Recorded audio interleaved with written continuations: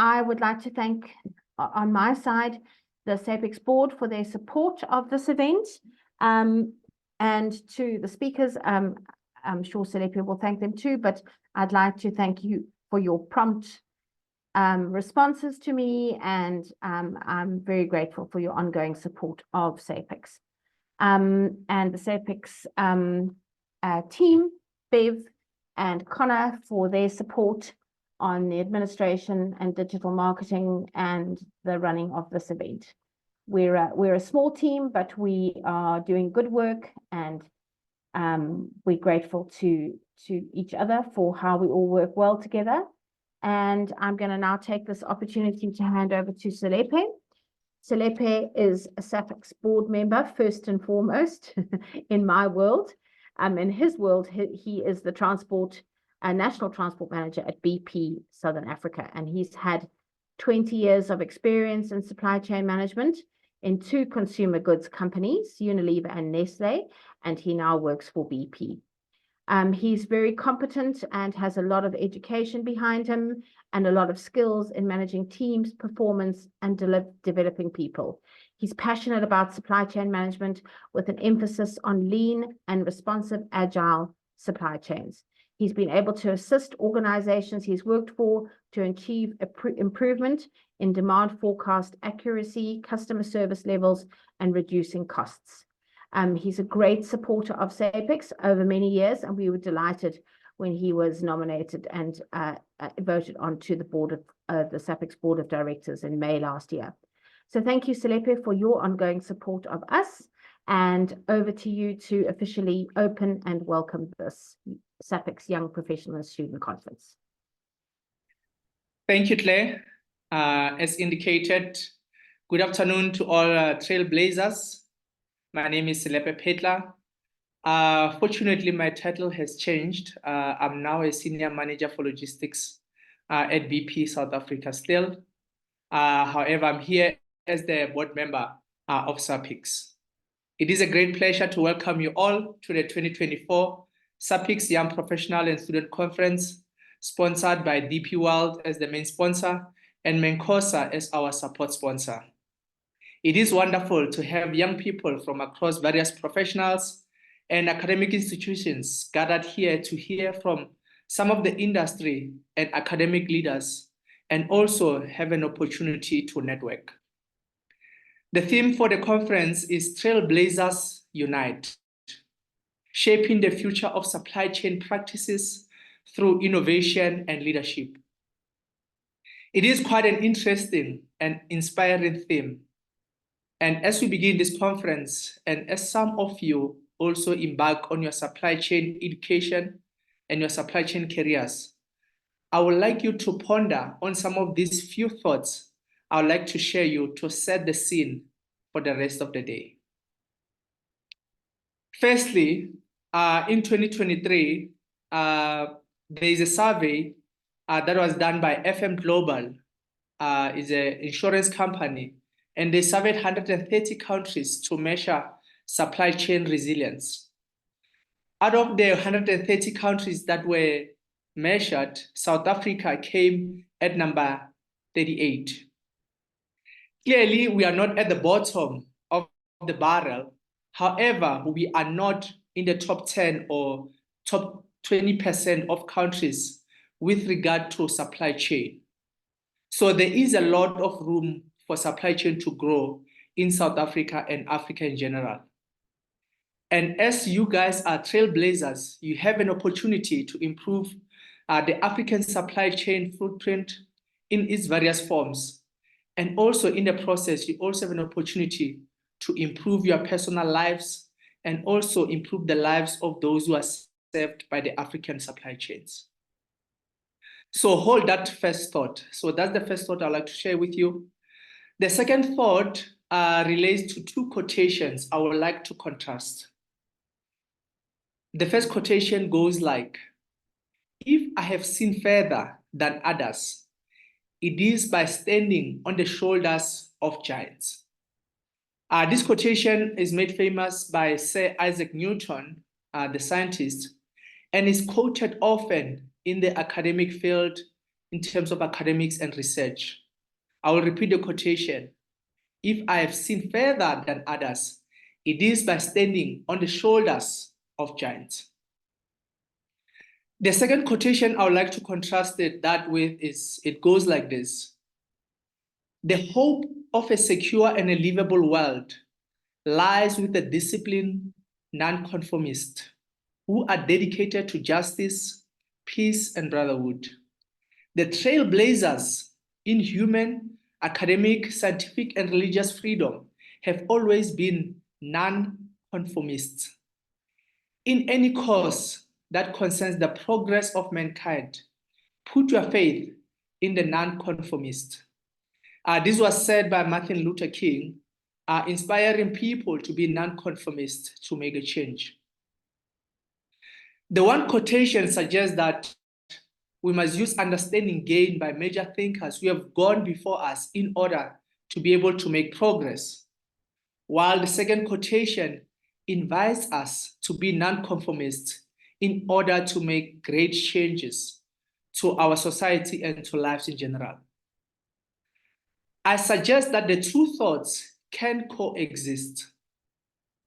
And today, we will learn from some of the people who have gone ahead of you and have great insights that you can learn from. However, as you learn, you also need to think about how you will use this information to transform for the better yourself, the situation and supply chains that you find yourself in, and the society that you find yourself in. So I invite you to stand on the shoulders of giants, but still be non-conformists to be able to transform your lives and the supply chains that you find yourself in.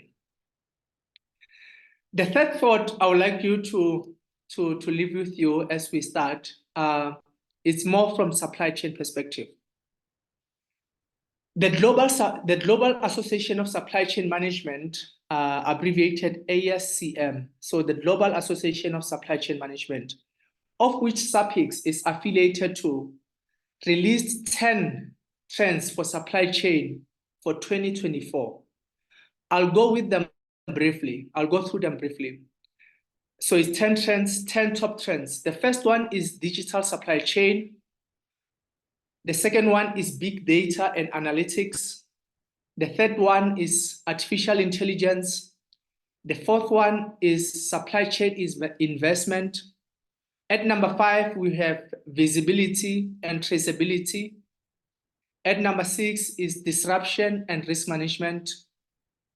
At 7 is agility and resilience. At number 8, it's supply chain cybersecurity.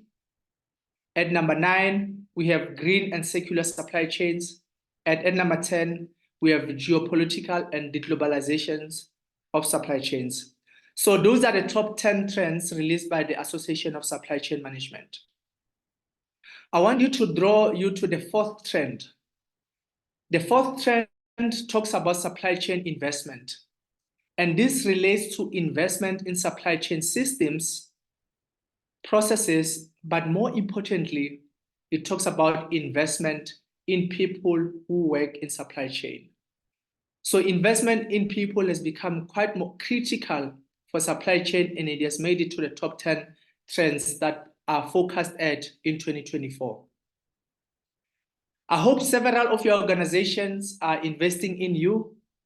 And today I invite you to take time to invest in yourself. As you listen to the number of speakers sharing about supply chain, business processes, and some of the speakers will talk about career development and career management. So take time to truly understand what they are talking about and take time to invest in yourself. And investment in yourself should not only end today, however, it should be continuous to enable you to be true and effective trailblazers. And also SAPICS is here and well placed to help you through your personal supply journey, through your personal supply career journey. I personally have been a member of SAPICS since 2007, and it has helped me to anchor my supply chain career and helped me to progress in terms of being able to climb the leather, but then also help me to be more effective in what I do. So those are the 3 thoughts I wanted to share with you to set the scene for today. I would like to thank our sponsors, DP World and MANCOSA, for this Trailblazers conference. Your support is much appreciated, and I hope some of attendees in this conference come from those 2 companies and academic organization as in MANCOSA.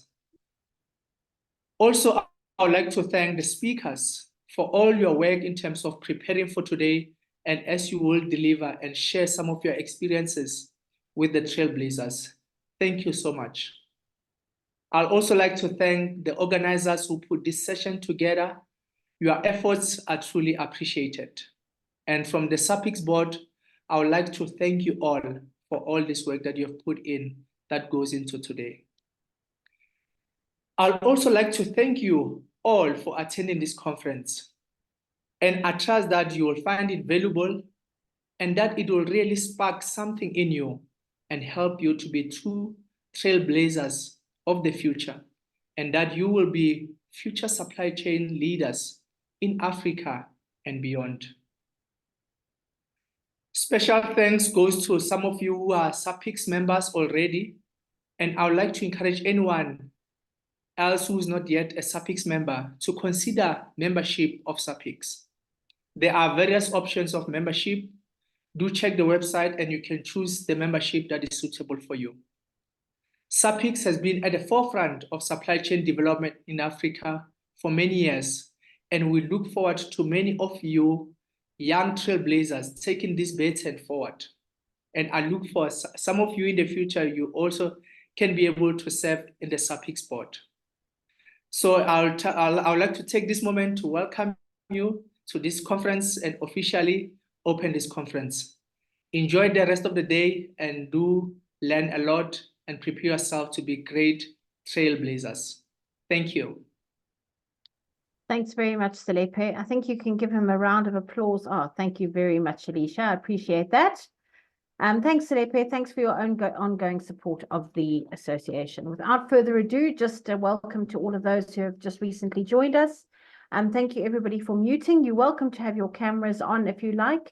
I know that some of you may be in load shedding, but it would be nice also to see you if you are up to that. I am now going to formally introduce Lawson, Dr. Lawson Naidoo, and hand over to him for the keynote address, which will be for about 30 minutes. Dr. Lawson Naidoo is an academic at Tshwane University of Technology, TUT, and he is a seasoned, multifaceted and results-orientated public procurement expert and open contracting specialist with 28 years of public procurement expertise. He is an expert at implementing public procurement to government institutions in South Africa, from developing legislative guidelines to training and workshops on implementation. He is a great lecturer and is involved in many assignments for international and bilateral donors and organizations in South Africa and Swaziland. Thank you, Lawson, for your support of SAPICS, and I hand over to you now. Thank you very much, Claire, and I hope I'm audible. I've actually switched over to my earphones. We are currently in load shedding, so I hope that you can all hear me clearly, and my screen is also flighted in presentation mode. It's not in presentation mode just yet, so if you want to go into slideshow, then there you go. And we can hear you clearly. Thank you. Thank you very much, and thanks for that introduction. No pressure. I think when we share our bios and our CVs, we are always tempted to send through all the positive information. So it's a pleasure to be here. It's a pleasure to be the keynote speaker. And my role is relatively a straightforward and a relatively, I would say, to some extent, an easy one, because I'm setting the scene and I'm positioning and contextualizing what is it that we're going to be talking about today. And I couldn't agree more with Selepe when he speaks about us standing on the shoulders of giant, it brought back a flashback to my doctoral thesis where I had used that very specific quotation, because in the academic world, we have to stand on scholars and practitioners who we are highly dependent on in terms of the data that we use to write our academic scholarly work. So I couldn't agree more with that. And I am standing on the shoulders of giants today with the likes of Selepe himself, Marzia, Nikita, Sharon, Dikeledi, and Junaid, where the view is actually very nice here from the top. So basically, today's conference, just to position it and contextualize it, Trailblazers Unite. As you can see, there's two images that I've put on there. So the one on the left-hand side speaks more to our students and our young professionals, where you are still joining this highly evolving environment of supply chain management. And there you are around a boardroom table, very interactive. You have your interactive screen there behind you, and you are moving over to the next image, becoming the future movers and shakers of supply chain, our trailblazers. That is what sustainability is all about. And for me personally, I'm entering the next 50 years of my life. And it's time now to step back or step aside and allow the trailblazers to come along. But we can't do this alone. We do this as a collective and as a community. So I think for the benefit of our students attending today, and just to remind ourselves, sometimes we need a gentle reminder of what is this supply chain all about. And the ultimate goal of any supply chain management system is to ensure that products are available. And we often hear about the 5 rights: in the right quantity, at the right time, in the right quality, at the right place. And more importantly, trying to meet and to ensure that customer demands and needs are satisfied. Together with that, supply chain includes all the different activities, whether it's people, organizations, suppliers, information, everybody that has some touch point with our supply chain. So we are responsible now to bring all of that together. And I think we need to start using other buzzwords like a supply chain management ecosystem. And the key aim of all the members and participants in this ecosystem is then to move a product from inception to the customer. One of the best ways for businesses to serve their customers well is to make an effective supply chain, to have this supply chain that is efficient and effective, but more importantly, for it to be a strategic priority of any organization. So what then is supply chain? Simply put, it's all of those processes that I've briefly mentioned coming together in an integrated and sometimes complex network to deliver the needs of our customers. And for long, coming from a public sector background, I spent more than 25 years in government in the public procurement space before I joined academia. And often it was more a compliance and a tick the box exercise. But now we see that it is more than just that. In the private sector, it's about, yes, the bottom line, but the focus is more on customer service and satisfying customer needs, because if we had to fail, there's many other companies that are waiting behind us. And currently consumers have a bouquet of choices of where they could buy their goods and services. Okay, so we need to shift the focus more to customer service. Why is it so important? The next question that I would like to put out. And we can go on talking about big data, but the billions of dollars of import and export, and we can crunch the numbers and we can talk about all these global supply chain flows. But I think sometimes we just need to put it simply. And for some of my students, especially the first years that's coming into our university, they've never heard the word supply chain management in the high school environment. So we started now with a community project where we'll go out to some of our schools in Gauteng and try and ignite and start this conversation. What is the supply chain all about? And even some of my colleagues, academics and non-academics, sometimes ask me, Lawson, what is the supply chain that you talk about? And I throw that back to them. And I said, what do you think supply chain management is all about?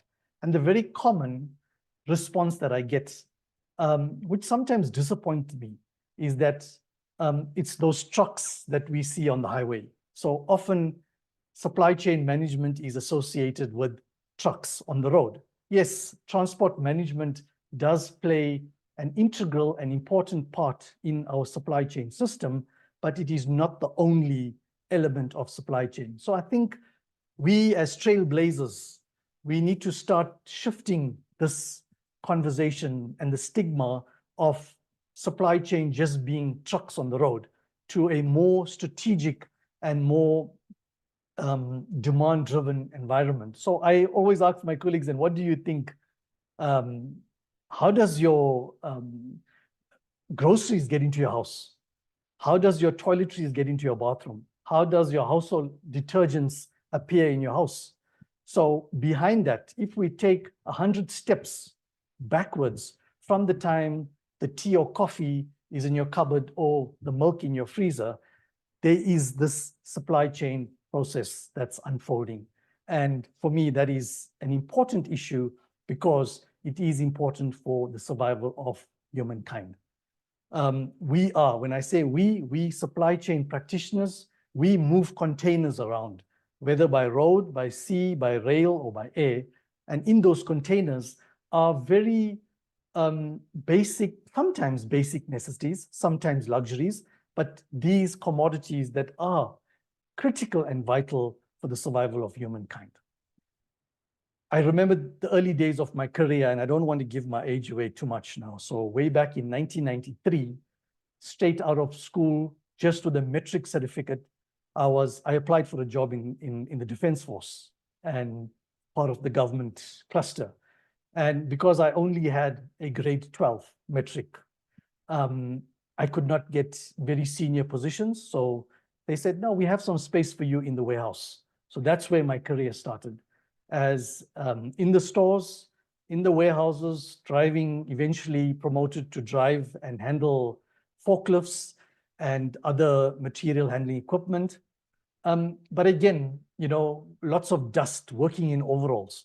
And that is for me the first touch point that I was introduced to supply chain, but it has evolved. Yes, there's many colleagues on the call, mentors that you will engage with later on that have moved on, have evolved, and have obtained a seat in the boardroom. So I think we need to change that dialogue and that perception from the storeroom to the boardroom and maintain a permanent spot on the EXCO agenda in the boardroom.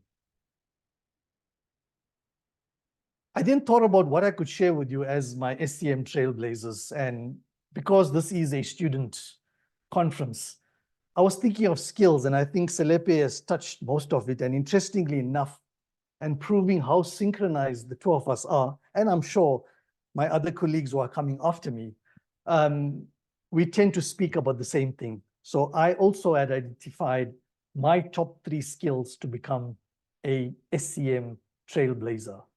The skills required for 21st century students, and it's something that I often remind my students, some of them at a 3rd year level, exiting at a national diploma, some of them that went on to do the advanced, some are postgraduate, and some of my master's and doctoral students as well. So I remind them, prepare yourselves. Yes, we're going to teach you a lot of the heavy theory at school, at a university. We're going to teach you a lot of textbook knowledge. You need to be able then to develop along your learning journey some skills. And you will see that the 3 skills that I have identified, and there's many, there's a lot of skills. The 3 that I have identified is people skills. And I will share that with you just now. But the skills required for a 21st century student are diverse. So that's the big first big buzzword that's coming out, and then reflecting the changing demands. So again, it's not going to be a constant environment that you're going to be working in.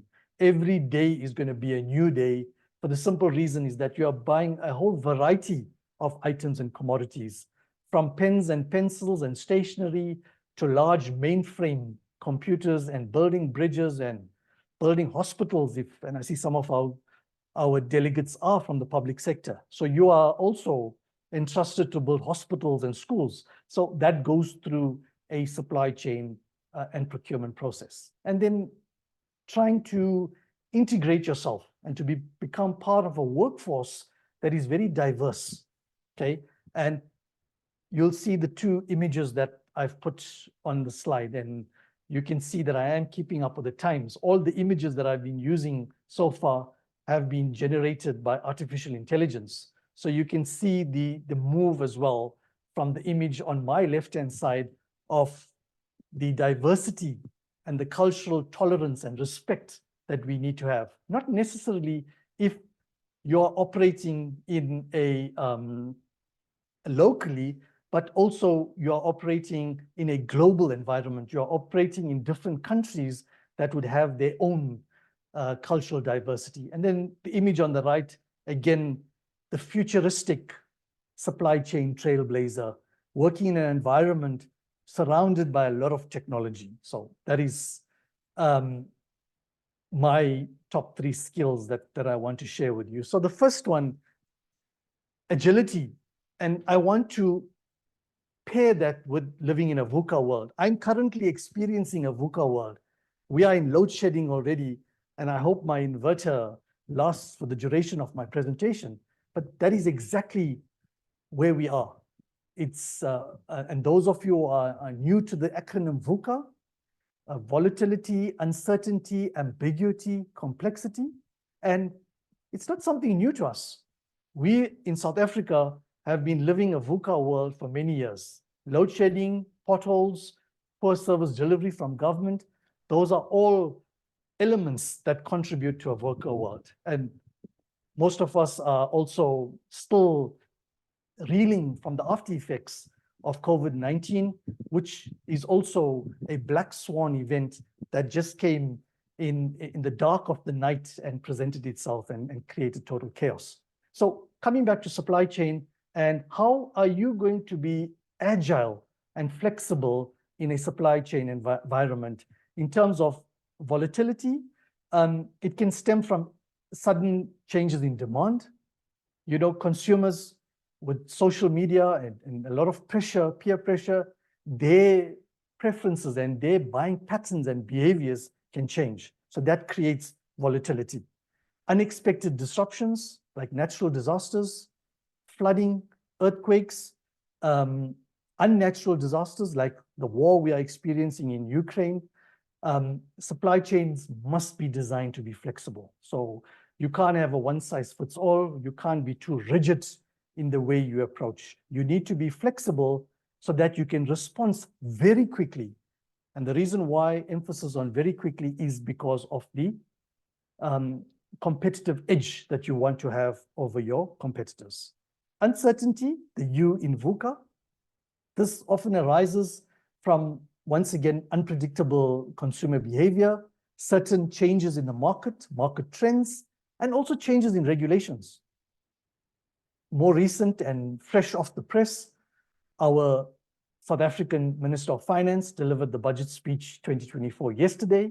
I didn't have enough time to go through it, but I'm sure there might be some changes in regulation and laws and policies that's going to affect and require us to relook at our supply chain. So companies must improve the way they forecast, the what-if scenarios. So it's important to have a scenario planner, a builder within your organizations that can foresee possible scenarios in terms of uncertainty.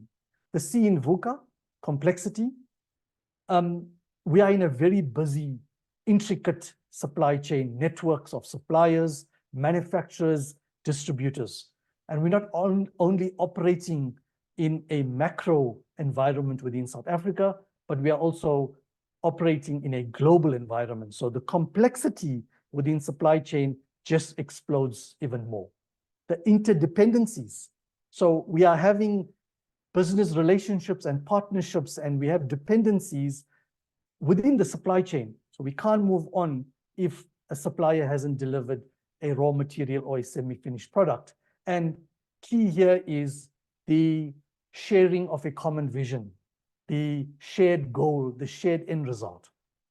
And the interdependencies and the sheer number of all the variables that I've mentioned does make these networks challenging. So it just increases the complexity of our supply chain. In terms of ambiguity in supply chain, this is related to the lack of clarity. There's a lot of ambiguous information that can cause misinterpretation. It can cause different application of the various pieces of data and information.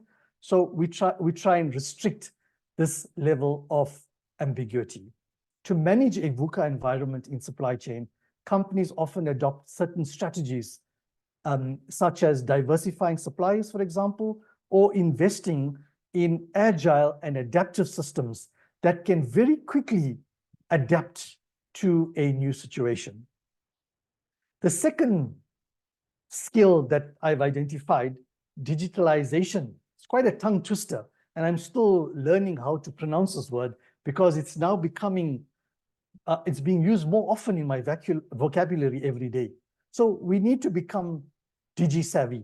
And together with that, I've also introduced the Internet of Things as well as e-commerce. So simply put, this refers to the use of digital technologies to change a business model, or we could say change a supply chain business model and provide new revenue and value producing opportunities. And key to this transformation or migration to a digital platform is transformation firstly. So we mustn't be resistant to change.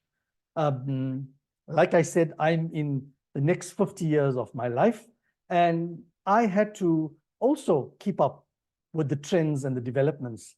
I've made peace that I'm not living under a rock, nor am I a caveman, so I need to move in with the times. And from a personal quality of life, a simple online banking on my app, or having a video call to my son who's in the United States every day, thankfully to this technology that I can see him and I can speak to him through video calling every single day, yet he's thousands of kilometers away. So I think that's key. We need to embrace this new way of doing things. And we could go on today talking about the different case studies. And I'm going to mention one, but and I want to have a disclaimer, they're not paying me to advertise them. The Shein, I'm sure you're all familiar with the Shein online shopping. Okay, that's a very interesting case study because they used COVID as an opportunity where they had to migrate their business or improve and to get more market share through their e-commerce platform. So in the comfort of your home, you take out your mobile phone, you get onto the Shein app or the TAKEALOT app or the Checkers 6060 app, and boom, within, well, if it's Checkers 6060 or TAKEALOT, within a couple of days, you're getting your items delivered to your doorstep without leaving your home. So I think we need to embrace technology. We need to embrace Internet of Things. We need to embrace e-commerce. And it's now becoming the way of life. And I find myself in a very, I don't want to say difficult, but sometimes confusing position. So I sometimes find that I'm too old to be in the Generation X category and sometimes too young to also be in the millennials, although I work and I deal and I interact with the millennials on a daily basis, my students, my children at home. So again, I need to keep up with this change in technology. Some of the key words that will come out of this digital and technological transformation is automation within our supply chain, implementing robotics, artificial intelligence, machine learning, automating some routine tasks, other words like data analytics, using big data. So what I'm trying to also share with you, with the students, you might find careers that might interest you with these words that I'm mentioning. Internet of Things, cloud computing, blockchain is also being used now to enhance transparency and traceability in the supply chain, ensuring secure data-proof record keeping. Selepe spoke about cyber attacks, and it's now in the public domain that at TUT we were also hacked during December, and we're still feeling the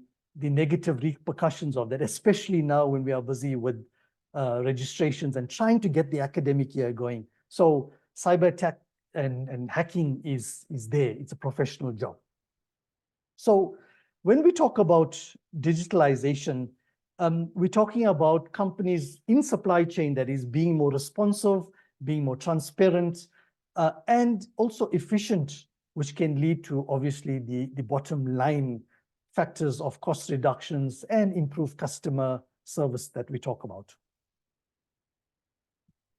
I hope I'm still okay for time. Oh yes, my timer just went off for a minute. Okay, so I'm going to talk for about 30 minutes and then I'll open up some time for some Q&As and some discussions. So the next or the last skill that I have identified is people skills. So I sometimes hear we talk about soft skills. Please, I don't want us to be talking about soft skills anymore. Those two words are not going to be part of my vocabulary any longer. These are people skills. It's hard skills. Okay, it's skills that have been identified by employers that are going to make students successful in the 21st century. Again, thanks to artificial intelligence. The image that I've used on the slide, it depicts a future conference room. As you can see, a diverse group of people engaged in a discussion. There's a holographic image in the front, a hologram. It's displaying the entire world. It's the global supply chain. So these are the movers and shakers of supply chain. And they are surrounded by all of these cutting edge technology and collaborative tools. Okay, so it's about collaboration. It's about networking. So remember, no longer soft skills, these are hard skills. And what are some of these skills? And I share these with my students as well to make them integrate into what we call the big bad world after they had finished their studies. So the first people skill is critical thinking. The ability to analyze information objectively and to make reasonable and sound judgments, especially when you have to start thinking on your feet. And I'm sure the supply chain practitioners and executives and managers on this platform will agree that they probably don't have a chair in their office because they are constantly moving around making critical decisions that will impact the success of their companies. And the reason why I chose critical thinking first is with this advent and this wave of artificial intelligence that's coming into our lives. Every corner that we turn is artificial intelligence. And more so with my students, the use of ChatGPT and other artificial intelligence tools when they do their assignments and their works. And I remind them, by the way, I encourage the use of artificial intelligence just to create some framework and some box to think in. But let's not artificial intelligence take away our critical thinking skills. I don't think so that will have a positive impact. Yes, artificial intelligence can get it wrong. And if decisions are made wrong, that could have huge catastrophic effects on our companies. The next people skill, collaboration, working effectively with others from diverse backgrounds and disciplines. So again, that interaction, that interpersonal skills that we speak about. And I think for us students eventually going out into the real world, this collaboration and networking is so important. Just like we're doing it here. Many of you are on LinkedIn. and it's been proven as a phenomenal collaboration tool.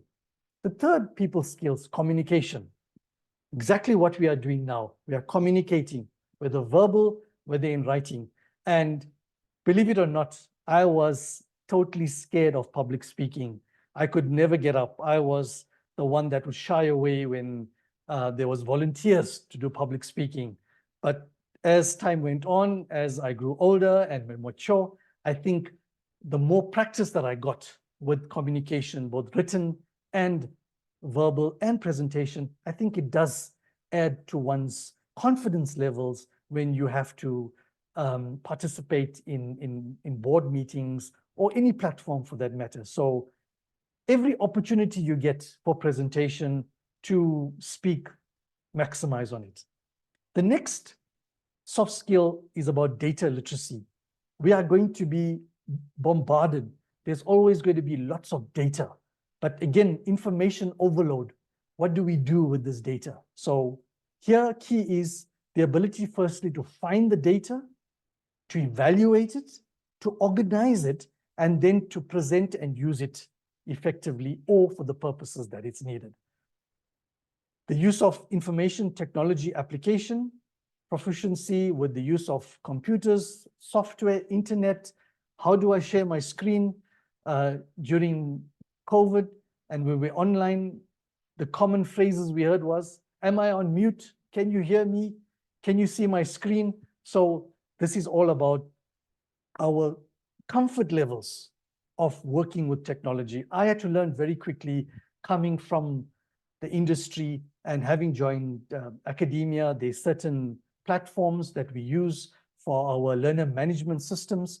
And I had to go on courses and training, and I still self-learn to this day. Just today, I had to also troubleshoot one of the modules in our learner management system. So it's a never-ending story, and I guarantee you, you will never graduate from the school of life. The last two soft skills that I want to share is the second last one, business ethics, and I think this is very close to me. Much of my research in public sector procurement was around openness and transparency, and to make the government supply chain system more open and more transparent. And it's a reality that no amount of courses and training and webinars and presentations will teach you business ethics. I think this is something that each one of us have to look in the mirror each day and make that conscious decision that today I will run my business ethically. And this often refers to the application of ethical principles. Yes, you can use some of the principles, but it's a choice that we have. And I think it's important because nowadays we are often faced with a lot of conventions and commissions and audit findings that point to unethical business practice. And I'm not saying that it's only unethical in the business environment. We are also seeing it. I mean, we find our students cheating, using other people's works, other scholars' works without the necessary citations. We call it plagiarism. So we need to get into the habit. So it's a habit that we need to form to become more ethical in the way we conduct business. And the last one around people skills is social and cultural skills. And I think I have touched it along the way. The ability to work in a globalized environment across the whole world. Each country has their own cultural set. They have their own way of doing things. And how do you then, as an individual, fit into this new world and a new cultural background? So I think it's important then just to keep in mind these top, but there's many, and I think Selepe has also mentioned the remainder of the trends that could be included as well.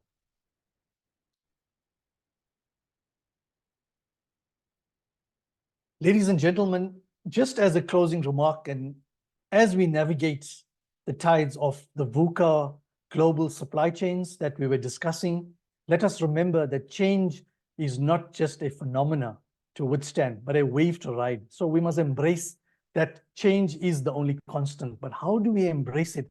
How do we use it to our own benefit? And all the discussions that we spoke about, the transformation agendas that we're going to speak about with the remaining speakers are not merely challenges to overcome. They are opportunities for us to grow as supply chain trailblazers. It is an opportunity for us to innovate and to also lead our supply chain teams. As supply chain professionals, our ability to anticipate change, adapt with agility, and act with foresight will continue to be our most valuable asset. And now I'm turning it to our students to say that is going to be your most valuable asset. So remember, we are the current generation of SCM practitioners are probably preparing for our way out, and it's you trailblazers that needs to take over. So let's embrace this change. Let's not see it as an obstacle, but more as a catalyst to our SCM evolution. Together, we will build supply chains that are not just efficient, but resilient, not just effective, but sustainable. Another trend that we talk about, sustainability. Claire, I think that's all from my side. And I know we've secured the precious time of many industry champions, both my fellow speakers, Marzia, Nikita, Sharon, Dikeledi, and Junaid. And I think it's, you know, I'm a teacher and I can speak on for hours. So I think it's maybe time to hand over. Thank you so much, colleagues, and thank you. Thanks. Thank you very much for that very enlightening keynote presentation. I found it quite fascinating. I am going to, Marzia has been very kind and she's allowed us to have a couple of extra minutes into our break time. So if there's anybody who would like to ask a couple of questions before 1 o'clock, I'm sure Lawson wouldn't mind answering them. You're welcome to put your hand up, or you can put the questions in the chat. And then we will start with Marzia, and then after Marzia, we'll have a break. I see there's a question from Mikey. Thank you very much. Isn't our supply chain at the mercy of government corruption, failure of Transnet, adoption of Starlink, etc.? Lawson, are you happy to answer that? Yeah, maybe I'll start with that. And probably it's tying in with one of the soft skills that I spoke about, you know, the ethics and the whole ethical impact to it. And, you know, it's overdue. Consequence management seems to be another flavor of the day, a buzzword that we are using. And I think that we need to see more consequences for these corrupt actions. And only then, generally as human beings, when we see others being punished for a transgression or some form of non-compliance, then it's sometimes a lesson for us to learn. And there's overwhelming evidence. I mean, we've spent billions or more than $1 billion on the Zondo Commission, and we're waiting in anticipation for consequence management to happen. And just yesterday's budget speech, the minister has alluded to more openness and more transparency in this space. Yeah, thank you. Bill, one of our education committee members, are we not tending to rely too much on AI? Yeah, and hence I say, let's not give AI our critical thinking skills. I think it's some of the mundane and routine tasks and activities can be used via the AI tools that we have, but definitely not the critical thinking and the strategic decision making. So again, it's an individual behavioral pattern and change. Do I over rely on AI, or should I reserve? Typically, I could have put a robot here to present on my behalf, Claire. But I've decided I am flesh and body, so I'm here. Agree. Thanks. Excellent. Excellent. Any other quick questions from anybody? You're welcome to unmute and talk. Thank you, Bill and Mikey, for the questions. Oh, Siabella, a quick one. What is the role of operations management in relation to supply chain management? Oh, I think that's such a great question. It is an awesome question, and I'll probably reserve that for maybe one of the speakers or one of my colleagues, but a direct link and relationship as operations being one of the components of the supply chain umbrella that we speak about. Yeah, So I if think- one of my colleagues wants to respond, it's fine. Thank you. Sure. Yeah, maybe even Marzia can even touch on that. I think it's probably an element under, procurement management and production management and inventory management. It would fall into the running of the actual operations of the organization. But that is a very good question. And perhaps some of our other clever people on the call can also put the chat, maybe their thoughts in the chat as well. Excellent. Lawson, I'm grateful for you. Thank you for your time, for your support of SAPICS, for promoting our events to your students, for your great thoughts, and opening our conference as a keynote speaker.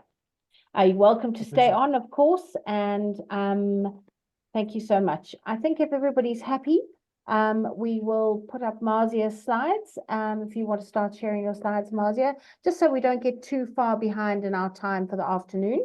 And then we'll have a break for 10 minutes after Marzia's call. Please feel free to put your cameras on if you like. Feel free to chat as we go along in the chat box.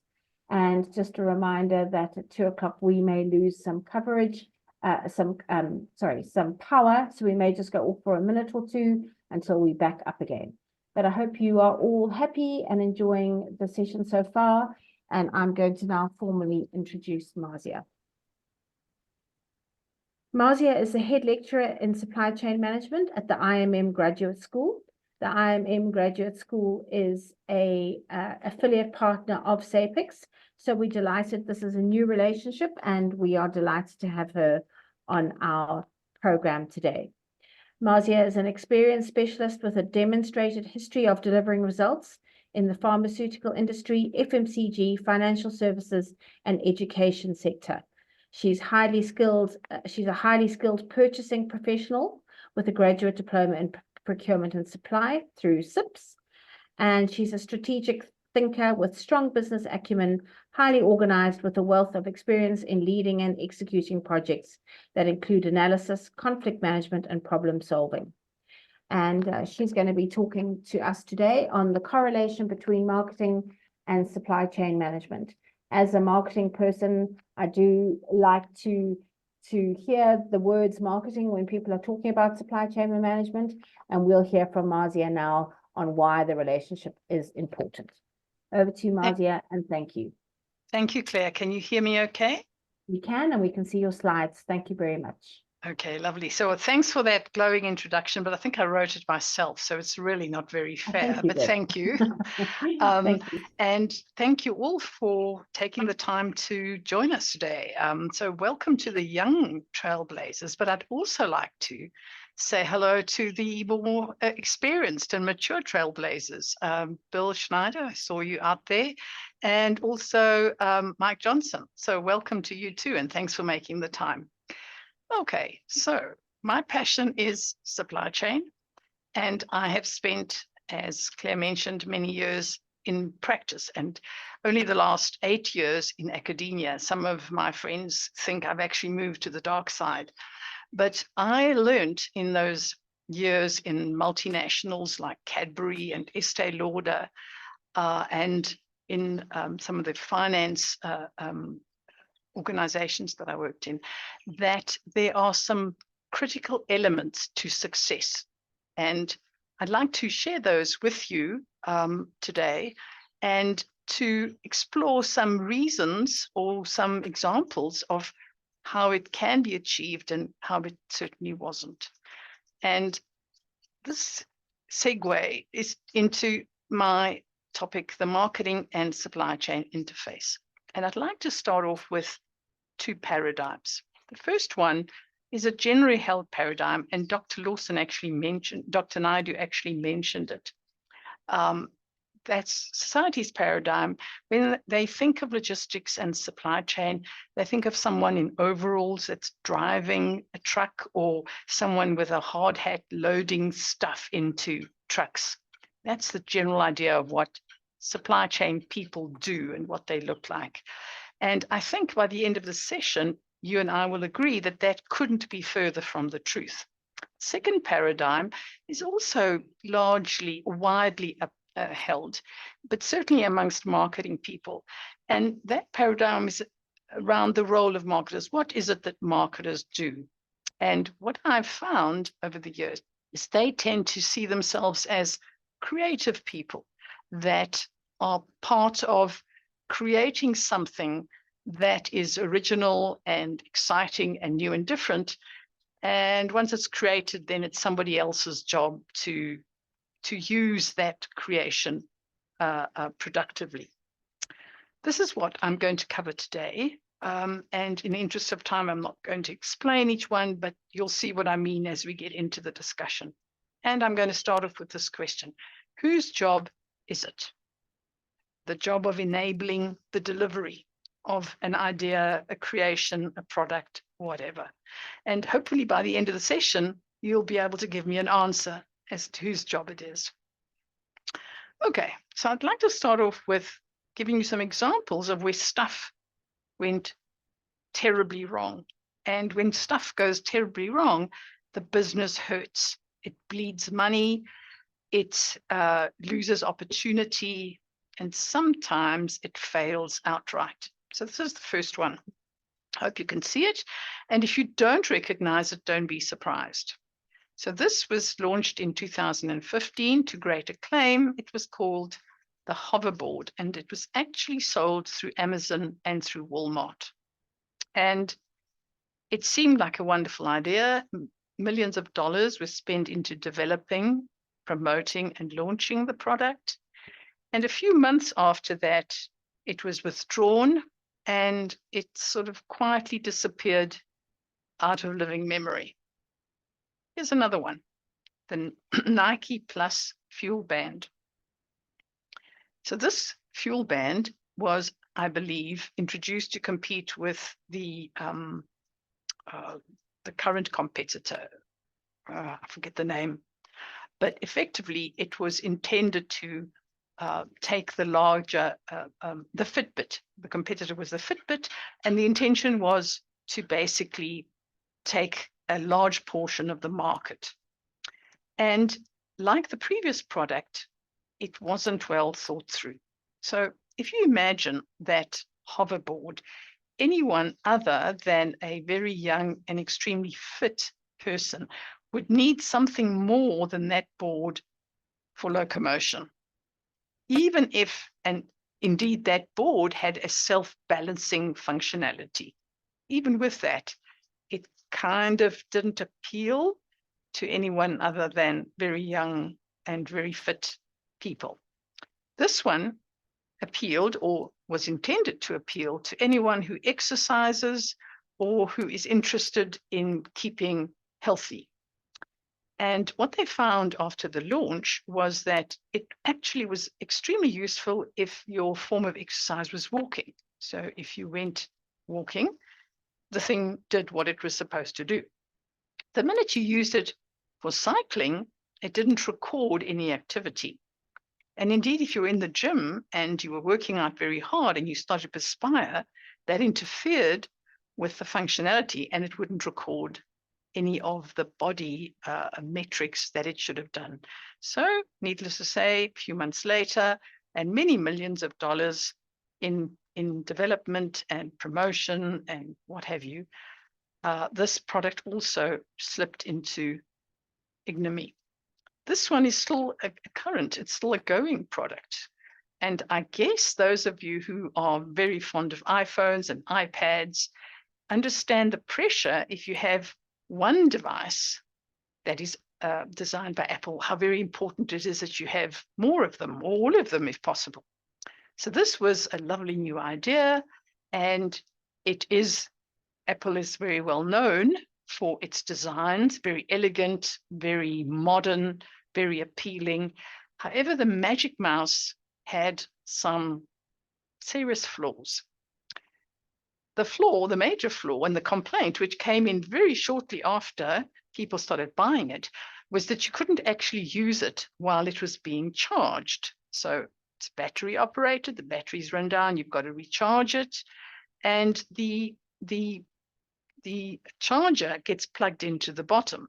you can see in the bottom of in the palm, close to the palm of the person who's holding it in the image, that's where you plug it in to recharge it, which means it's impossible to use it while it's being charged. And they've actually redesigned and issued a Mark II version, and it has exactly the same flaw. And that is a constant complaint amongst its customers. And then we look at this one. This is a very old idea, but it was quite revolutionary. This entire bicycle is made from plastic, other than the tires, of course. And the idea was we can use recycled plastic to make it. And it should actually have two benefits. One, a very light, very affordable form of locomotion for users. And you can guess from the idea behind it that it was probably Sweden or the Netherlands, somewhere over there, where going around on a bicycle is the easiest way of moving from point A to point B. And it all seemed good and well. Again, much money was spent in finalizing the design, bringing it to market, producing it, etc. And very shortly after the first few were sold, they discovered that it wasn't actually firm enough. That, in fact, after a few rides, things just started to buckle and bend. And the idea itself was very shortly afterwards sidelined and stalled. And here we have something that's just come to market, this product. And before I tell you a bit more about it, I just want to explain that the Cybertruck is an American idea. It's the pickup truck that is very popular in America. So it's not a true truck in the South African kind of understanding of the word. So the pickup truck is young people have it. It's seen as a very trendy and a must-have for young people. So pickup trucks are big sales in America. And this Cybertruck is one of Elon Musk's ideas. And you can see that it was launched to great acclaim, very visibly launched out there in the public space in 2019. And the first few were actually delivered to customers in the last, I think, November, December of last year. And so the question is asked, why did it take so long? And what else has gone wrong? Is this actually a viable product? The cost is 3 times higher than was predicted, and 4 or 5 years later than it was originally planned. So something here has gone very wrong. So these examples demonstrate how some communication, some understanding, somewhere along the line where the team was working on bringing a product to market, things were not thought through carefully. And with the best of intentions, a lot of money was spent, and the product either has already failed or may yet fail. So let's see how this could have happened. One of the reasons why many of the failures and much of supply chain activity doesn't result in successful business, in other words, a sustainable competitive advantage, is because the competitive environment has changed quite dramatically. It's changed for business, it's changed for their supply chains, and it's changed for consumers. And if that's not well understood by the business, the chances are that much of what happens in the supply chain will not deliver a successful result. Let's look at one example. Previously, in the past, if you wanted to buy something very exclusive, a designer garment, you went to Chanel or to Pierre Saint Laurent, and you went into a shop, and there were very competent ladies or gentlemen who actually helped you to buy it. Well, today that's changed. You don't actually have to go anywhere. You can just log on to Walmart's online platform, and you can buy high-end designer items on Walmart. So the exclusive boutique isn't actually what it used to be. And that says something about consumers and how they choose those items. It also says something about the suppliers and the supply chains that bring these items to market and how they have to be quite different to what they were in the past. Here's another example.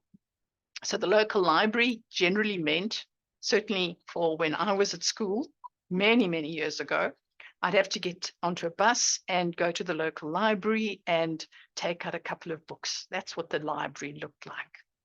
Today, you don't have to get out of your armchair because the local library is on your iPad.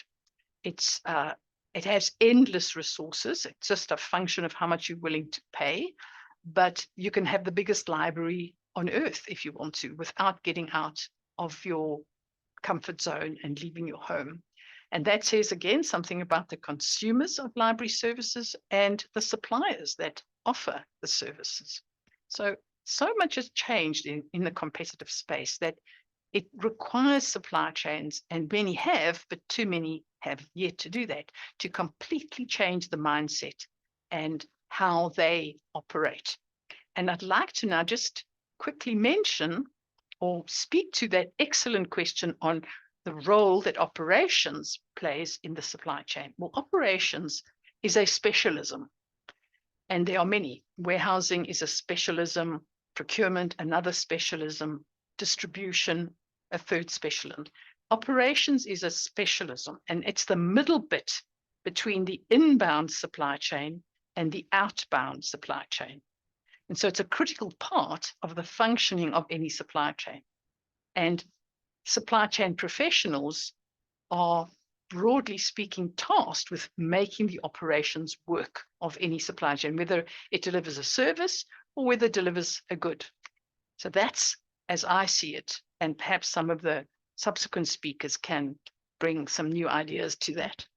Okay, so the shift in mindset that businesses have to achieve, and certainly that supply chain practitioners have to adapt or adjust to, is that the supply chain is no longer relevant unless it becomes a value chain. And that idea started off a long, long time ago by Theodore Levitt in his book, Marketing Myopia. And what the key message was that people actually don't want to buy a 1/4-inch drill. What they really want is a 1/4-inch hole. So what does this mean to supply chains? And what does it mean to marketers? Let's explore that. This is a framework that was designed by Professor Martin Christopher at the Cranfield School of Business. And he conveyed that same message that Theodore Levitt developed many years ago in this framework. And he said, the core product is important because it's the delivery platform of the service that people are actually buying. This has a very significant meaning for every business. First of all, for marketers, it means that the brand itself is less important. And the reason for that is there are competitive brands that are equally good and equally attractive, and very few people on the planet, the aficionados, have one brand and one brand only. And if they present at a retailer and their brand is not available, they are more likely now than ever before to switch to a competitor's brand, because convenience and availability are far more important than brand. And that's true of cars, of computers, of smartphones, whatever product today. There's so much competition that consumers have multiple favorite brands and will switch between brands, which means you cannot lock the consumer into your business through your brand. So the product itself and the brand is less important than the service associated with it. And the service includes the ease of doing business, availability at the time and in the place that the consumer wants it. It also speaks to all the value-added benefits that come in the service. And if we take a step back and just process that information, it means that the supply chain, who is the delivery platform of the service, has become far more important in a business achieving success than previously was the case, where just having a fabulous product and a really, really strong brand was all you needed to have to succeed. So what is it that makes a supply chain a value chain? And in fact, Professor Christopher calls it a demand chain. And that is the ability to constantly be working towards what the consumer wants. And that's a market-driven supply chain. And that's also a huge paradigm shift for supply chain practitioners. So what is it that makes for a market-driven supply chain? If we look at the messaging from Professor Christopher, this is taken from his latest textbook. The whole purpose of supply chain management and logistics is to provide customers with the product, the quality, the service that they require, and to do so at least cost to the total supply chain. So cost has always been an issue. It will continue to be an issue. Supply chain practitioners cannot ignore the cost. However, they've got to consider now that the service element is an added task that previously they need not necessarily have considered, but they do have to now, because the supply chain is the service platform. It's the delivery mechanism of the goods and the value added benefits that the brand upholds. Okay, let's do a quick litmus test. So on the right-hand side, we have what I know, and hopefully you have evidence of, a very effective brand and a supply chain that is superlative. Why do I say that? Well, the 60/60 product is actually a value chain, and it has it currently has 85% of the home delivery market in South Africa. It was launched in 2019, and they didn't know anything about COVID. They were just planning for the launch in November of 2019.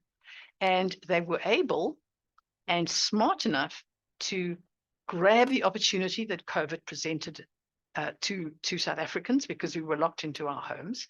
And subsequently, they have added so much value to what they do, which is deliver groceries, based on the mother company, which is Checkers and their supermarkets, that they have grabbed the lion's share of the market, and they've made it extremely difficult for anyone else to follow.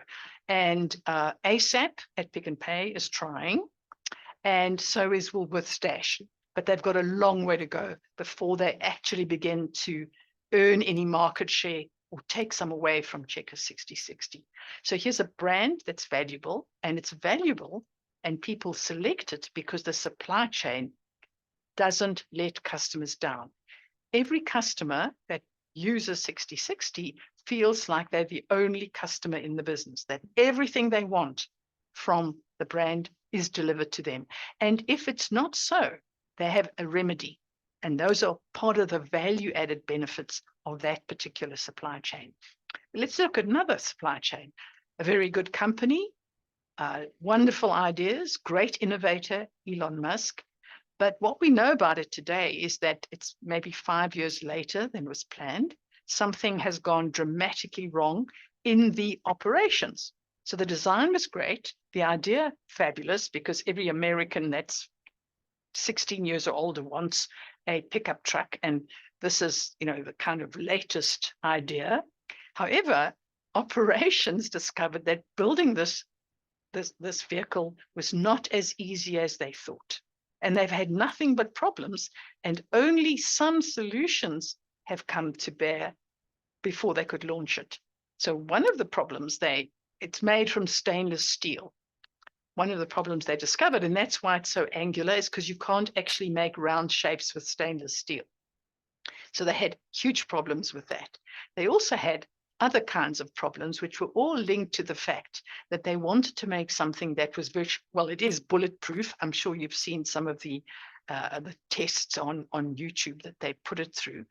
But it turned out to be so expensive that they're not sure now whether it's actually going to be affordable, if they have a sizable market that will actually want to own it. And the point of any new product is that it must be attractive to a segment of the market that is significantly large to deliver profitability now and in the future to that particular business. And the jury's still out on this. We don't know if it's going to be successful.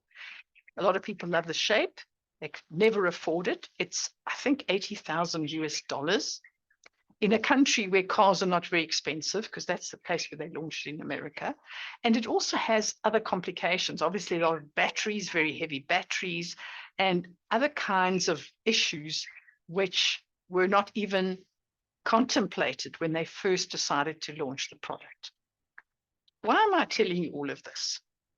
Because the interface between marketing and logistics and supply chain has not been robust. In all the cases and examples I showed you, it was not robust, because when it is robust, there's only one outcome, and that's a glowing success.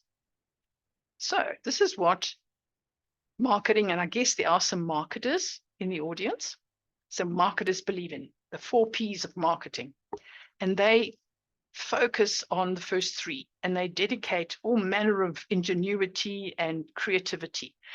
And they stop short of the 4th one, place. They believe that place is actually the responsibility of the supply chain. And indeed, it is so. However, things have changed. It cannot only be the responsibility of the supply chain for the reasons that I previously showed you, where there are product failures. And if those products failed, it means that these tasks were not performed effectively. Another reason why we cannot say, well, it's, we're marketers, we'll just let supply chain do all the sort of the grubby stuff and bring it to market, is because getting the right product in the right place at the right time is not what it used to be. As Dr. Naidoo mentioned, supply chains have become highly complex. They become longer, which means there's more risk. And that's why things have unraveled in many cases, and why the dramatic events and the volatility and the ability to predict the future, even the near-term future, has become so much more difficult. Those challenges mean that the right product, right place, right time is not simple. And because the right product, the right place, and right time is largely determined by the customer, not by the supply chain and not by marketing, that process, that P, that final P, is far more complex and needing of a wider complexity of skills than ever before. What are these new skills? And I call them transformations. So what are the transformations that a business has to understand and come to terms with and implement? So the first transformation is an understanding in the supply chain, in operations, and thank you to the gentleman who asked the question. In operations, it's no longer satisfactory to consider and drive your operations on mass production. Mass production worked in the past. Competition is way too tough, and consumers are way too savvy for mass production to persist. Mass production was, we will produce as much as we can to maximize our resources and achieve economies of scale, and that's how we reduce costs. Well, yes, you still have to, supply chain prediction, focus on costs, but now you've got to consider your market and its mass customization, where that's a market of one, every single customer feels like they're your only customer, and they get everything and your best attention and your best service from your supply chain. And that's a transformation that many supply chains are still grappling with. The second one is that the product is no longer the deciding factor amongst customers. The channel becomes the brand. So the channel is the distribution channel that the supply chain is using to reach out to the customer. So it's not the product that's the most important. It's not the brand that's the most important. It's the channel.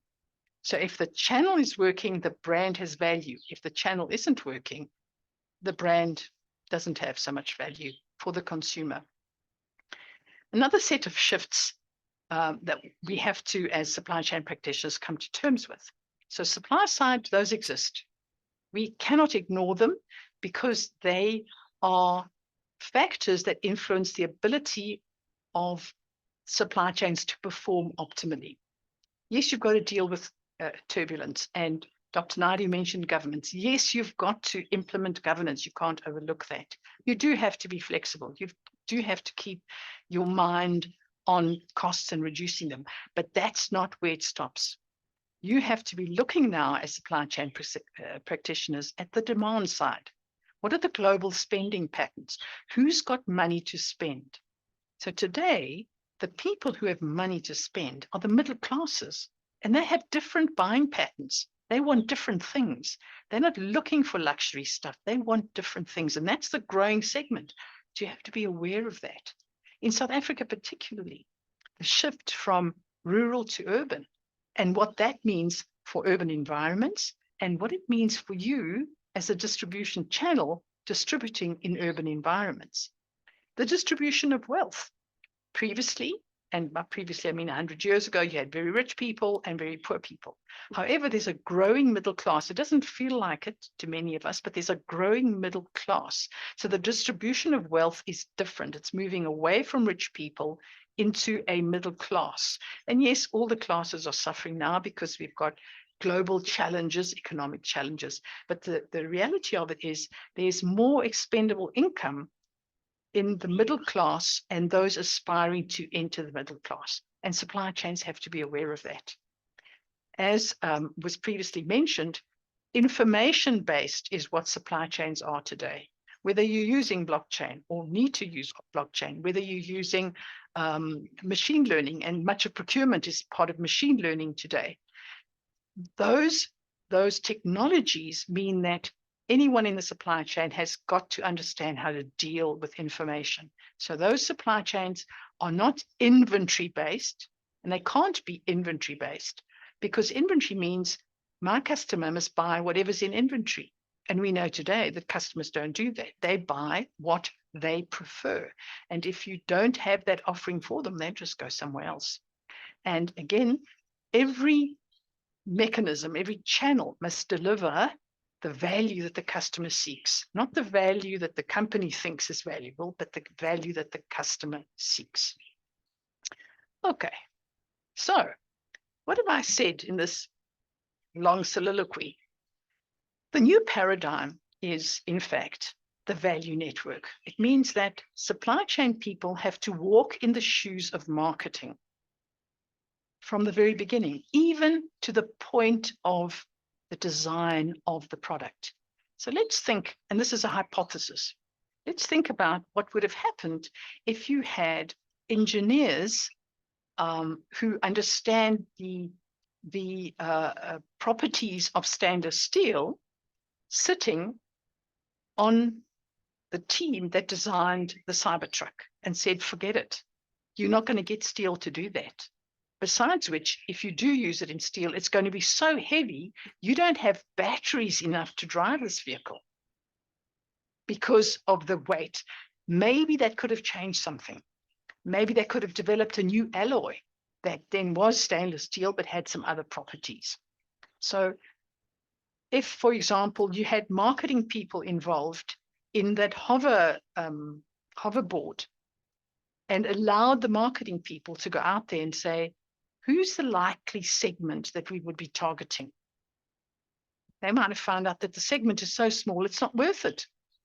So there was no collaboration there. And I'm not saying there isn't any in Tesla. I'm just assuming that something in the design should have changed long before they found out that it would take them 5 years and millions of dollars to actually bring that product to market.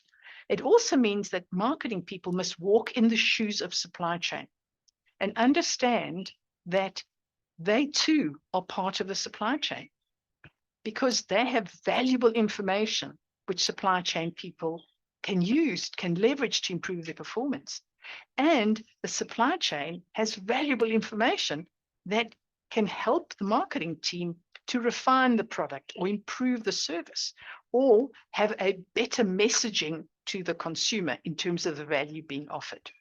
It also means that you cannot have an effective supply chain unless you include your marketing people, unless you understand what their goals are, and they bring you into the planning processes. So the ultimate product, like 60/60, Checkers 60/60, is an absolute success. And I would argue, I don't work for Checkers, but I would argue that in the design of that particular product, they had supply chain people, because they would have had to know that there would be enough resource in a ShopRite store to be able to have enough product to satisfy, never mind the in-store customers, but also the online, particularly when they had no idea of how popular it would be in COVID.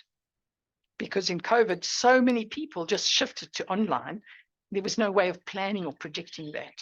I would also argue that they had some very clever IT people in the planning process, because it had been done before. Home delivery had been done before in South Africa by Woolworths and by Pick n Pay, and both had failed. So they had to have an understanding of why those supply chains failed in the design of the 60/60 solution. And that, to me, is a perfect example of an incredible collaboration that is a sustainable competitive advantage for the brand, but also for the group, because the group is now offering all manner of other value-added benefits, which makes it the largest supermarket chain in terms of number of customers in South Africa. And of course, they don't disclose this, but from all the stuff that I've read, they're heading that way. Okay, so this is the point where you jump in and you ask me some questions. Excellent, Marzia. I love that. That was great. Thank you for all the awesome examples. Any questions from our audience? Any thoughts, any comments? Anybody involved in marketing? Kahiso has his hand up. You're welcome to unmute. Thank you for your participation. Hello, Hi. We can Claire hear and you. Marzia, how are you? Hi. thanks. Yeah, good. Thank you. Okay, What's your good, question? good. I just want to ask you spoke about moving from mass production to mass customization.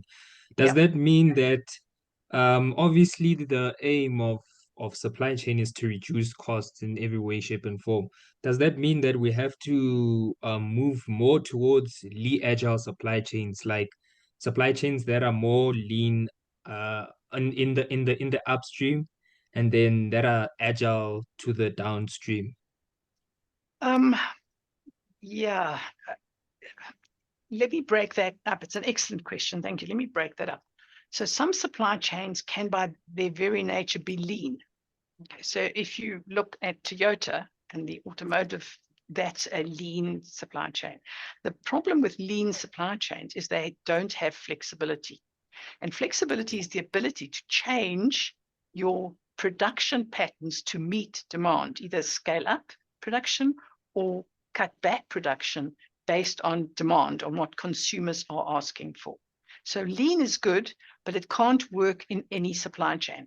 So if you have a look at Checkers, not 60/60, but ShopRite Checkers, they can't afford to be lean, because they have to have as much product on all the shelves all the time, because if they don't, someone will just go to Pick n Pay. So it depends on the structure, the architecture of the supply chain. However, controlling costs is absolutely essential. So if your cost containment approach is working on lean methodologies, you have to keep doing that, absolutely. Because if costs run away, you've actually lost, it's your profits, to eat into your profits. But you also have to remain flexible enough to be able to adapt to whatever demand customers are demanding at the moment, which means you cannot be too lean. And that was one of the problems during COVID. Supply chains were too lean. They had very little inventory, they had no buffers, and they just ran clean out of stuff. And running out of stuff under any circumstances is a failure of the supply chain. And therefore, You want to be lean enough to contain your costs, but you want to have enough flexibility to meet customer demand whenever and wherever it presents itself. And because you don't, it's not always predictable, and very rarely today more than ever, being able to predict demand and the way customer, behavior patterns are moving is challenging. And there are two solutions. There's some companies who say, well, we'll just run out of stock and that's fine, and customers are prepared to wait. Well, that's what happened with Tesla. So their wonderful vehicles were very popular, and they said, no, well, we've run out of stock, and for whatever reason, and you're just going to have to wait. And people are and have waiting. Are waiting and have been. And the interesting thing is Tesla took a deposit from all of them and they're still prepared to wait. Okay. And then there's other supply chains like Coca-Cola. And Coca-Cola doesn't take that risk. And that's why it floods the market with its product. You can even buy it on the side of a road from an informal entrepreneur, because it doesn't want you to have another choice. If you like Coke, you will find a Coke wherever and whenever you want it. And that means they can't afford to be lean. They have to be very agile. However, that doesn't mean to say they ignore their costs. So if you mean by agile that they have to be agile and still be lean together, then the answer to your question is yes. Great question. Thank you for asking it. Okay, thank you so Excellent much. question. And thank you for being a trailblazer and putting your hand up and talking. I love that. Thank you so much. Well,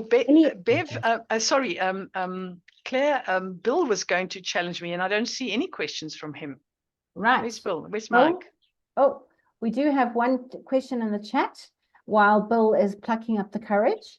Okay. Tshwane says, does the collaboration mean that we need to have the engineers, quality management?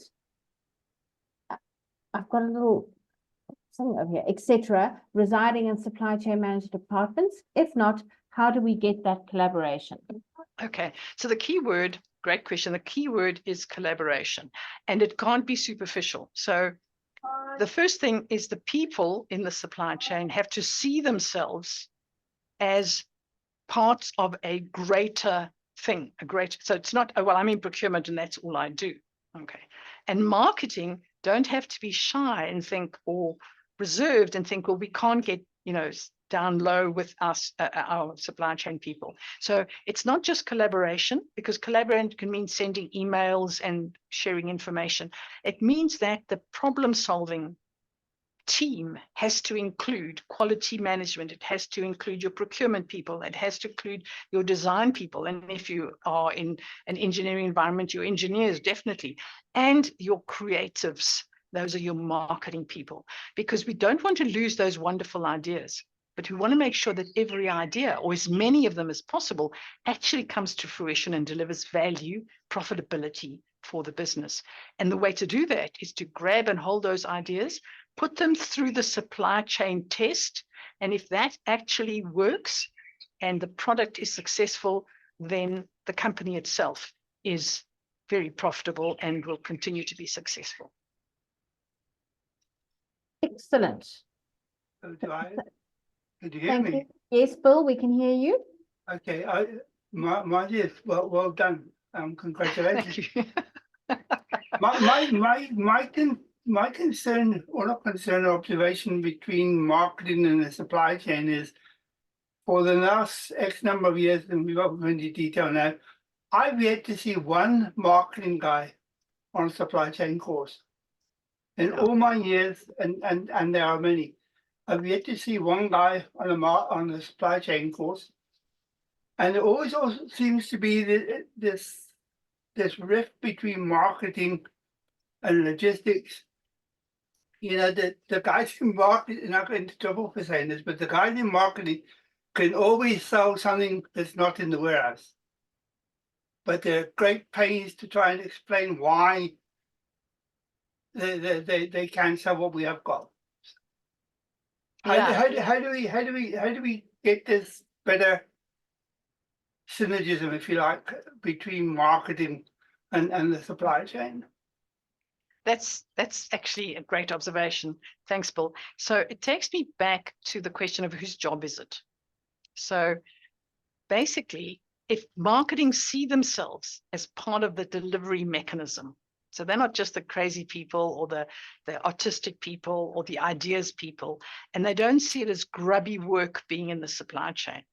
As that, if they're the team that actually, together with various players in the supply chain, are the delivery mechanism. And that means they've got to, and I don't want to be unkind to marketing people, I think many companies kind of drive marketing people into that sort of, well, I'm the marketing person, I don't really need to get involved in stuff like that. And that thinking has to change.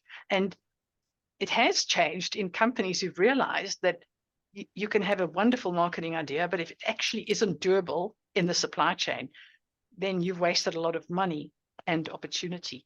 So it's in a way breaking down those barriers, and it goes back to the first paradigm that when people think of logistics and supply chain, they think of overalls and trucks. They don't think of, people that work with technologies. I mean, dealing with data analytics is incredibly sophisticated stuff, and people in the supply chain have to do it. If you think of Facebook, I mean, the amount of data that they generate, the marketing people don't get involved in that. It's the supply chain that has got to deal with that data. It's the supply chain that, for example, has got to figure out if there's unacceptable material on there. That's a supply chain task, not a marketing task. So unbeknownst to most companies, they actually are part of the marketing is part. They're just a part that isn't fully engaged and included. And I remember when I was working at Cadbury, we had the same situation. They would launch new products and we'd say, but hang on a second, when we found out about it, but we can't actually source this thing. It doesn't exist in South Africa. Yes, we can buy it from Germany, but it's going to cost you a fortune. And they'd already done the product, the promotion, and the price. And so, but it's not going to be profitable. And then the problem would actually become everybody's problem. So in a way, we learned to collaborate. Unfortunately, as the previous speaker mentioned, there's too much superficial collaboration. It's really got to be real in understanding that we're together going to make this. We can only achieve a sustainable competitive advantage today with the supply chain in tow, because the brand isn't going to give it to you and the product isn't going to give it to you, because it's the service around that creates the sustainable competitive advantage. The competition today is between supply chains. It's not between products. It's not between brands. It's between supply chains. Yeah, great. Brilliant. Great answer. Thank you, Bill, for that insightful question. I'm going to end now, and thank you, Marzia, very much for your time and your great slides. And just to let everybody know that the slides will be shared with you all, and the recording is going to be added to YouTube and the link sent to you all. So if you missed something or you were panicking because there's been such great content already, don't worry, you'll be able to access it. I'd like to introduce you now to Nikita Reddy. She is a SAPICS board member as well as an academic at MANCOSA. She's a member of the Honoris United Universities. She's an innovator and a change influencer by nature. She's a PhD candidate, which is very exciting, in the School of Higher Education at UKZN, with a Masters of Commerce in Operations Supply Chain Management. She has an international publication and focuses on student employability. Nikita has a sincere drive for education and community upliftment. She believes that we should learn something new every day, and that we do learn something new every day, and that knowledge is a powerful tool which can contribute to a better society for all. Thank you, Nikita, for all of your support for SAPICS, and I hand over to you now. Thank you, Claire, for that wonderful introduction. Welcome, everyone, or should I say, hello, future supply chain management leaders. So as Claire has mentioned, I am Mrs. Nikita Reddy. I am an academic by passion, and I'm also recently been elected as a board member of SAPICS. So I do hope that you enjoy the session. It's all about you. It's all about personal branding, strategic personal branding in supply chain management, and how we can enhance our attributes to ensure that we are employable. So I will now put my camera off during the presentation, and I will engage with you later on. So, as I've mentioned, the topic for today is strategic personal branding in supply chain management, a catalyst for enhancing graduate employability. So basically, we are diving into a topic that's quite essential for your career, but we can use this opportunity to transform or to shape your professional identity. So the agenda for today is basically to just get an understanding of personal branding and to be in touch with your specific personal branding, and then the significance in supply chain management, and then to build a strategic personal brand, and thereafter the impact on graduate employability. I do have a little activity for you to engage with, so that will be during the Q&A section. So just to touch on some context, in this competitive landscape of being a graduate and graduate employability, your personal brand is a silent ambassador that speaks for you. And even before you step into an interview, you already have to embody a strong personal brand that's not just about your self-promotion, but it needs to be strategically positioned for yourself in order for you to be successful in the field of supply chain management. So specifically into the different job roles that you want to get into. So evolving within your experience, your aspirations, we have to embody this personal brand. So we need to use it as a catalyst, not only for securing your first job, but for building a career that aligns with your goals and that essentially should leave a lasting impact on industry. So this is the activity that I was leading to. So for now, I'd like for you to think about these 3 points. So the first one being, identify 3 strengths that are unique to you. So if you've already thought about this, that's great. So maybe it's time we can reevaluate that and streamline it to something that's very important to where you need to be, right? So identify 3 strengths. You can use the chat box for now, and then we will go into a more conversational discussion around this later on. So first you would do that. The second part is to list values that guide your professional decisions. So what is it that guides you from a value perspective? I think it's quite important that it's no longer just a resume, your skill, your qualification. Your value plays a critical role in your attribute. As a graduate, as a professional in the industry, we will dive into this in a bit. But I think it's important for you to just highlight a few, just two values that you think that would be something that's important to you that guides your decisions. And the third one being to share a passion that's related to your career goals. So what are you passionate about? Where is your niche in this particular field? So if we're looking at supply chain management, where do you see yourself? What is your passion in terms of this area? So whilst you are thinking about that, use the chat box. I'd like to see some engagement, and then we will highlight a few later on. So moving on to understanding the personal branding and just unpacking that. Personal branding is an art. It's a science in which we need to be distinct in terms of identifying yourself. It's about just leading to the question, how do I want to be perceived by the world? Right? It's a constant question that you need to bear in mind for you to embody the attributes that you desire. the context of supply chain management or any profession, right? That leads to your CV, the combination of your values, strengths, and unique attributes that will set you apart. You know that as a supply chain graduate, there are many graduates that go through a formal education, right? So, and they've got qualifications from all various entry levels. But what sets you apart and what makes you stand out from the rest? And that's where personal branding comes into play, right? So personal branding involves introspection. What makes you unique?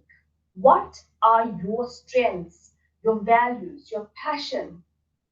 It's about distilling elements or these elements into an identity that becomes your professional fingerprint. It's the impact that you would like to leave behind. So just to go into a few of these areas or points, key points, differentiating from others is a critical area. So any competitive job market, standing out is key. So personal branding is your toolkit for this differentiation. It's not just about being better than someone else. It's about being uniquely you. What makes you the go-to person in supply chain management or in that particular role that you're playing, right? And then the online and offline presentation. Your personal brand lives both online and offline. We know we are surrounded by social media posts, social media applications, but how we utilize this to our benefit and to add value to ourselves. So from your LinkedIn profile or your Facebook profile to how you engage in professional conferences like this, every interaction contributes to your personal brand. It's about maintaining consistency across these platforms. So it's essential to gear up, affiliate with associations, memberships, be involved as students from now in like, for example, SAPICS is an excellent platform for you to engage with so that you have the exposure to network with other stakeholders and people from industry. So it's very important that you create a perception both offline and online. And so I think it's important for us to also engage in these associations that are available. Essence of personal branding. Personal branding is how you present yourself to the world. It's a combination of your skills, like we mentioned, your experience, your personality that leaves a lasting impression. So think about it as a narrative that you are putting together for yourself, a story that will communicate your value proposition to potential employers, your colleagues, industry peers. Now, let's delve deeper into why personal branding is not just a buzzword, but a strategic move in sculpting your professional journey.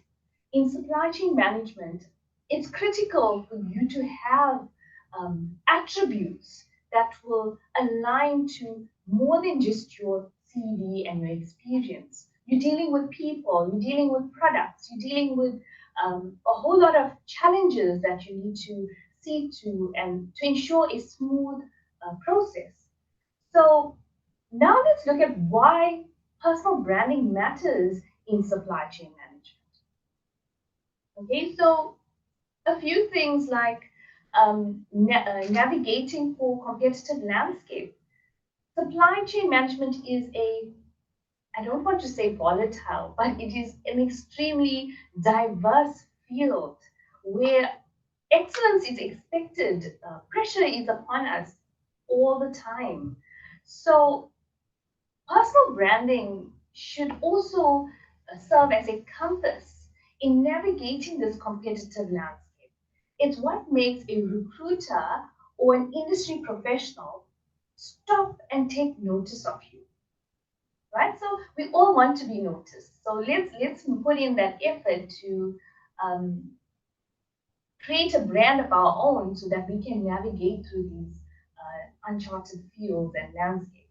So building credibility and trust in supply chain management where decisions impact an entire supply chain. It impacts people, processes. So trust is a critical value that is absolutely paramount. Your personal brand is the foundation of trust building, communication, and your reliability, expertise, and commitment to excellence is also quite critical. And then we can look at the last point, career direction and growth. Personal branding isn't just about it's not about just getting a job. It's about steering your career into a direction that you desire. It's a roadmap for continuous growth, improvement, helping you align your aspirations with the opportunities in the supply chain management industry. So again, I'm making reference to supply chain management because as supply chain management professionals, I think we somehow overlook these elements. And I think it's quite critical for us to take note of them to ensure that we do have some control in terms of being employable. Understanding personal branding is not a one-time exercise, but a continuous process of self-discovery and refinement. You embark on this journey in supply chain management, considering all of your traits, your values, and that is your asset. It is the narrative that you actively craft, and it's the impact that you make that extends just far beyond just being hired, but also about building a meaningful and impactful career. So in saying that, I'm going to move on to just to focus on a little bit on supply chain management and the significance in supply chain management. We know as professionals, supply chain management is the backbone of virtually every industry. I mean, there's no company, there's no process or place that can exist without supply chain management. And we have this responsibility to ensure the seamless flow of goods and services from production to consumption. In today's dynamic and interconnected global business environment, understanding the significance of supply chain management is crucial for students and young professionals that are embarking in their careers. So let's take a look at efficiency and cost reduction. Supply chain management, the role is to optimize processes, minimize inefficiencies, and reduce costs. So the understanding for professionals is so that we need to be able to identify areas of improvement. We need to be able to contribute to organizational cost-effective strategies, right? The next one, customer satisfaction. Supply chain management plays a pivotal role in meeting your customers' expectations.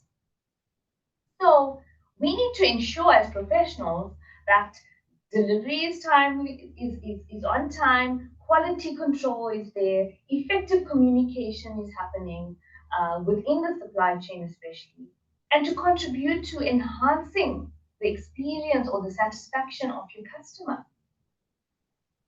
And then we can move on to global business dynamics. So we know that we operate in a global market.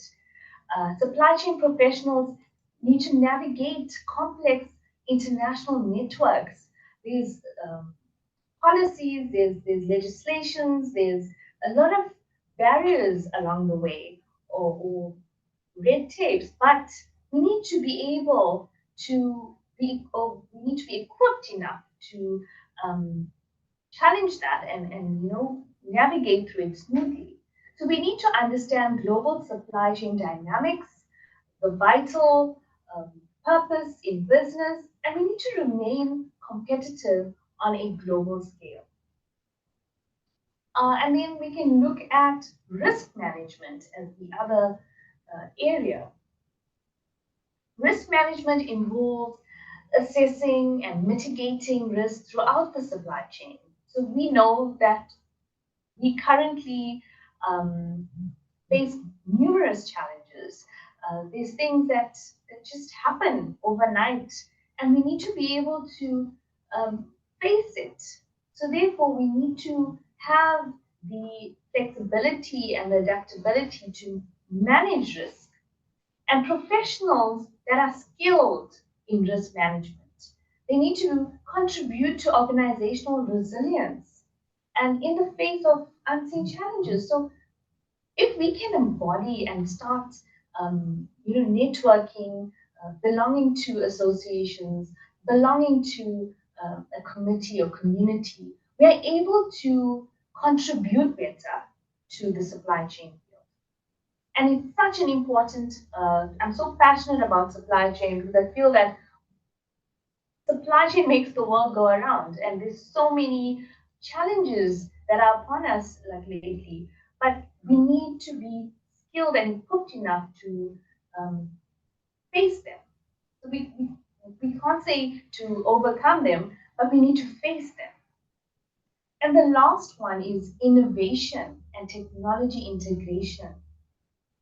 Technology is critical, and supply chain management is at the forefront in adopting innovative technologies. The way we manage warehouses and the way we distribute goods to the way we store and produce items from years ago to now has changed dramatically, right? So we need to be equipped for that. So young professionals in supply chain management have the opportunity to leverage technologies like AI, blockchain, and to enhance supply chain visibility and efficiency. So we should be networking, we should be engaging with industry so that we can be familiar with what's happening out there and how we can adopt these challenges and convert them into innovative technology improvements. So building a strategic personal brand, right? So now let's look at what we can do to try and put this together, right? So the first one is self-awareness.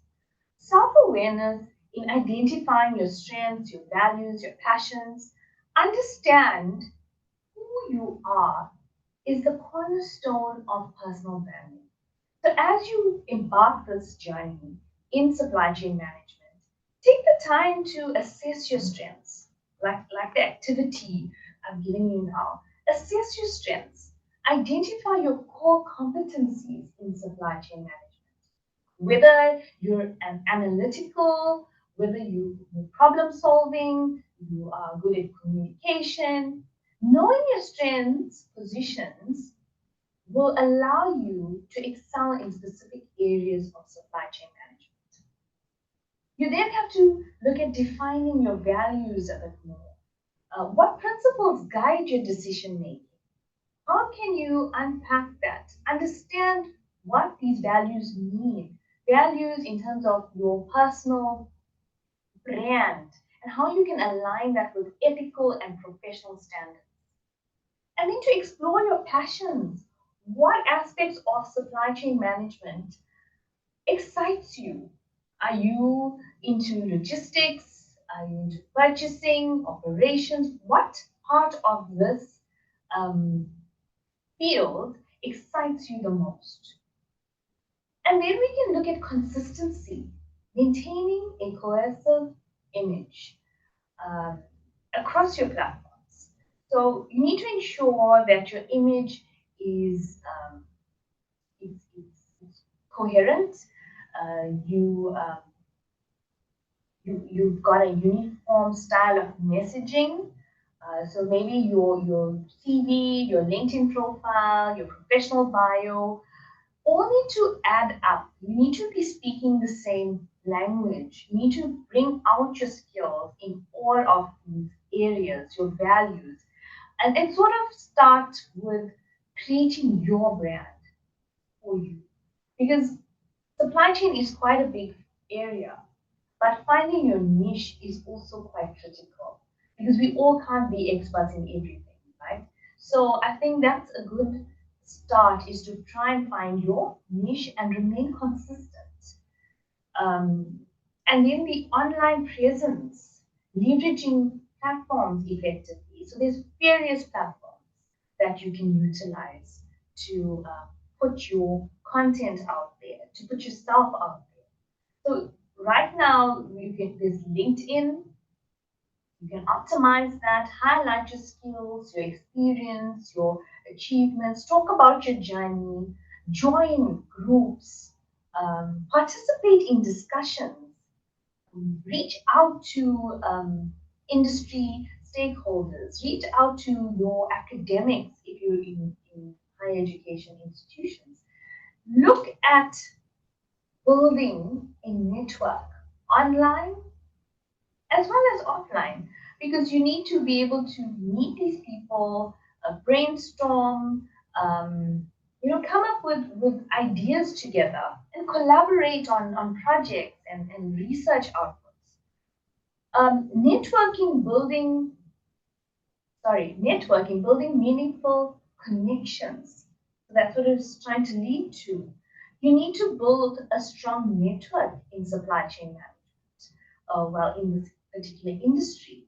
So looking at our SAPICS conference that we have annually, so both the young professional and student conference as well as our annual conference, you get to meet people that are in various parts of the supply chain, that are involved in various areas, that are they also from talent management to operations to distributions and distribution centers, warehouses, as well as integration and software companies that manage the information system of supply chain. So you need to engage with professionals and network. It's the only way we can add value to our personal brand. And also get involved in mentorship programs. Get mentored, find a mentor to mentor you. And they can provide great guidance and insights on industry.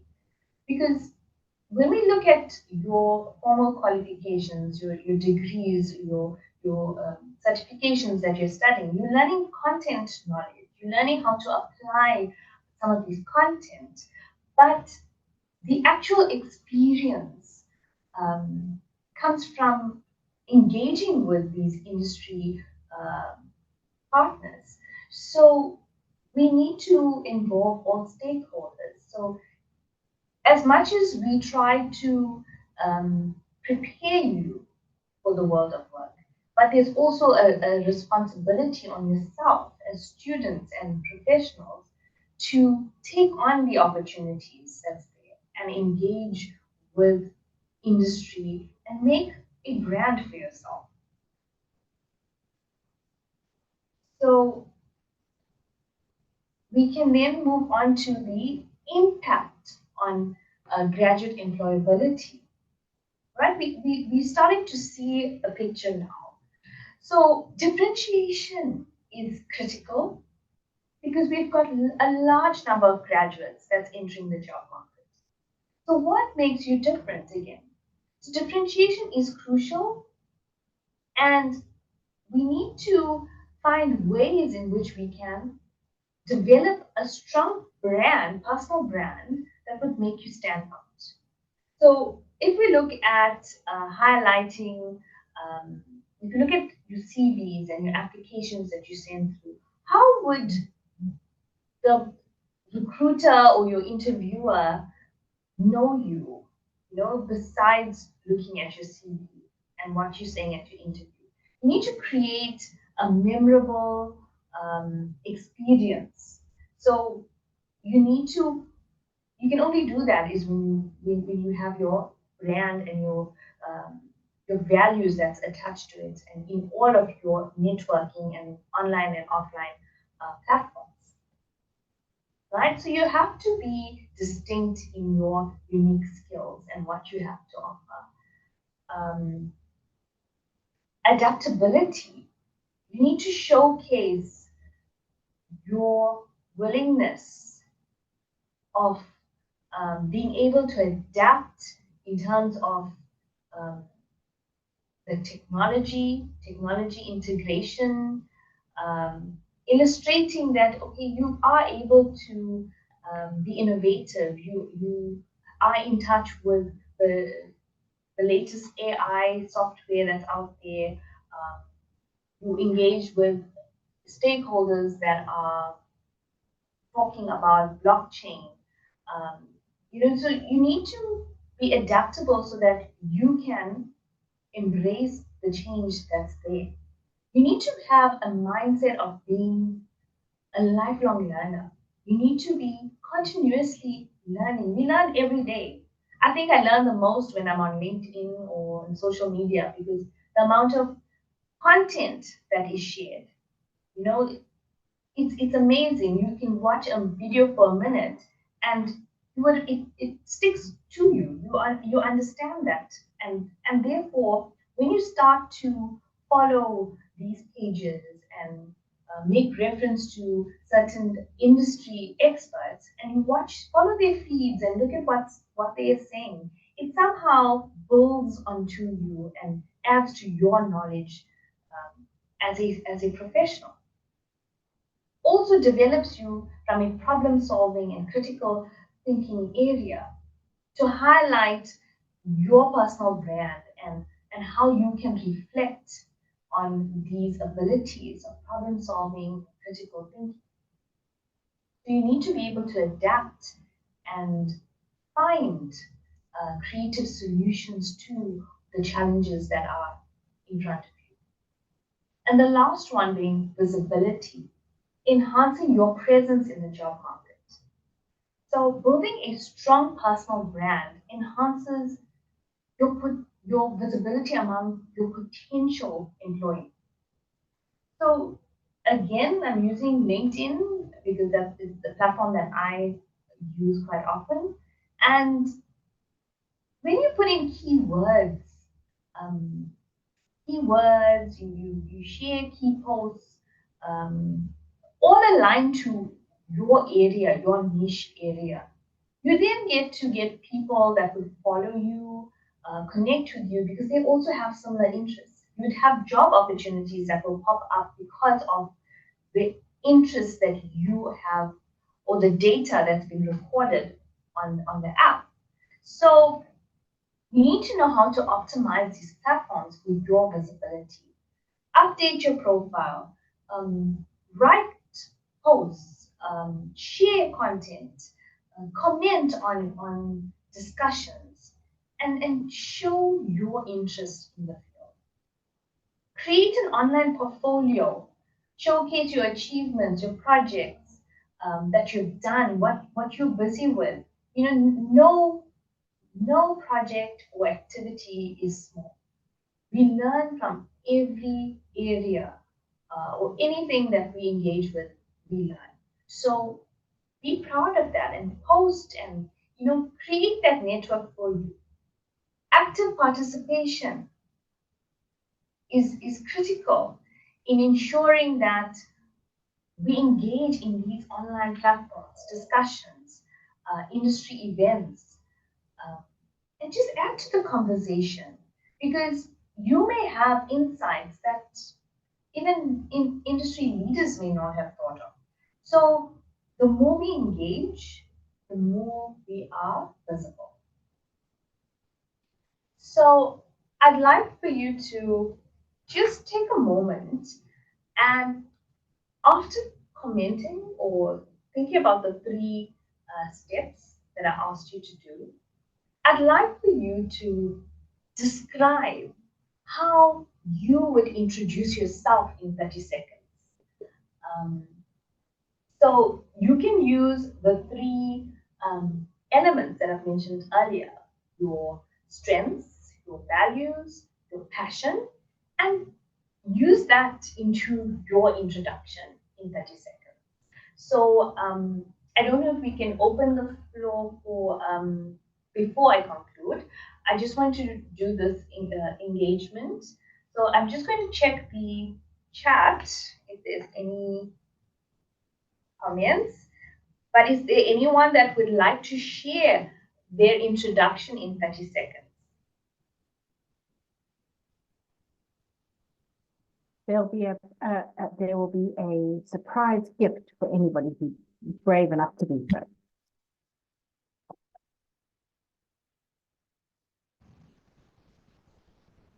So I'm reading the chat whilst you are deciding on who's going to be the brave person for the day.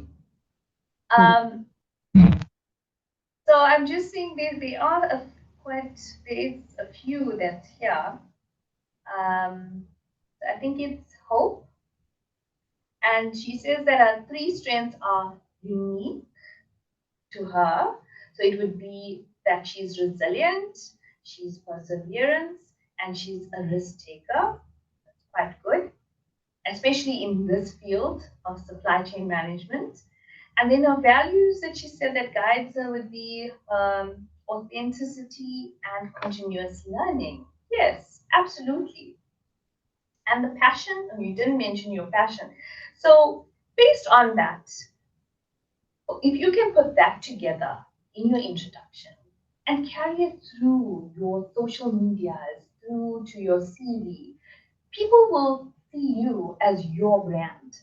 And I think that is the beauty of it. So is there anyone that's brave enough to, there's no right or wrong answer. It's just for you to engage with this so that we can see that, you know, we can have the impression of your introduction.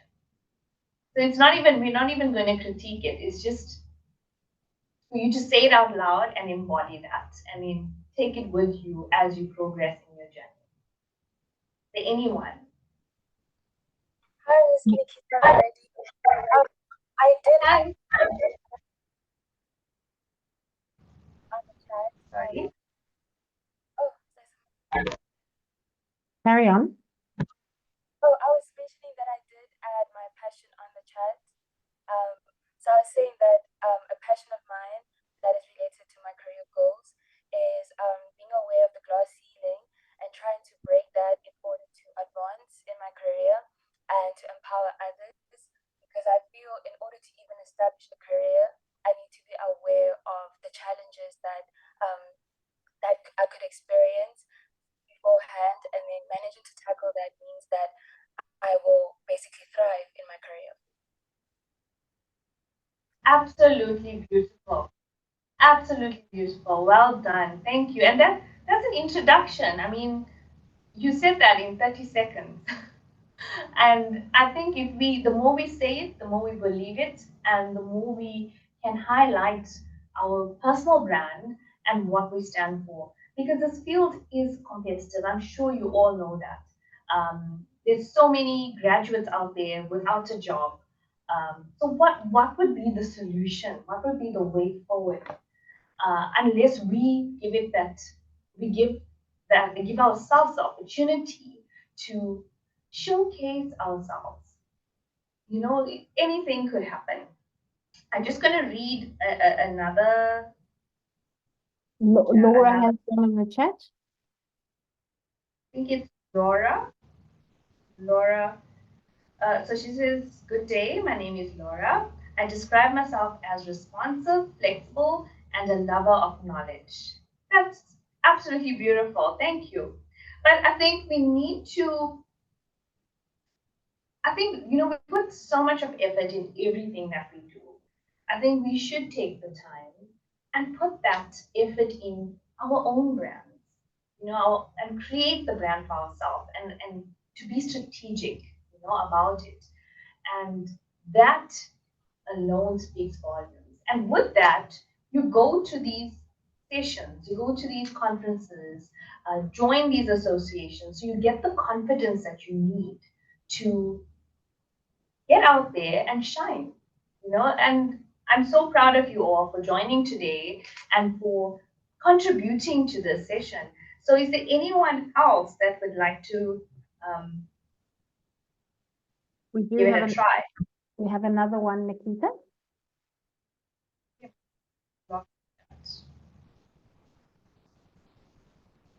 Hi, Nikita. Yes, Nico. Okay, my name is Kagiso, and my strengths are that I'm proactive, I'm inquisitive. Well, I always want to find out more about something, and I am a listener. I listen to what people say more than speaking.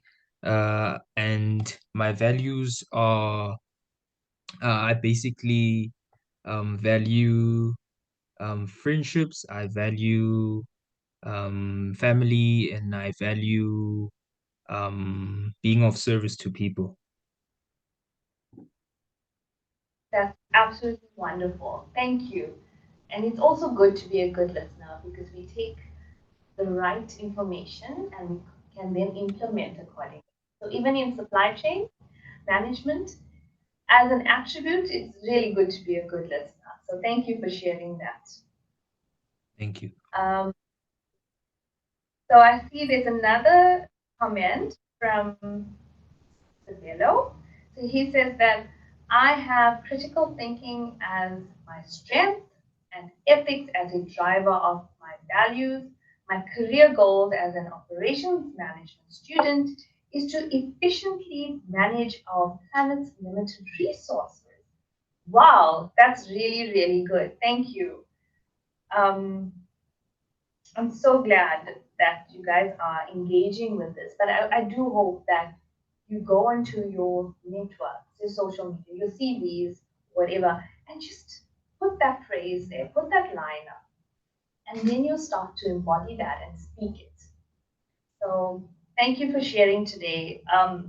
Should we take one more, or can One I? more.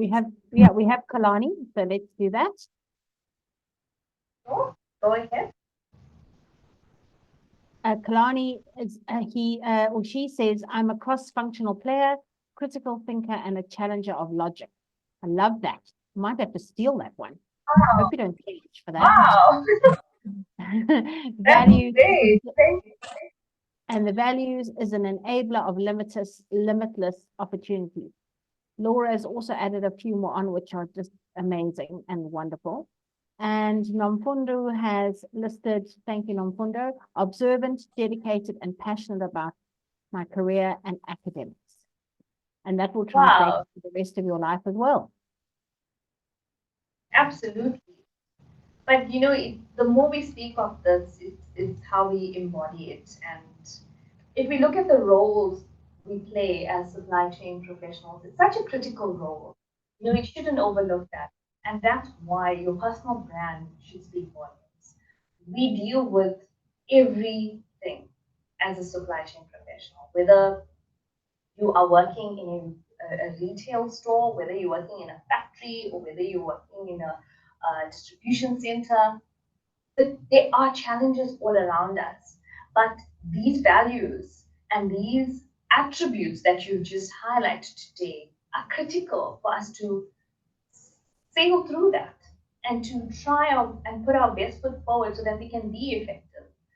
So really happy with the responses. Anyone else would like to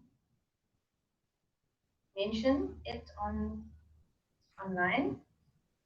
Oh, yes. Hello.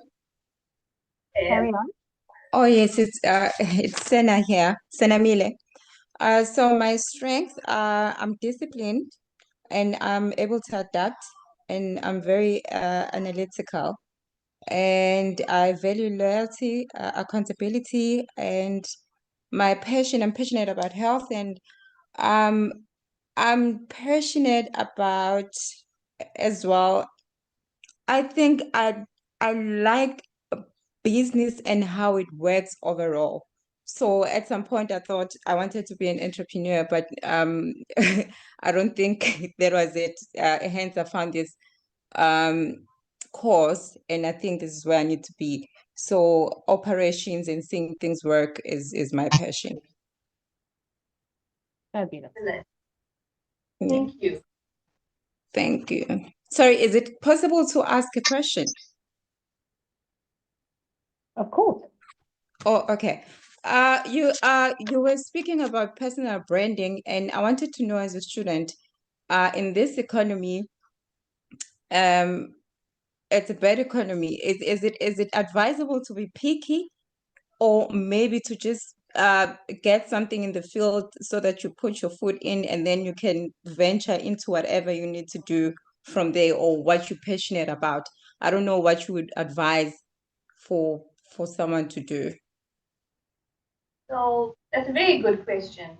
And I believe, so when I started my career, I started as a promo girl. I used to promote ice cream in for Ola in Checkers and Pick and Pay. But it's not, I didn't think that's going to be where I'm going. I didn't think that's my end goal. But every job opportunity or every experience that you take on adds to your attribute at the end of the day. So when you have a job opportunity, take it. And being in a supply chain profession, whatever job you or whatever role you play in any job, there is a supply chain element. So you automatically embody those attributes.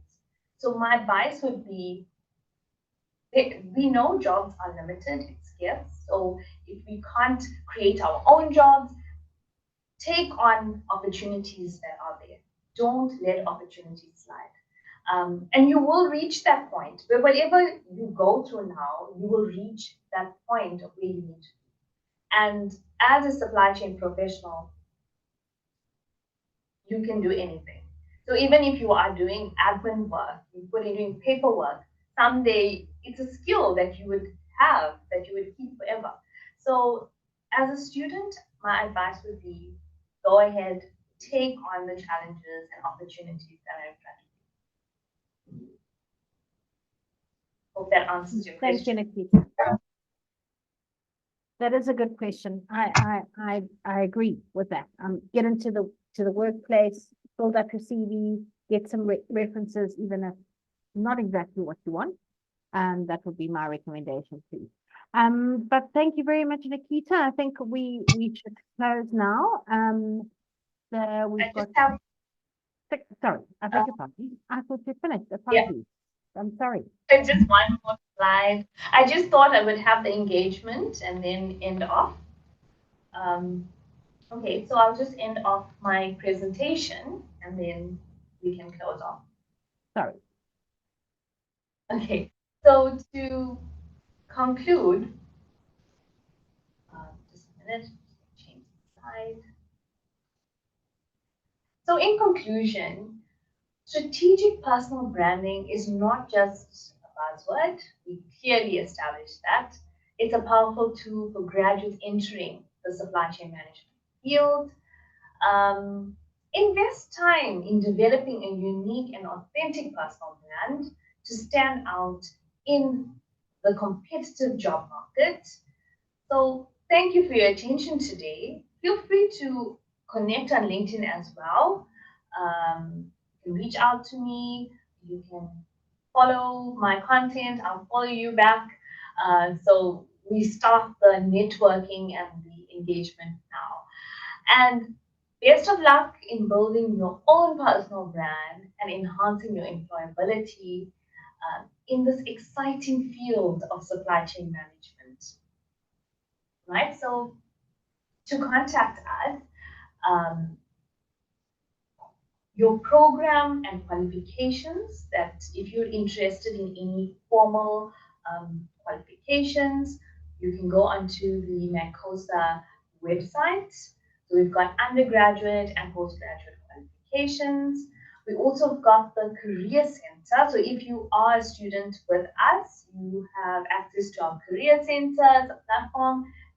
So you can engage with events and mentors and industry posts, job posts that may be posted there. So you're welcome to use that. I mean, also to note that being here is a step towards your professional development. So please use our facilities. We've got our SAPICS young student membership, and it's a great platform, like I mentioned earlier. So it's a start towards your career growth and process. So I think Claire would help me with a little bit of more information regarding our memberships if you need more clarity. But I do urge that, it's not just about a formal qualification. It's not just about your certifications. It's about joining a community with like-minded individuals that will enhance your career growth. So take on the opportunities and have a good day further, and all the best for your journey. Thank you, Claire. Thank you so much, Nikita. Thank you, Connor, for putting that in the chat.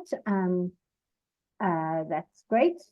Nikita, that was lovely. Thank you so much. Thank you to everybody for your engagement, and that was awesome.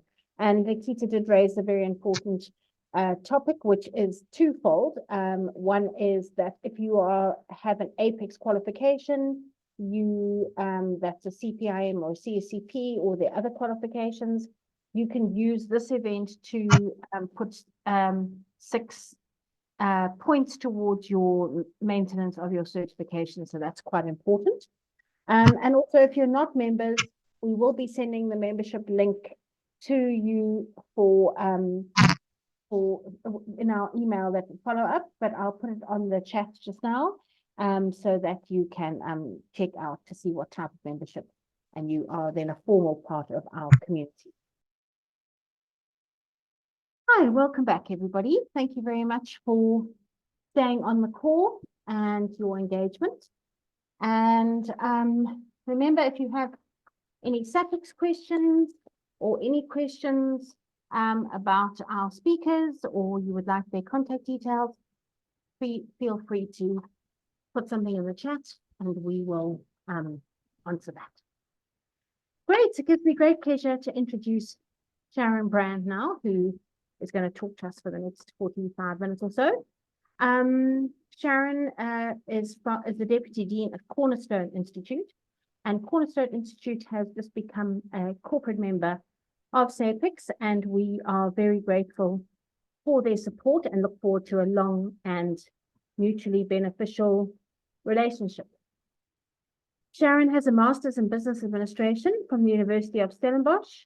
Sharon is the Program Coordinator for the Business Studies qualifications at Cornerstone Institute. Her specific interests and specializations include supply chain and operations management, especially new product forecasting, analytics, quality, and continuous improvement. The focus is underpinned by almost 40 years work. No, Sharon, you must have started when you were 10. Work experience that she has gained in various leadership and managerial roles in industry. Sharon enjoys sharing her passion for supply chain and sparking students' interest in these topics. In her spare time, she climbs onto her motorbike and hits the open road wherever it takes her. Does that just not sound so cool?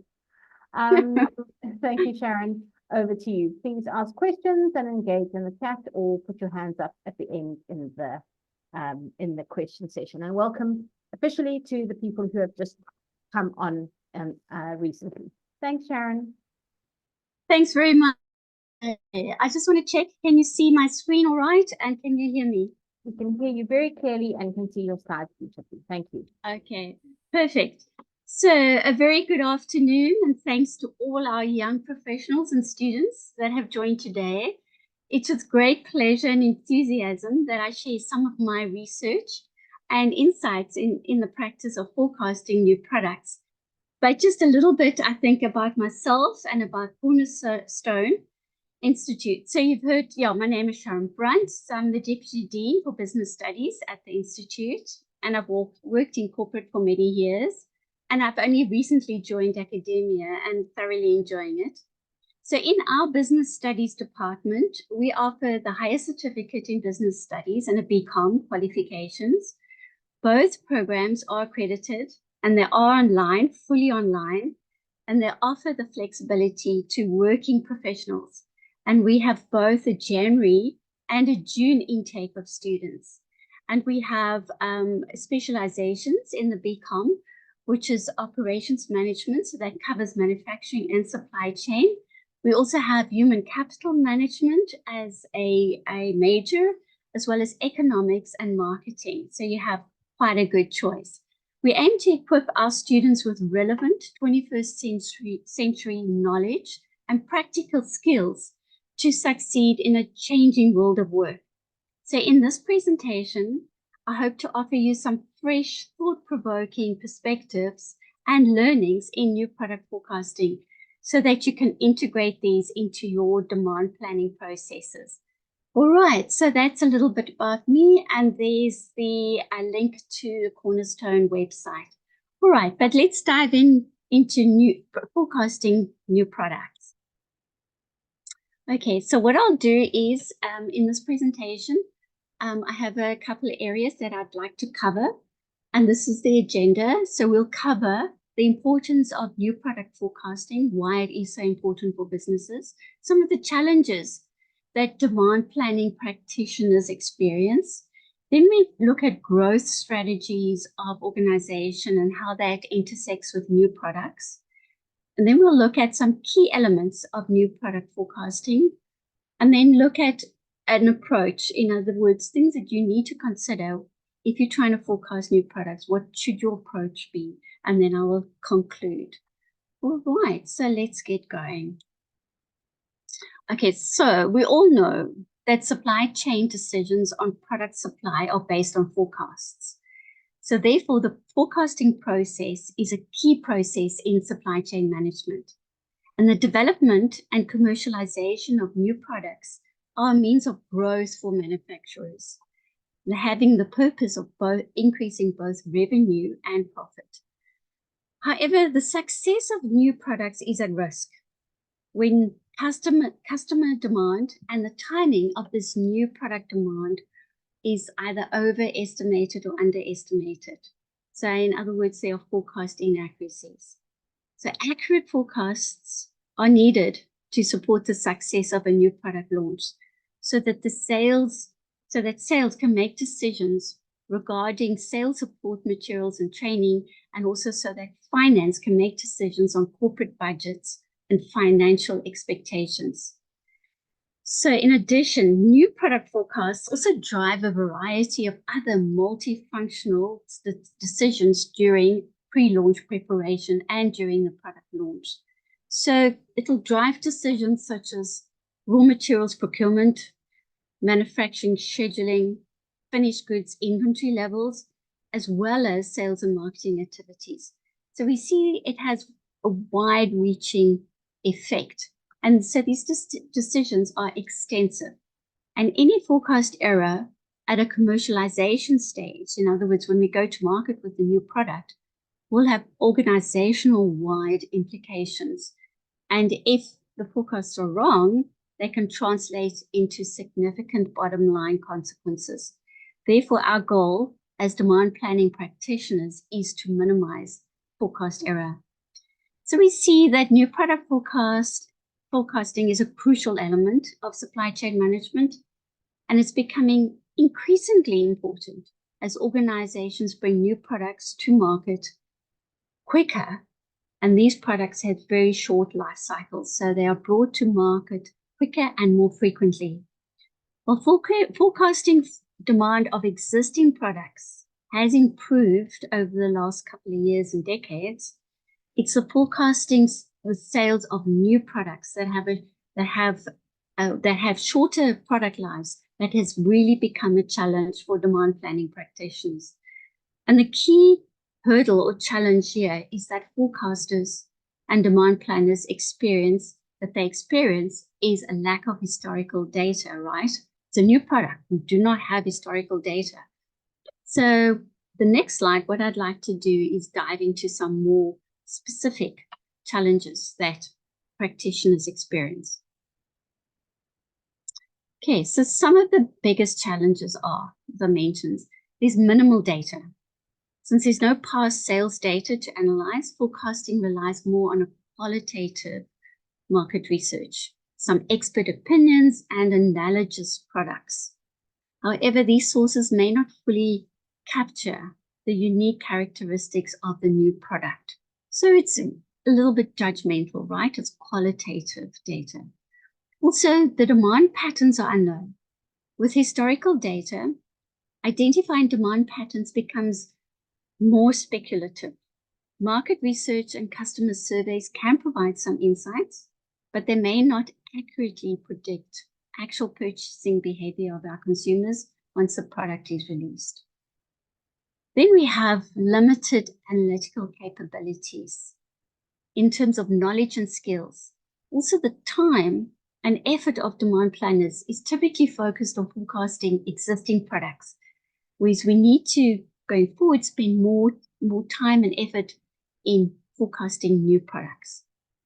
And then another point I want to make in terms of challenges is that there's general uncertainty in a very dynamic marketplace. Predicting market response requires analyzing competitor actions, consumer trends, and economic conditions. But for a completely new product, such analyses may lack relevant benchmarks or even precedents. So we may get information, but it may not be accurate. So here, organizations do require extensive domain and market knowledge. And this is where we rely on our sales and marketing colleagues. And then there's the evergreen of bias. In the absence of historical data, organizations typically overproject launch volumes of new products. And this is done to avoid back orders or lost sales, but we know it can result in excess inventory. Then another point that Charles Chase highlighted was that there's often a lack of collaboration across functions and departments. And the alignment of various departments or functions forecasts, such as what marketing is predicting, what sales is predicting, what operations thinks will happen with a new product, it's absolutely critical that there's alignment in terms of forecasts. So the differing perspectives and priorities of the different functions may even complicate the forecasting process even further. And then we know there's still a wide use of spreadsheets to do analysis and lack of appropriate technologies, analytical tools and methods to support new product forecasting. Often there's a lack of investment in the latest technologies. And so the traditional methods of forecasting new products is kind of goes on without being supported or unaided through technology.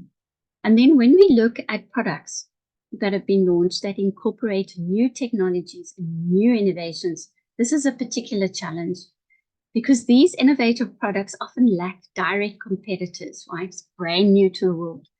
And it's making it difficult to predict what the consumer adoption rates are. I mean, this is typical with some of the Apple products. And then early adopters may drive initial sales, but then the broader market acceptance remains uncertain.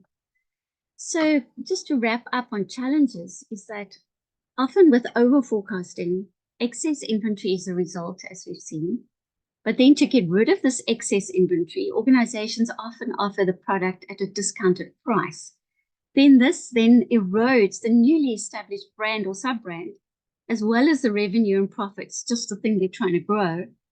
And then this makes demand even more unstable, so even a bigger challenge. So I think we get an idea of all the challenges facing us now with new products, but to understand a little bit more, we need to first look at the different categories of new products, because that'll inform us what our approach should be. Okay, so on this slide, we look at a very broad distinction of new products, and this is between revolutionary and evolutionary products. So it's important to understand the differences, because this will, as I said, it'll inform our approach to how we go about forecasting. So with revolutionary products, which I have on the left-hand side, these products change behaviors and work of people. It often is launched to establish a new market or a brand new solution to the market. It opens new markets, new channels. It's a new product line. So they either replace existing product lines or create completely new ones. These revolutionary products often experience exponential growth, and there's virtually no historical data. There's a lot of uncertainty. Then if we look at evolutionary products, which is shown on the right-hand side, these are typically incremental improvements. So it's evolutionary changes to an existing product line. These new products typically provide new, usable, and maybe desirable innovations that address current trends and consumer needs.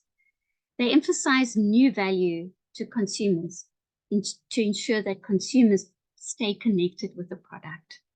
And evolutionary products typically will stabilize or flatline after a short while.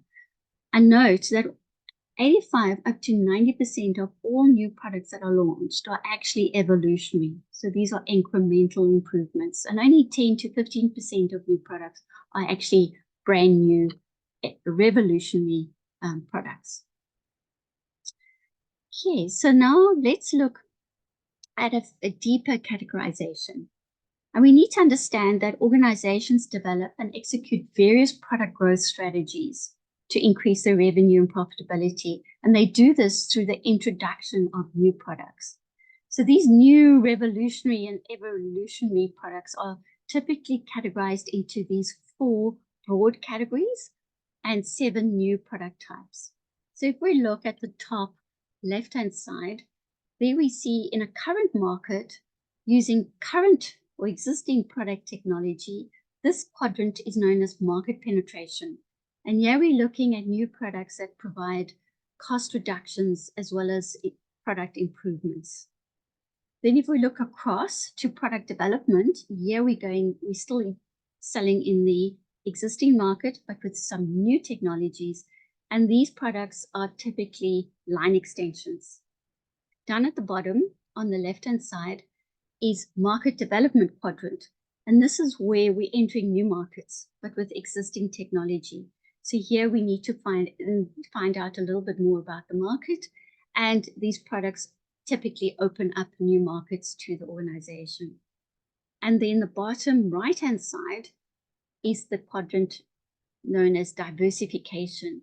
This is the most risky area of new product introduction, as it has high levels of uncertainty, and these contain your revolutionary products. So these are products that are new to the organization as well as new to the world. So it follows that to forecast new products, the demand planner requires different data and information and different forecasting approaches broadly for each category, and maybe even specifically for each type of new product. So this information, if we understand the categorization at this level, it'll help us guide decisions on what forecasting process and techniques we need to use. Okay, so let me move on. These are 3 elements that I want to unpack very briefly in terms of new product forecasting. And the first one is all about segmentation and performance objectives. The second one is talking a little bit about process and cross-functional collaboration. And you see this links up again and again to the challenges. And then we'll unpack forecasting techniques, some traditional techniques and how these have been enhanced with new digital emerging technologies. All right, so here we have the first element I wish to discuss is that organizations should have in place a segmentation approach for their product portfolio and have it applied across all the high-level product categories. Each high-level product category, for example, if you think about ladies wear in fashion, this high product category should have a cost, cash, and customer service performance objectives. And these are usually defined within the marketing function or the business unit. So typically, the segmentation approach will group each product within a category.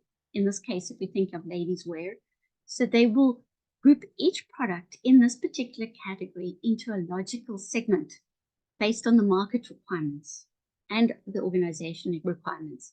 And the high-level category performance objectives that we've set at a high level should then be disaggregated and defined down to specific performance targets for each of those segments. So we would have for each segment within a category, we may have a different forecast accuracy targets. We might have a different inventory levels, different case fill rate in terms of customer service, and also different profitability goals. Okay, so a new product that has been launched will fall into one of these segments within its category. And depending on how strategic this new product is or how much of a priority it is for the organization, it will need to be treated differently. So based on the performance targets that must be achieved for each new product defined by the segment, the demand planners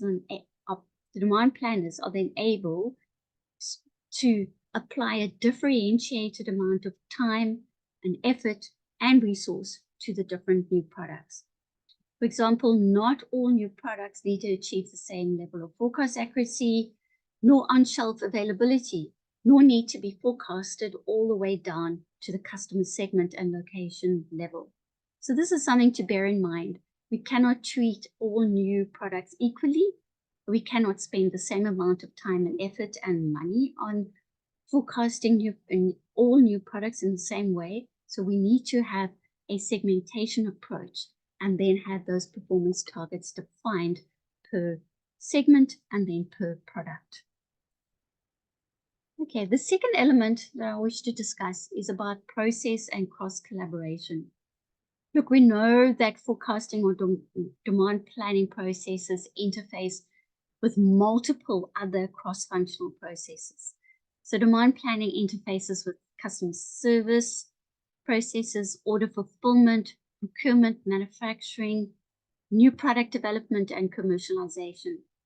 So functions such as marketing and sales, R&D, procurement, production, they all need to collaborate with each other, and they need to be integrated into the demand planning process because each function has an influence on that forecast and brings to the demand planner different types of data. So with new products, demand planners are often involved too late in the new product development process. So in NPD and R&D, they are brought in right at the end at the commercialization stage. This is often the case, and this shouldn't be. They should be involved right at the beginning of the NPD process. If they are involved only at the end, it can lead to risks in achieving the launch dates and to achieving launch success. So new product forecast processes require different inputs when comparing to forecasting existing products. Often, new product forecast processes are combined with forecasting existing products. So then the new product and the whole process of forecasting this new product becomes overlooked and less of a priority. The NPF process, or new product forecasting process, is generally much more complex, has more process steps, can be variable from product to product, and requires much more attention to detail. Therefore, demand planners need to establish a unique new product forecasting process that is closely integrated from the beginning of the new product development process itself or project. And it's right from the development of that business case where a decision is made to go ahead and develop a new product. So whether organizations are applying, the traditional waterfall development project method, or if they're using more agile product development methodologies, demand planners need to be involved in all the key stages of the NPD process right from the beginning so that they are involved and can influence the concept testing phases, the market analysis phases, as well as the test marketing, because all of these phases or stages within the NPD will provide key information that will help determine what the forecast will be. So at the end of the day, all of the understanding of the processes, the amount of cross collaboration that is needed, and understanding when and what data is available, this will then help in improving forecast accuracy. Okay, then the third element I'd like to look at is traditional forecasting techniques that are used for new products. And these are typically categorized according to the 4 blocks on your slide. So the first one is judgmental. And I'm sure you've come across these judgmental techniques. And this is where experience, managerial experience, demand planning experience, marketing experience, judgments, and intuition is then turned into a formal forecast. And there's various techniques that fall in this category. You may have heard of some of them, such as jury of executive opinion, Salesforce composite, scenario analysis, Delphi method, assumption-based modeling, as well as decision trees. And judgmental techniques are used quite widely, and they are quite adaptable, but they can be time-consuming. Then another group of techniques is known as customer market research techniques.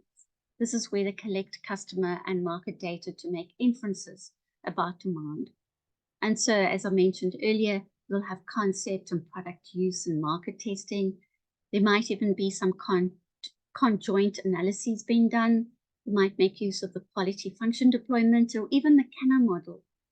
And these customer market research techniques are used, but they are time consuming as well as quite expensive to perform. However, they do have value. Then we can still use quantitative techniques to forecast new products, and we can use time series techniques and regression techniques. So the time series, one of the techniques is often used here is the analogous forecasting. In other words, forecasting by analogy, where we have a similar product that we've launched before, and we can use that data in informing, say, a line extension product. In time series techniques, there's also diffusion modeling, which is a little bit more difficult to use. An example of this is the BAS model. It's also known as the growth model, and it determines how long it will take a customer to start purchasing a new product. And then these diffusion models are best applied at the aggregate level and are intended or can be quite appropriate to be used to model revolutionary new products. And some other time series techniques that may be used are composite curves as well. Then that takes us to regression, which is all about a correlation, which I'm sure you're familiar with, regression models and analysis. In other words, cause and effect models. But these models require a lot of data, and we need data on the brands, on the categories, on the price, and also on marketing, retail, and trade promotions. So that could be quite a challenge in regression. So it also, these quantitative techniques, the time series and regression, also assumes that the data we have will correspond to future states. But often the data is unavailable and the market is unstable, back to our challenges. So not only is data lacking in quantity, but it's also typically lacking in quality. And then where we have difficulty in using time series or regression, again, we use our judgment and our experience and our domain knowledge. So what I'll do in the next slide is we'll look at how to apply some of these traditional techniques to the different product categories in terms of that matrix I showed you. All right, so here's an example of the application of new product forecasting techniques. So we know that based on the segmentation, etc., we know that all forecasting techniques, not all forecasting techniques are appropriate for every new product forecasting situation. And some forecasting techniques are better suited for specific situations. So on this slide here, we provide examples of how forecasting techniques can be associated in the matrix of market and technology levels of uncertainty. So remember, with a current market and current market technology, there's a certain level of certainty, but down in diversification, there's less certainty and more risk. So let's look at market penetration. This is all about products that provide cost reductions and product improvements. Here we can analyze our sales of previous products because we have the data. And here we can apply some time series and regression. Then in product development, which is current market, but new technology, we have some understanding of the current marketplace. So we can use product lifecycle analysis as well as forecasting by analogy in this space. And this is typically for line extensions. Then down at the bottom, where we have market development, we need to understand the market first, right? We're entering a new market with an existing product. So here we would apply some customer market analyses. And then on diversification, where it's a totally new market, totally new technologies, we lack data and there's a high level of uncertainty. So here, scenario analysis is probably the more appropriate technique to use, where we can look at various scenarios, look at the risk, look at the impact, and even try and quantify some of those risks. And then use that to make a decision on what the forecast should be. All right, so let's move on. This next slide is based on our traditional forecasting techniques that I showed previously. There's been many advancements in new technologies that can help support the traditional forecasting techniques.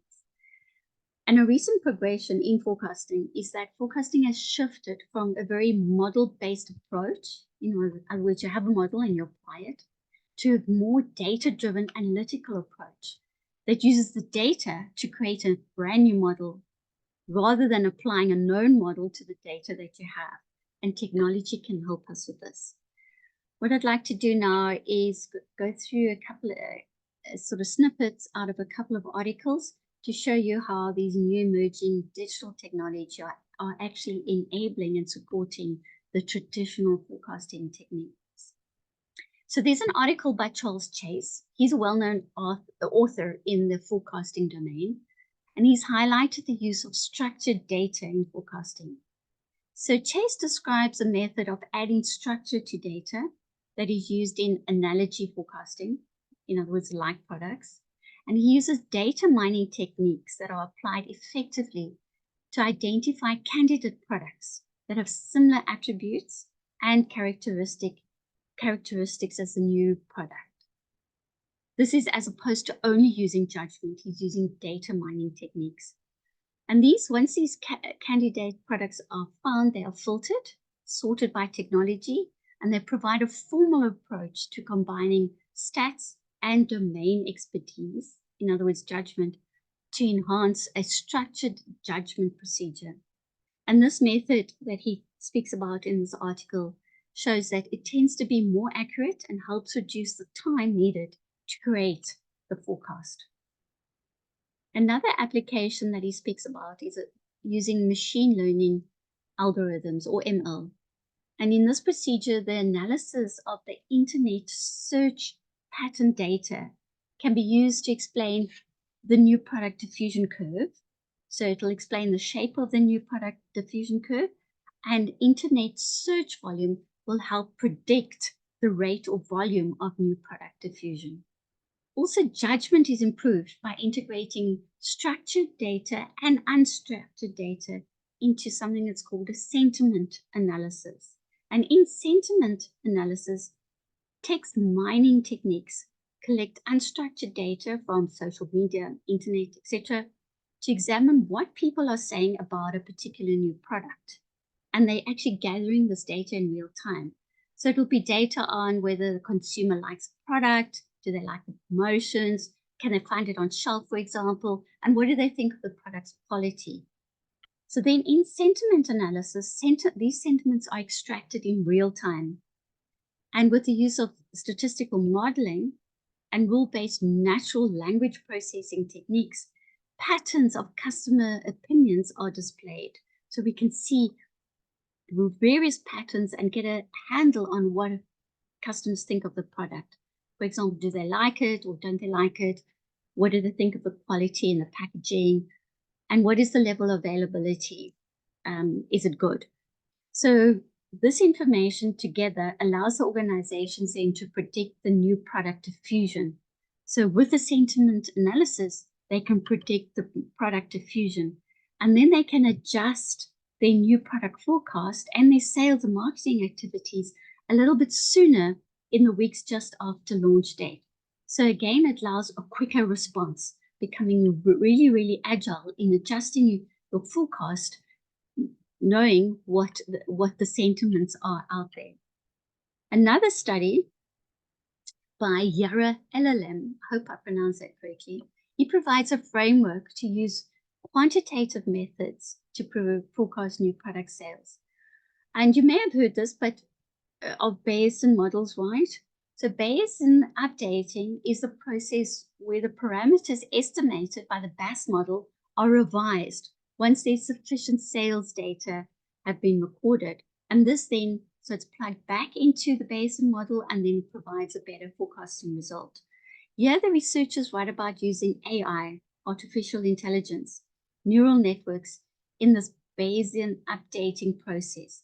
And here the study also talks about the fact that neural networks are emerging as the most popular and suitable process to deal with unstructured data such as text and conversations, etc., etc. So there we see use of AI. Also in the study, LLM mentions the use of machine learning and something called dynamic or data time warping. So for some background, in analogy forecasting, often past similar products are grouped together by means of clustering. And then the products in the cluster are used as a basis for forecasting the sales of the new product, a new similar product, right? Then using managerial opinions, a ready-to-launch new product is placed in a particular cluster. Okay, so we've analyzed the cluster and we place the new product in a particular cluster. And then we use traditional curve fitting to generate an average sales data in the cluster and then to forecast the new product life cycle before launch. But with dynamic time warping, or sometimes called data time warping, this is a way to compare two data sequences that do not perfectly synchronize. And it's a method to calculate the optimal matching between two data sequences. So DTW, or dynamic time warping, allows the positioning of new products into clusters of similar products. So it gives you that information rather than relying on managerial opinion. So previously, managerial opinion or expertise or domain knowledge will decide which product goes in what cluster, but now we're using DTW to give us that information.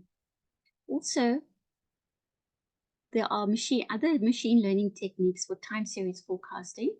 ML methods or machine learning methods are now being applied in a cross-learning manner, which means that they learn from multiple time series in a cluster to forecast one individual series. And this ML approach combines not only historical sales data of previously introduced products, but it also includes product characteristics and attributes of existing and new products. Previously, we just look at sales data. Now with ML, we can look at product characteristics and attributes and use these to support the development of pre-launch forecasts. So ML can capture these very complex non-linear relationships, and it usually requires a significant amount of data. But together with experts' domain knowledge, ML can be used successfully in forecasting a new product. And then lastly, I want to talk about a Japanese study that highlights the use of heuristic models. A little bit of background. So heuristics is a type of decision making that doesn't require much data. Rather, it's based on one's implicit knowledge from experience. And heuristics requires focusing only on the most important bits of information. So in the absence of data, we rely on empirical observation and domain knowledge. So here in this study, a heuristic demand planning model was developed. And the tool supports decision-making by analyzing multiple alternative products and the weighting of the attributes. In other words, which attribute weights the largest in terms of determining the demand. That way, the forecasters can understand which characteristics or demand factors have the greatest impact on forecast accuracy, and by extension are most likely to impact the demand of the new product.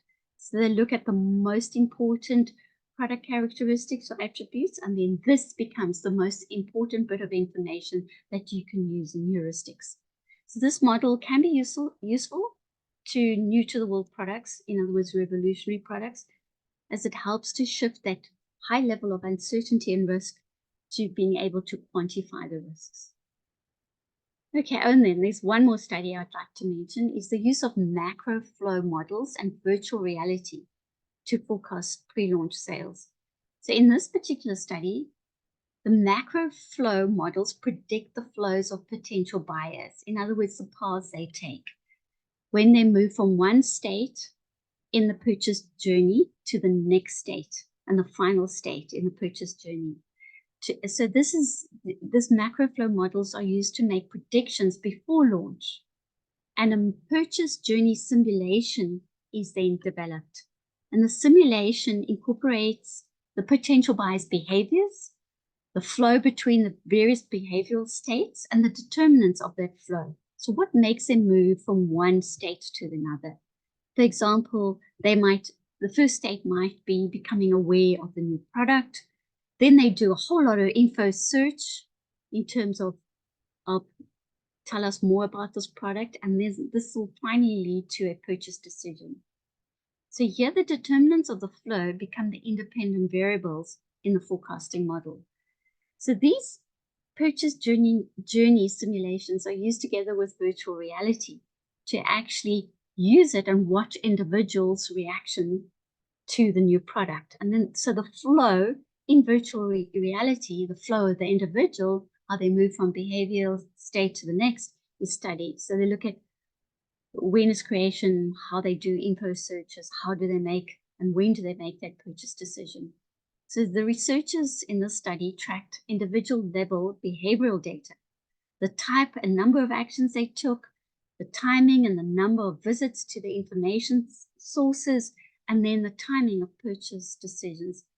And this information that we gather through macro flow models and virtual reality is really particularly useful in developing diffusion curves. Okay, so in a nutshell, what can we say about advancements in forecasting techniques? Is that we now have an idea of how these emerging technologies can help in enabling forecasting models and automating the forecasting process, how it can help in reducing the time to do the forecast, especially when we've got hundreds of thousands of new product SKU combinations, right? By customer, by product, by location. It helps us improve the new product forecasting accuracy. However, I think it's important that demand planning practitioners need to factor in the investment in funding and time and effort in the initial setup and implementation of these new digital technologies. Okay, so then we're coming towards the end of this presentation, and one of these last slides, I'd like to bring this all together in terms of challenges, segmentation, process, and techniques, and think about what should we consider when we develop a new product forecasting approach. So what should demand planning practitioners consider? First of all, I think ensure that new products are categorized, and that this categorization process is formalized in your organization, and understand the type of new product that you need to forecast, right? Remember the matrix? Then understand what the performance objectives and targets are for the new product that's going to be launched. Remember, not all new products are the same and cannot be treated the same and forecasted in the same way. So also understand the new product development process and how data and information becomes available during that process.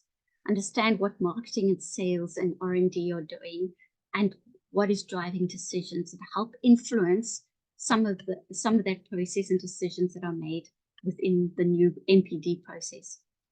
Then think about formalizing collaboration and communication paths among all the stakeholders, all the functions in the NPD process and the forecasting process.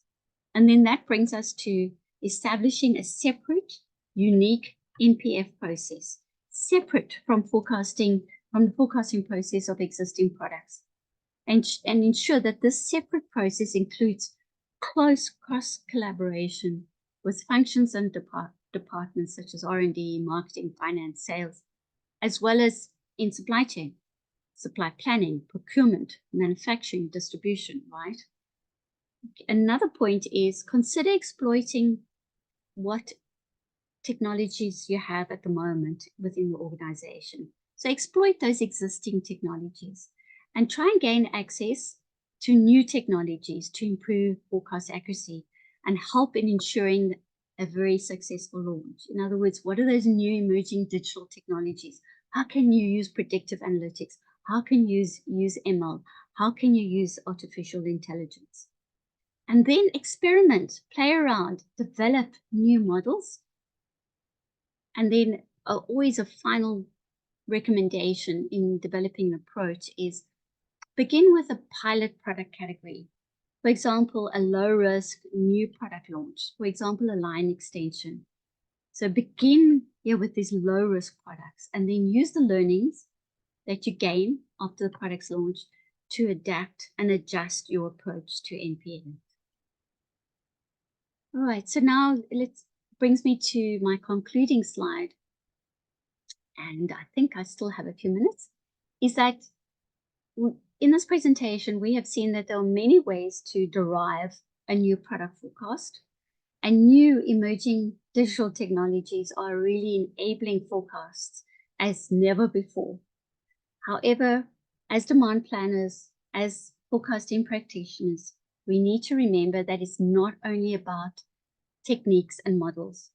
It's also about data availability, advanced analytical skills, experience, cross-functional communication, and collaboration, and market domain knowledge. And all of these are as important in improving forecast accuracy and ensuring successful new product launches. Okay, so thank you.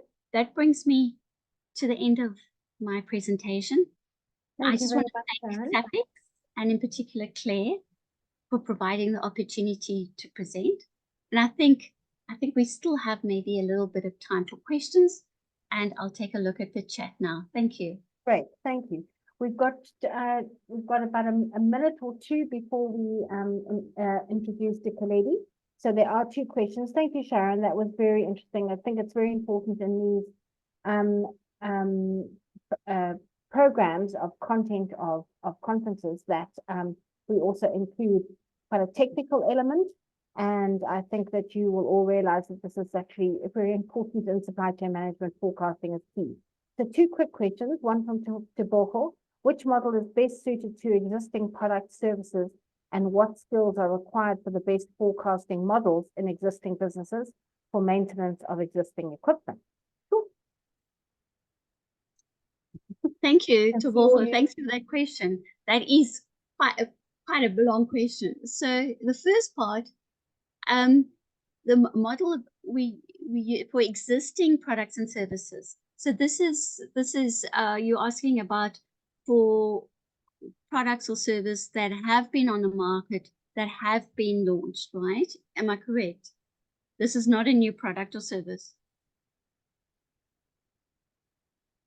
Cool. Yes, that's the gist of it.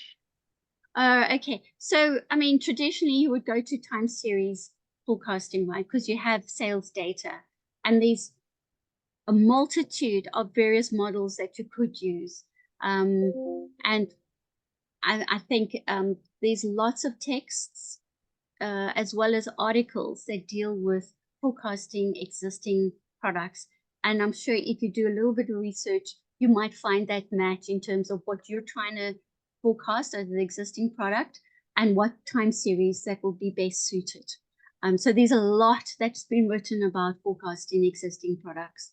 And then, of course, there's also, the CPF, the Certified Professional Forecasting course that you could go on, and that would also be able to guide you of forecasting existing products. And a lot of that is about time series. And what skills are required for best forecasting models in existing businesses for maintenance of existing equipment.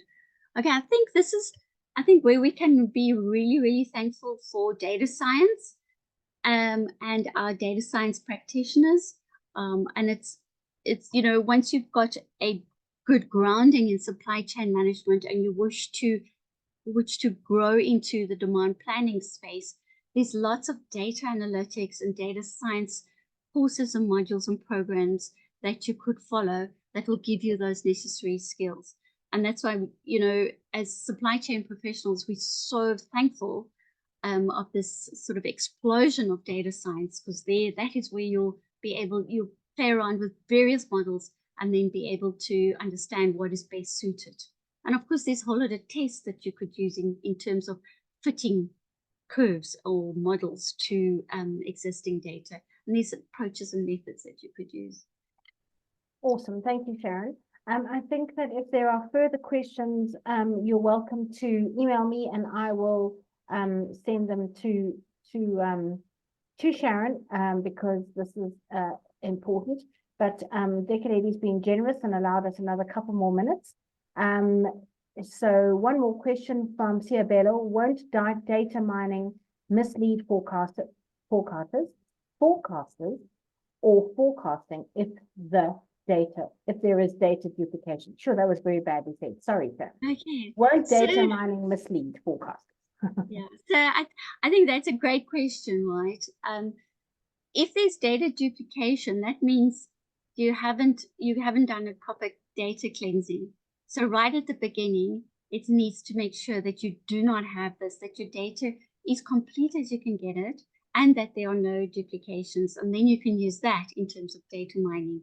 So it starts off with making sure what you have is as accurate as possible and that you haven't got duplications. And then there's obviously, it's a very iterative process. So you may start with a forecast at the beginning in your business case that you want to develop and launch a new product. And as you get more and more information as you go along, that will help you refine your forecasts. So remember, new product forecasting is not a once-off. It's a very, very iterative process, and it may not be in sync necessarily with your S&OP process. You may be forecasting a lot more frequently with new products. I hope that helps you.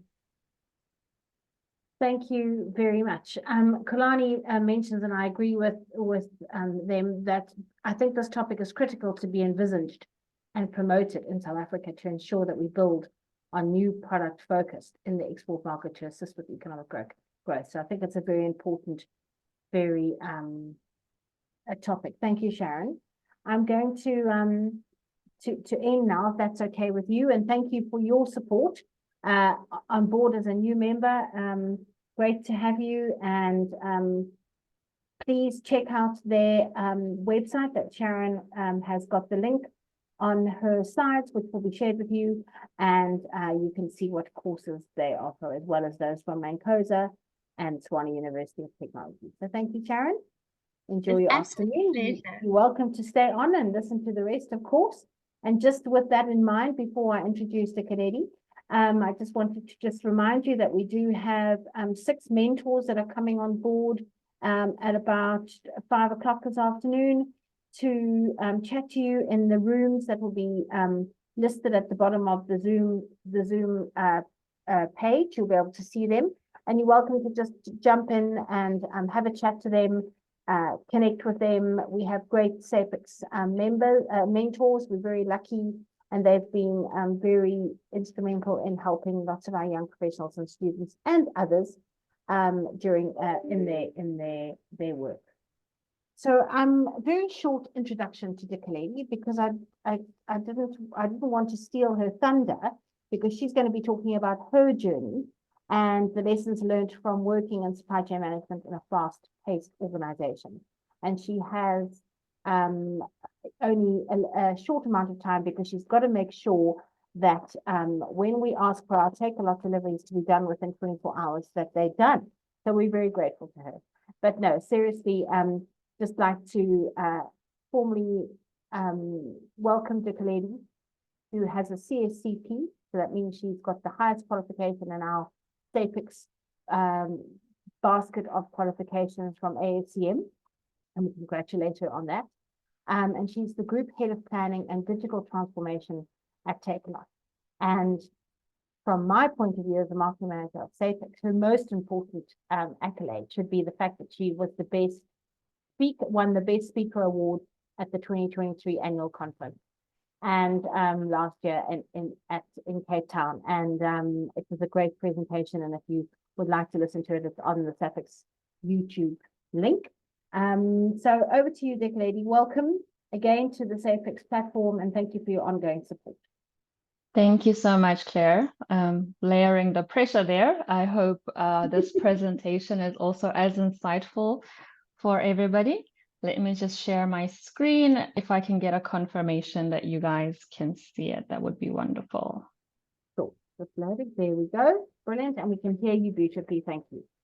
Okay, great stuff. So good afternoon to all of the Trailblazers. I hope I don't have the graveyard shift. It's like past 3 o'clock. People have had lunch. I hope you guys are up and awake, because I'm hoping to get some engagement from you. So if you want to put your video on, feel free to do that. It's always good to see some faces and to see, you know, that collaboration and engagement through the session.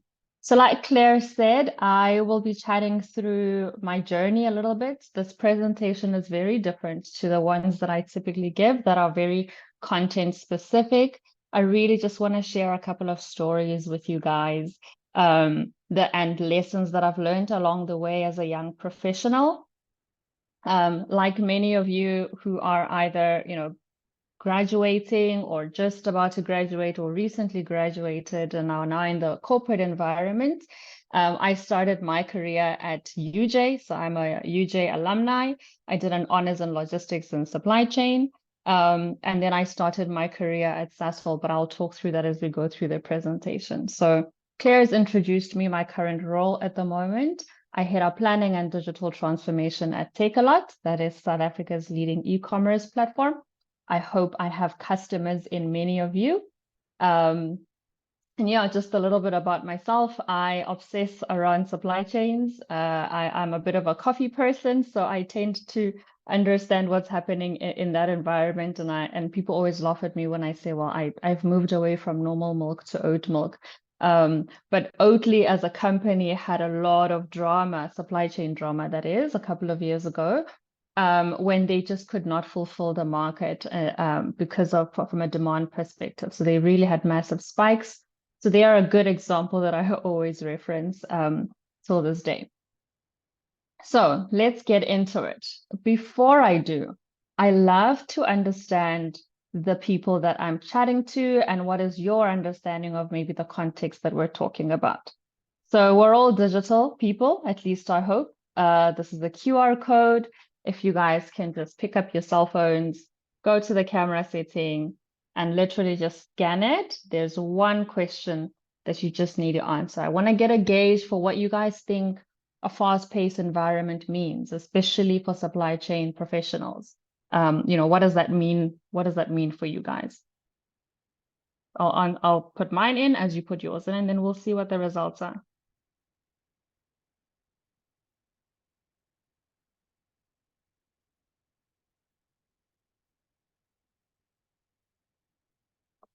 Okay, quick as that. Feel free to continue if you haven't put yours in, but let's see what we've got in the meantime in terms of some of those results that are coming in. Profitability, efficiency, volatility, respond to customer needs, speed to delivery, effectiveness. This will update as it goes along, and maybe we'll come back to it towards the end of the presentation. But that's exactly it. So the world we live in now is fast-paced, which means customers are changing what they want, what they like, quite consistently. And for us as supply chain professionals, it means that we constantly need to keep ahead of that and abreast of that, and ensure that we're responding and we're agile enough to actually respond to it in the businesses that we work in. There we go. It's updating as we go. Fantastic. There, you guys have mentioned agility. Somebody said no sleep. That is a little bit true, especially during COVID times. Speed, slightly faster than expected. Thinking on your feet, 100%. Speed to delivery, simplicity, accuracy. You hit the ball on the nail on the head. Sorry, 1 second. Let's move on to the next one and just get back into presentation mode. Great stuff. So like I said, this is exactly what's happening. This is what's driving fast-paced supply chain environments. Why are things changing? Things are changing because customers are changing their expectations. Customers are changing their base of loyalty. They're no longer as loyal as they used to be back in the day. And that is driven by a number of things. Convenience is one, at least in my world, which is e-commerce. Price is also another. So let's look at the South African context. You guys can speak to it. You're obviously local, but South Africa has a 76.4% internet penetration rate. It's not the highest in the world. We still have some work to do in that regard in terms of access. But that actually means that people now have access, mobile access, to ordering and wanting what they want almost instantaneously. They also have options. So we no longer are limited to 1 or 2 stores that we physically have to walk into, but all of the stores are now available digitally. You can literally go into a Checkers online and see what's on there. You can go into a TAKEALOT online. It doesn't matter what you need, table, furniture, laptop, everything is now mobile and accessible. And that's exactly what this references. In terms of digital revenue, this is now just from a digital revenue perspective, e-commerce was 79.6% of that revenue in 2021. And I'm sure that stat has now grown. We know that a whole lot of users, 93+%, are now using WhatsApp, which is, WhatsApp is an interesting one because it's no longer just for social communication with your friends and your family, but actually it's now moved into a business platform where SMEs, and we see this in our TAKEALOT environment because we are a marketplace, SMEs actually also use WhatsApp as a platform to sell products. So it's really becoming one of those technology tools that impact and drive essentially what we do as supply chain professionals to support the delivery and sale of all of those products. The bottom piece is a little bit interesting because you talk about, Gen Z or kind of late millennials who are now becoming e-learners. And what I mean by that is everybody, again, is learning online. They're using digital platforms to gain their knowledge and to make decisions based off of that. And whether that platform is an online course or even a podcast, which 48% of degree listeners listen to, is an interesting fact as well. The last stat is an interesting one, and it's a painful one from a supply chain professional perspective because for me, we realize that we have such an amazing variety of products on the platform, as an example from an online perspective as TAKEALOT. But what that means is that we need to ensure that we can consistently, reliably service customers and their demand across this enormous assortment of products. It creates massive amounts of complexity in our world. But this is why the pace of supply chains globally, not just in South Africa, is changing. It really is because customers now have more access. Customers now have more options. And it puts a lot of pressure and a lot of strain on the supply chain. And it also puts a lot of pressure and a lot of strain on the supply chain professional. So that's why my presentation today is going to be a little bit of a journey. I'll talk you guys, like I said, through some stories. Some are good and some were very interesting lessons. So I hope that you take those in and they really inspire you, to be bold in your career and to really just not be afraid to fail forward, especially in the supply chain world, because it changes so quickly. You cannot seek perfection. So let's maybe start with the first one, which I call the story of curiosity, and this really just summarizes kind of my journey a little bit. So the one thing I had to quickly learn as I started my career is to remain curious. But in being curious, it was very important that I also know what I needed to focus on. And to talk to that, I'll take you a little bit through my journey in terms of the companies that I've worked in, because the industries are a little bit different, and how I ensured that I remained curious in each industry, but I also remained focused because I'm building a career, right? You guys are building a career where it doesn't matter where you're starting your journey right now, who you work for. The bottom line is you've got a long and exciting journey ahead of you within the supply chain, and you're building a career. And every company you work for, you need to be able to take something and learn something and build on it. This is what we call transferable skills that you quickly learn through your journey. So like I mentioned earlier, I graduated at UJ 2012, way before the time of Uber.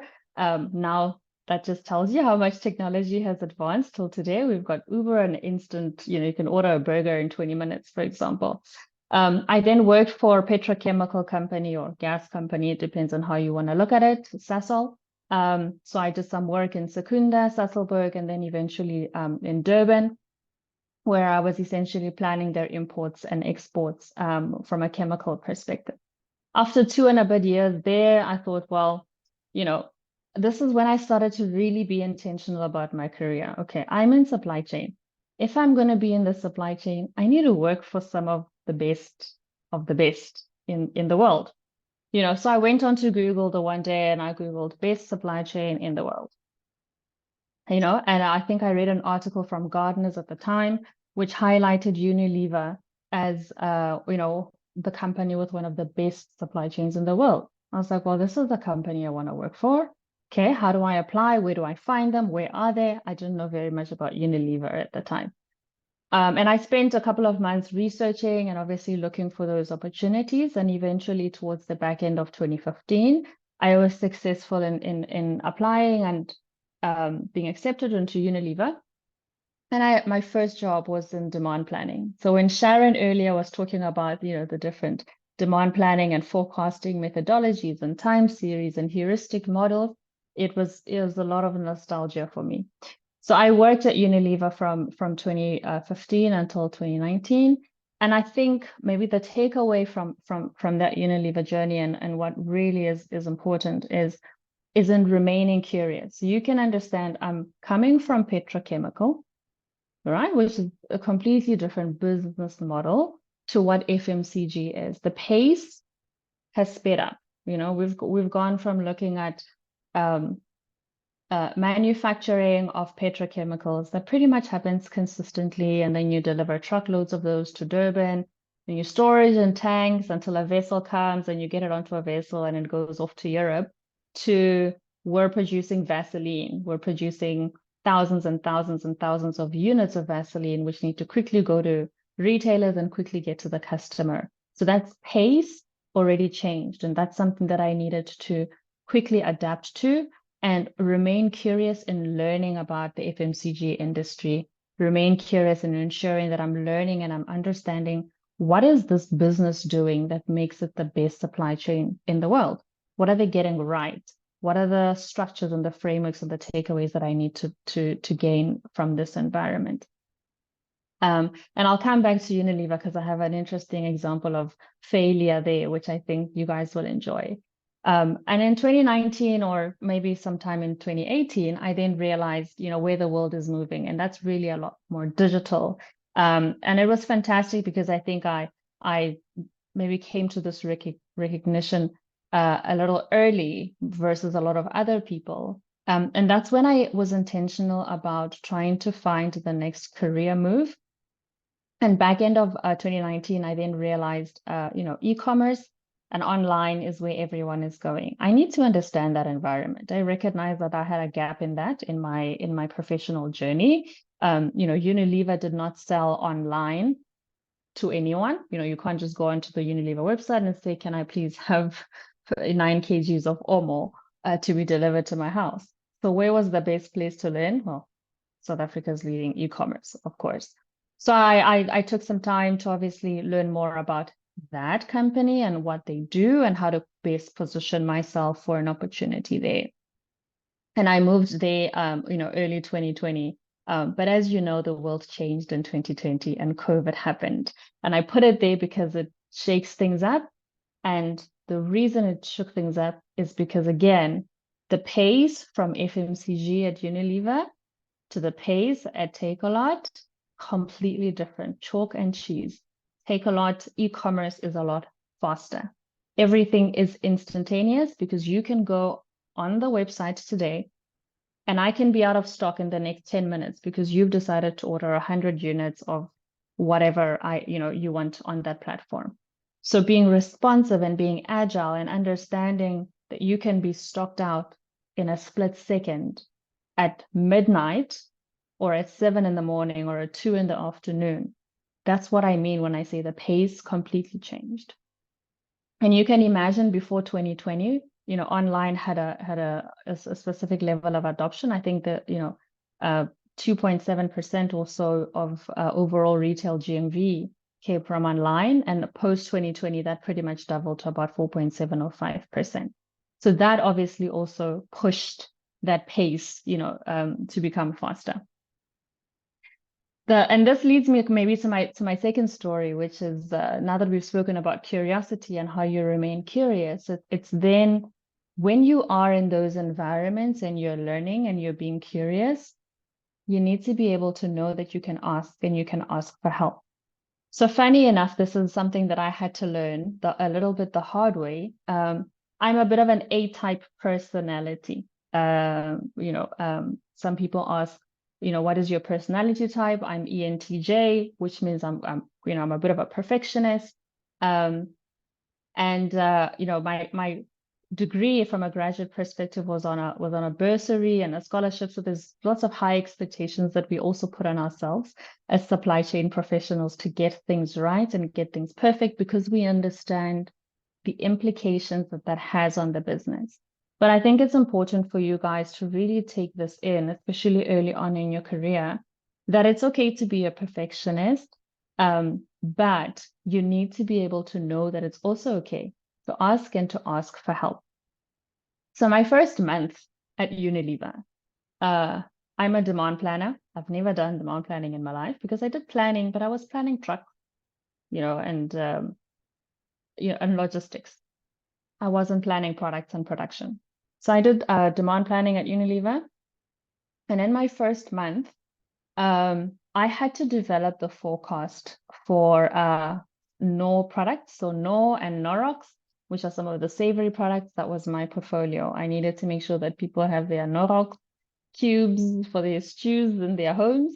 And part of that was ensuring that we get the forecast right. We have the right layers of activity. We've cleaned up all of the anomalies in the history, etc. And I'm doing this on SAP. And maybe some of you are familiar with SAP or not, but we had a SAP forecasting at the time. And this is, again, a very new system that I was learning for the first time. And I remember this day explicitly because it's 7 p.m. in the evening, I think on a Thursday. I have to submit my forecast on the Friday. And there's something that I have done completely wrong on that system because my forecast is not looking right. It's completely wrong. It's essentially saying that we're not going to be profitable at all if that happens. So I recognize that there was something that I had done wrong in the system. But it took me forever to ask for help. I went through various iterations of root causing and trying to go back and to find the problem. But the bottom line is I was a month into the job. And even though I had gone through, some initial training, it was very clear that I still needed help. And that's a lesson that I had to learn because I had to call my manager at 8 p.m. in the evening from the office and say, I haven't figured this out. I need some guidance here, which was painful for me to do. But I was really lucky in that I had a really great manager at the time who was very supportive.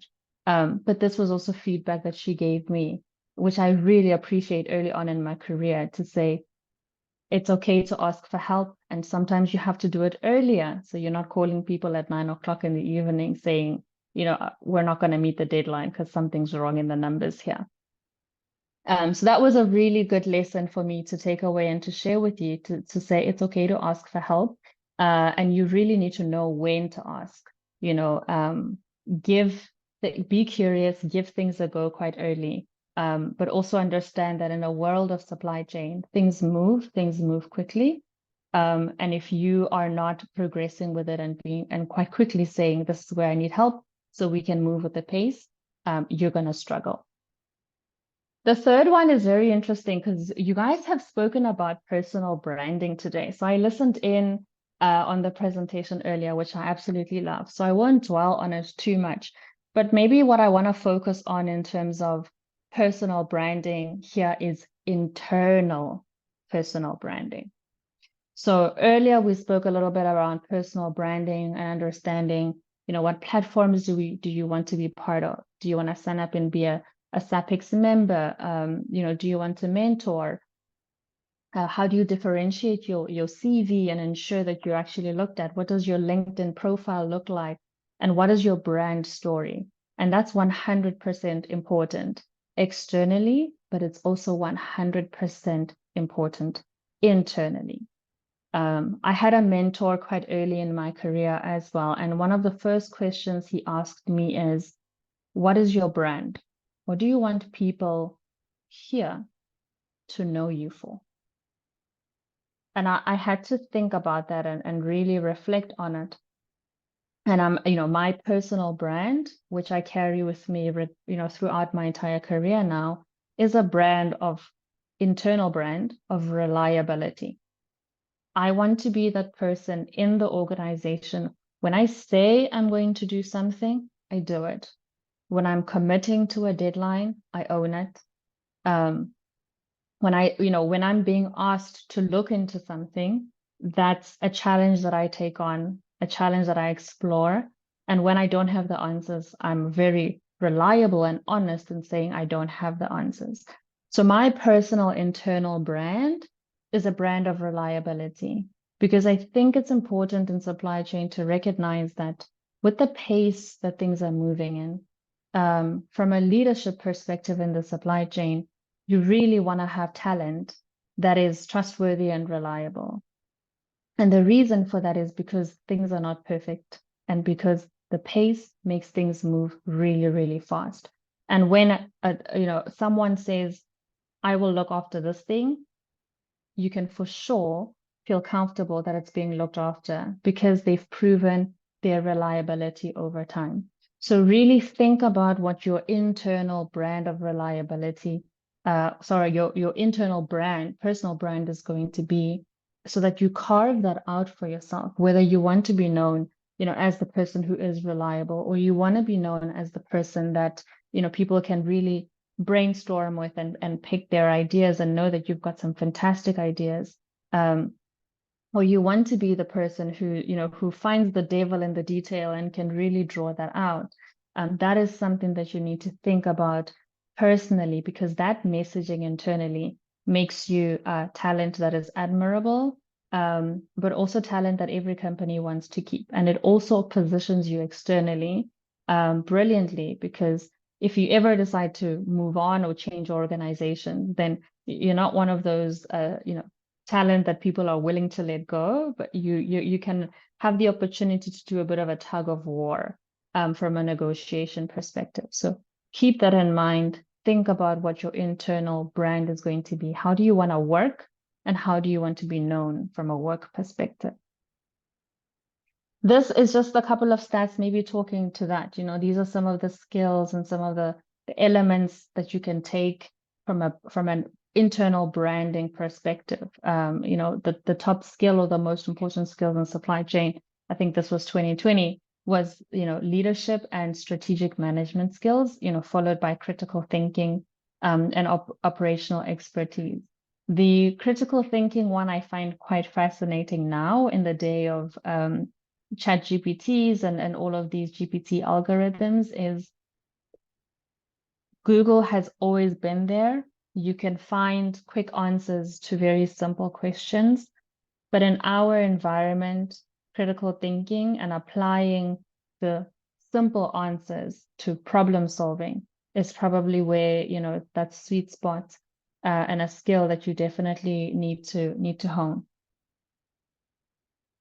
The fourth one, there's only 5. The fourth one is just understanding that progress trumps perfection. And I alluded to this earlier.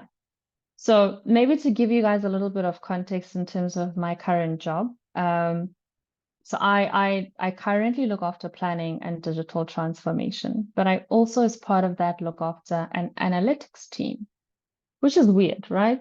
Analytics historically, didn't really sit in the supply chain. It sat somewhere else. But I love what Sharon said earlier, and I think somebody in the comments talking about data science coming into supply chain, demand planning moving into data science. Like it's a bit, it's a bit weird, but that's what technology has allowed us to do. Analytics now sits in the supply chain. In fact, it's a key component because what we want to drive is visibility. Analytics allows you to drive visibility. Visibility allows you to make decisions faster. And that's really what the supply chain is. What do you need to do? How do you do it faster so that you deliver to the customer or you provide that right service, on time, in full, et cetera, et cetera. So data drives those decisions. And if you are not careful, data can also hold to those decisions. And what I mean by that is too much data often gets people stuck.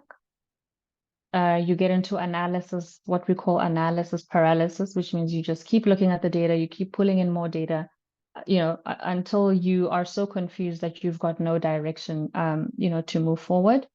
So you need to be careful around how much data you bring in and how much data is needed for an effective decision. And this is important as a leader, if you're leading a function, or even as an analyst. If you're starting out in your career, you're an analyst or a demand planner or a planner or anything of the sort, really understand what are we trying to solve, or what is the answer that we're looking for, and don't get into that analysis paralysis from a data perspective, because then you miss deadlines, and you that again speaks back to whether you want to be reliable from an internal brand perspective. So this was the case with us in COVID. I mentioned earlier that before COVID, we had a certain adoption in terms of online.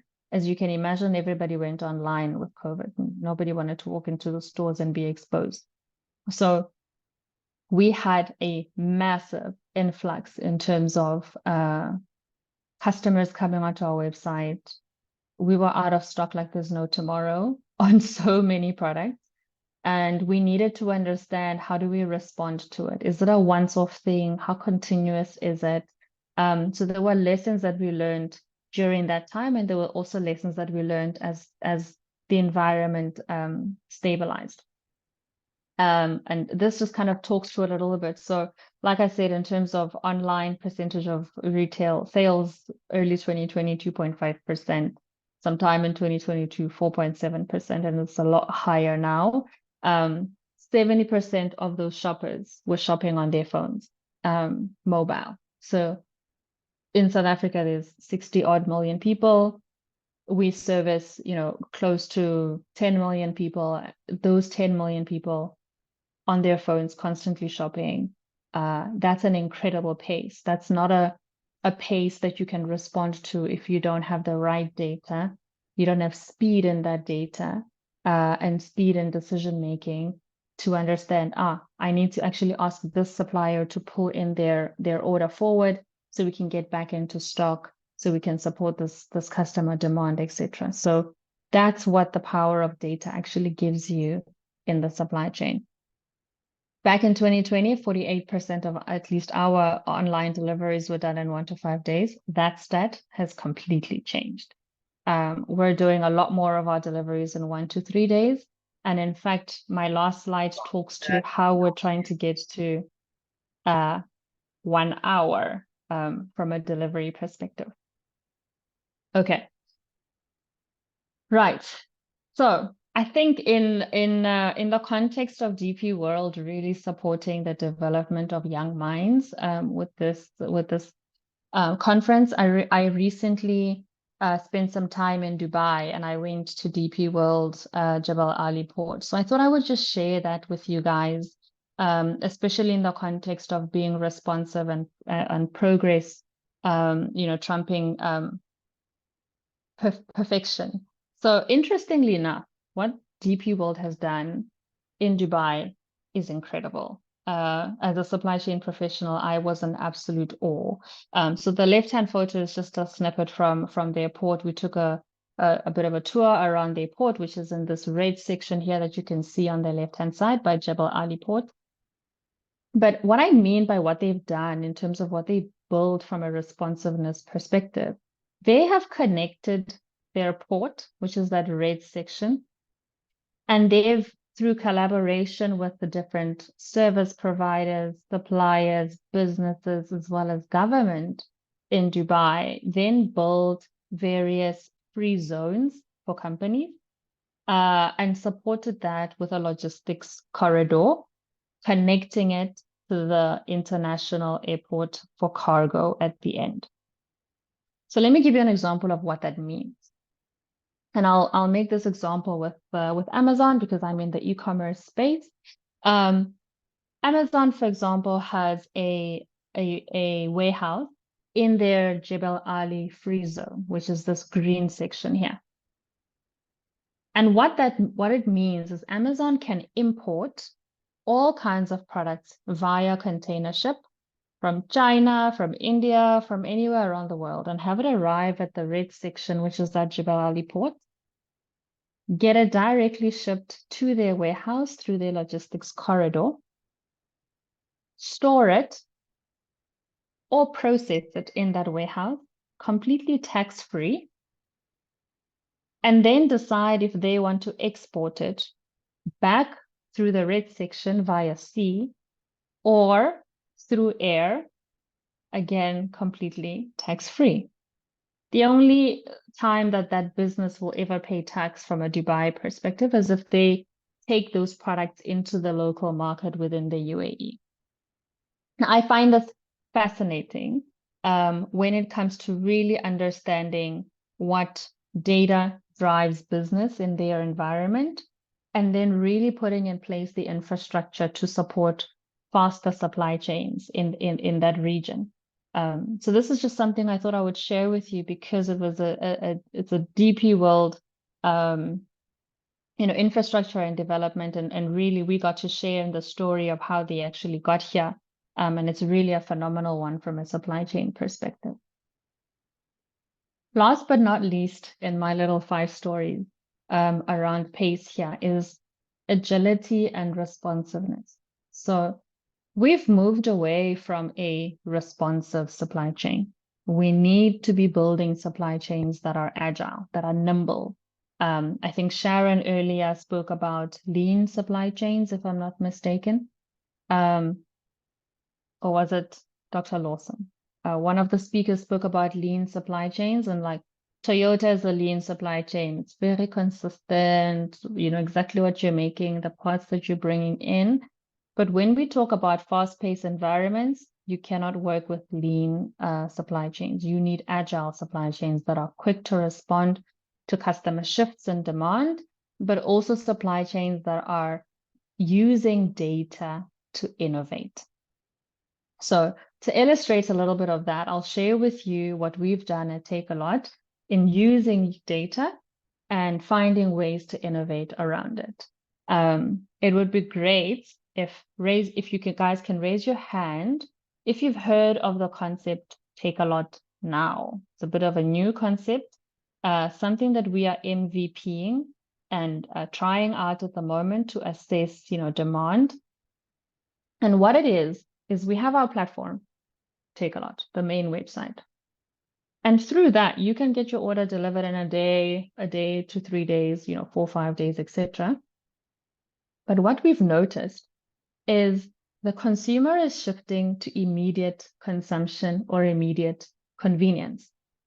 And the bottom line is, if I'm sitting at home and I'm working and my laptop charger, buggers out and it's no longer working, for me to now get ready and get into my car or, get into transport and find myself at a Incredible Connections or whatever to go and buy a replacement charger, extremely inconvenient. This is where now the convenience comes in. you can actually go onto one of our platforms. I think that this is now on Mr. D because it's our sister group, sister company. And you can order a laptop charger and it can be delivered to you within 45 minutes from TAKEALOT. And this is a model that I think illustrates to you guys the fact that it doesn't matter how big the company is. The supply chains need to think about how to be agile for the customer's convenience. So we are actually using data in terms of seeing that customers really want that convenience. Customers want things delivered to them faster. Understanding what is the portfolio that we want to put. So we've established this model using something that we call dark stores. And what that means is it's not really a warehouse, but it's like a mini warehouse within a particular node that we've identified where we've got a large number of customers that shop from our original platform. And we've said we will service them from that dark store. And we've taken from our 2 million products, a selected amount of products where we say, this is what we want to trial with. This is what we want to MVP with. And then we build a nimble supply chain on top of that. So this is exactly, the example around saying, how do we become more agile? How do we test and pivot and fail quite quickly and fail forward as supply chain professionals? Because from these learnings, you then have to understand how you make something like this scale. And in e-commerce, we operate on scale. So that said, these are my 5 takeaways from you, from me. I really hope that some of the stories that I've shared around remaining curious and always, having this culture of consistent education and learning, you guys really take that away with you. I know some of you are graduating and you're tired of school already, but remember that you have to be a lifelong learner, particularly in the supply chain space. Early on, late in your career, it doesn't matter where you are. Always ask for help where you need help. Ask questions. There's no such thing as a stupid question. If you ask, you'll learn. The third piece is around personal branding, internal personal branding. Understand how you want to position yourself and how you're going to grow your career in doing that. And mentorship is also a part of it. The fourth one is progress trumps perfection. And that really also leans to just remaining curious, continuing to learn, testing, trialing, pivoting, failing forward quite quickly, and remaining agile and responsive as an individual, but also building that into your supply chain. So I will leave you guys with maybe just one last quote, which is that the strength of the supply chain is based on each individual link, and that individual link is you.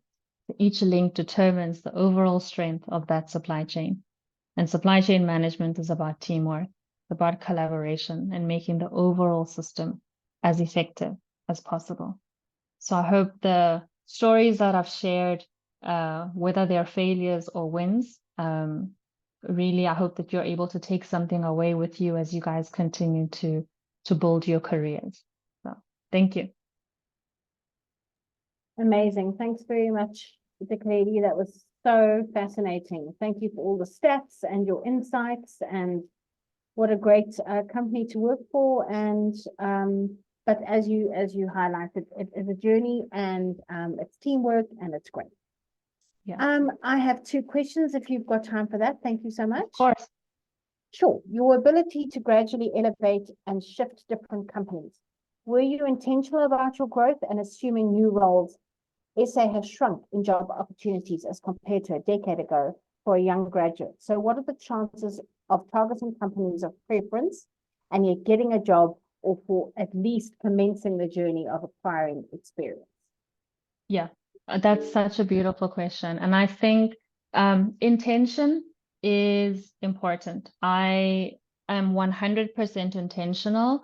And I really advocate for you guys to be around, where do you want to be? What are the type of roles that you want to be in, and the type of experience that you want to gain? I understand that the job market is a tough one at the moment, and it's not going to happen overnight. I think I talk about my shift from from Sasol to Unilever, from Unilever to TAKEALOT, but it didn't happen overnight. It did take quite a couple of months of first research. What does this company actually do? Second is understanding, what do I want to gain from it? And by understanding that, you can then recognize some of the gaps that you might have from a skills perspective and understand if you can close some of those gaps before you even get into that organization. So for example, when I was working at Sasol, recognizing that I actually want to move into supply chain and be a professional and be in a top supply chain company, I then said, what is needed for me to position myself correctly? And that's actually when I started doing my CSCP. So I wrote my CSCP mid 2015, but as part of my interview process to Unilever, I was able to say, well, I Googled you guys. And according to Gartner's, which is an institution that's recognized, you're sitting right at the top in terms of supply chains that are amazing to work for. And that's why I've applied to you. That's why I want to work for your company. And I've also invested in myself. I've actually decided to do the CSCP because I want to be a supply chain professional and I want to add value when I come into your environment. So it's really understanding that, just understand the company, do some research on it, see what gaps you might have, and if there's some free courses available, or if you're in a position to pay for some courses to close those gaps, so you can leverage that in your interview process, do it. And then one of the speakers earlier around branding spoke about LinkedIn. Guys, connect with people. Yeah. I didn't do this enough early in my career. Connect with people, but don't just connect with them. Inbox them, say hello. Hi, I am this person. This is where I am in my career. I've really been looking at your journey. I love that you've written this article and that article. And I look forward to keeping in touch. And they'll remember that. That's really just something that you must take away. They will. I think of LinkedIn as like this huge digital party. And you're like wandering around and then you find somebody and it's an interesting conversation. And so you stay there for a bit, then you move on. It's fantastic. We have another question from Mia, and then we'll move on to Kafiso, who's got his hand up. How do I know when to move companies/industries? Currently, I'm in a role that I don't know what to do with the rest of my life. However, I get treated very well and receive a market-related salary. Do I move now? I probably need to start at the bottom with a lower salary. Oh, that's a tough one. So I think the one thing that you must remember is that skills are transferable. So when you move industries, you don't have to always start at the, make a list of what skills you currently have in your current industry, and then compare that to the list of skills or requirements in maybe a job that you might find interesting in that new industry, and see where you've got some common ground in terms of those transferable skills.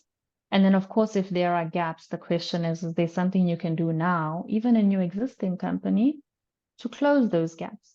Because sometimes you're working, in a company that treats you really well, and you're enjoying it, and they are able to give you an opportunity to close a gap that you need to close for your next step, right? And I'll make a practical example.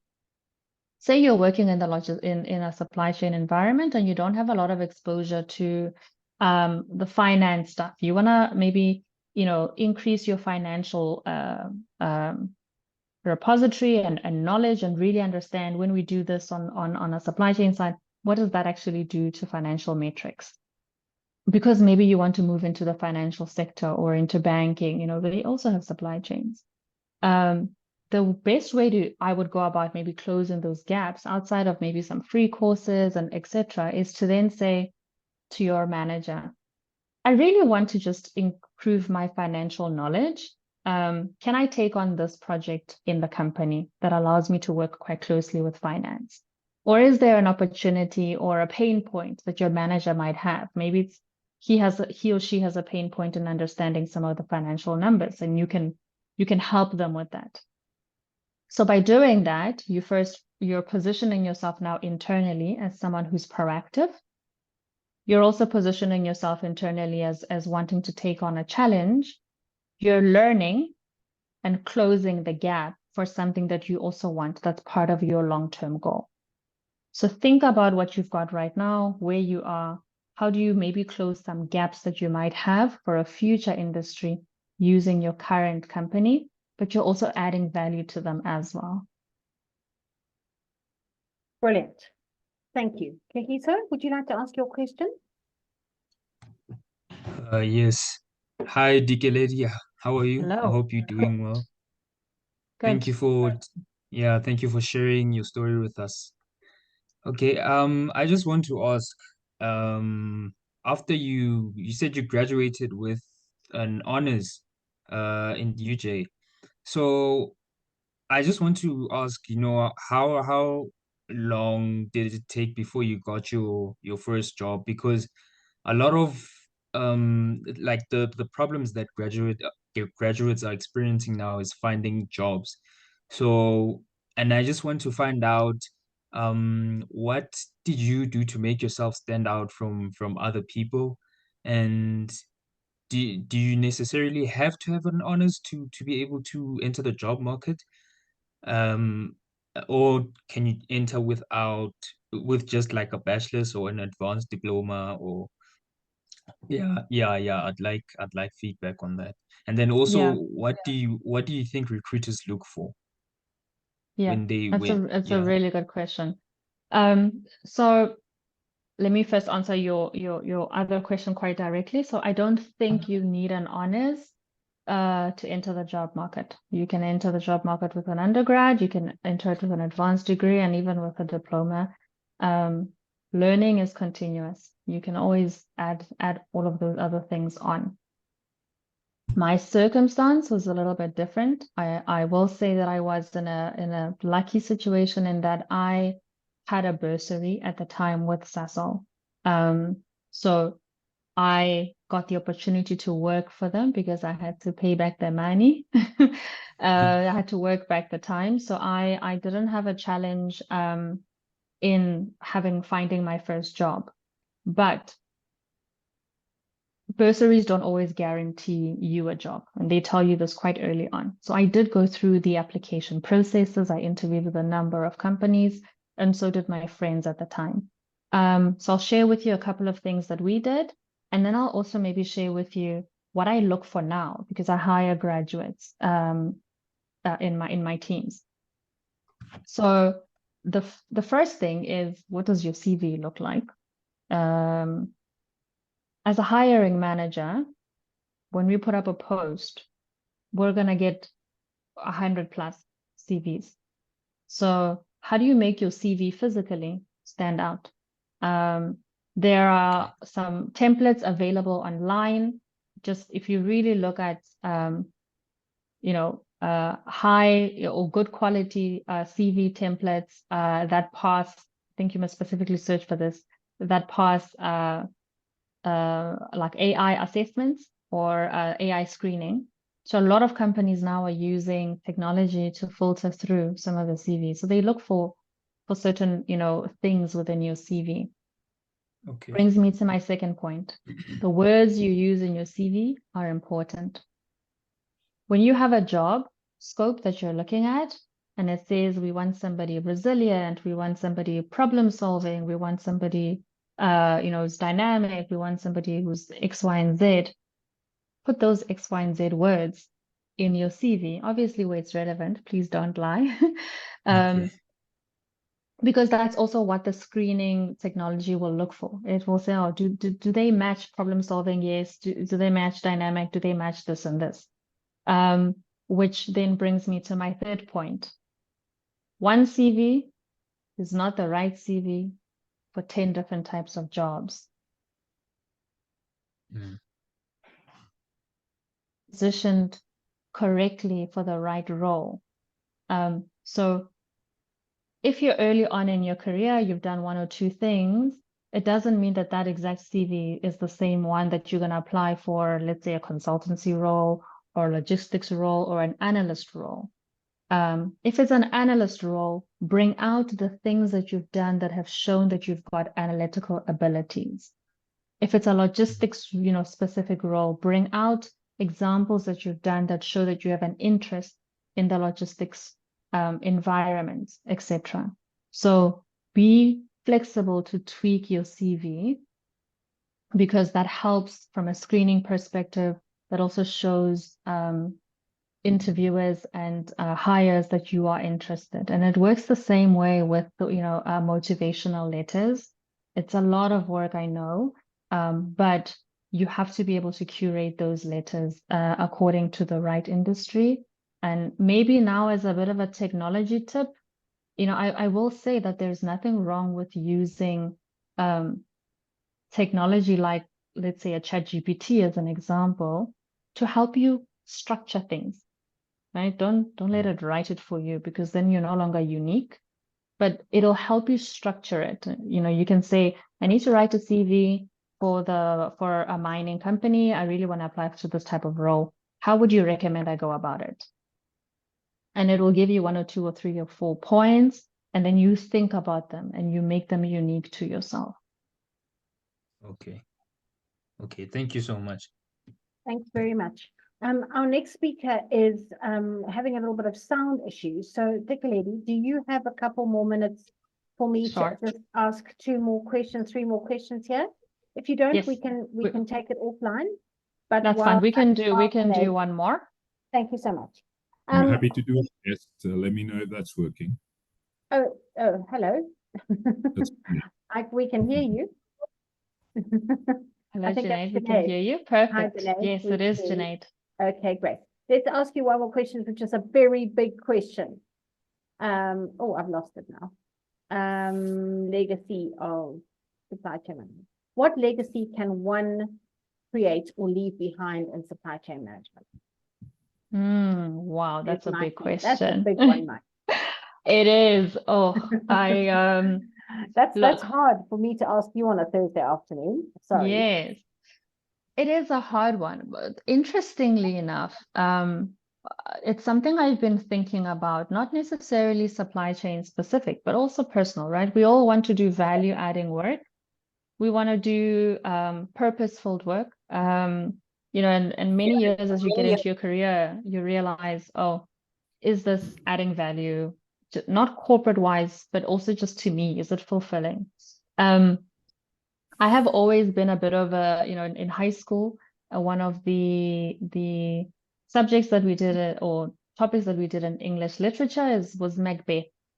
We read Macbeth. That was one of the exams that I wrote on literature, was on Macbeth. And the funny thing is, I became the tutor in my high school for Macbeth. So I kind of became the teacher towards the final exams. I mentioned that because I think I've always been a little bit of I'm going to say a teacher at heart. And the reason for that is because I love empowering and imparting what I have learned, and if it adds value to the next person. So maybe that kind of speaks to a little bit in terms of my legacy in the supply chain and in the supply chain community as a whole. I love the fact that I have opportunities like SAPICS has given me today to really just share with you guys, and I hope that you're able to take something away. So I hope that is part of my legacy. So you kind of have to carve that out for yourself. But I do the same thing in my corporate job. So when I bring young people into my teams, how do I ensure that they are getting, the right leadership, the right mentorship and support? What are the things that they want to build in their careers? Remember, your career development is something that not every company and not every leader does. So I try to bring that into my teams within the supply chain. So whether they stay in the organization or they leave, they always remember that is something that they've received from me as a supply chain professional, but also from an industry perspective. So that's maybe a little bit of the legacy that I want to leave. Great. Big question, Mikey. Thank you, Dikeledi. You answered it very elegantly. Okay. Thank you very much. Thank you on behalf of SAPICS. Thank you for your Thank time. you, You're a everybody. very busy woman, and I'm very grateful. And let's hope we can all meet at the SAPICS conference and in person at the site visits, and and we can carry on the conversations.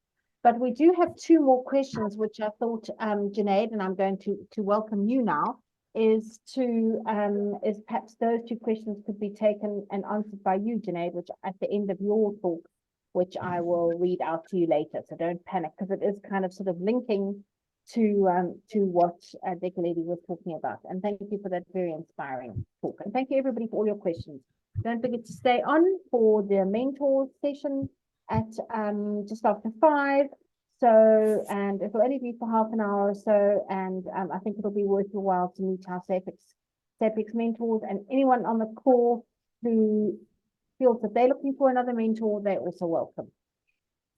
Thank you, Cheryl, for the back end work of this and running the slides, and welcome to Junaid. It's good to meet you, myself, and thank you very much. Thank you. Perfect. Thank you very much. I'm going to do a quick introduction. Junaid is the head of people at DB World Sub-Sahara Africa, and he's a qualified pharmacist who also completed his MBA. So that's also a lesson in how you can swap industries. With over 20 years experience in human capital management, business leadership and transformation, and business management, Junaid has led large business, human resources functions, and organizational projects, including system, behavioral, cultural, and structural change initiatives. He joined the financial sector at the end of his career and has spent 6 years heading HR for ABSA Insurance and ABSA Africa prior to joining Sasol and then moving to DP World. So it's great to meet you, and we look forward to your presentation. And don't forget to put your questions in the chat and ask questions at the end, and we'll raise those two questions from Nondamiso and Laura later on. Thank you, Junaid. Over to you. Excellent, and thank you very much, and thanks for the opportunity. I'll start off with the last question that you did ask, which was, how do you leave a legacy in logistics? And just my thoughts on that is really around, I think, what does logistics ultimately do?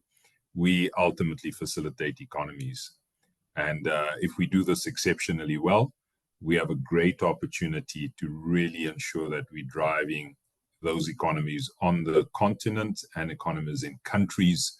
And I think that would be a great legacy to actually leave when we actually see growth and giving people on the continent access to product, and also getting our product off of the continent and into the rest of the world.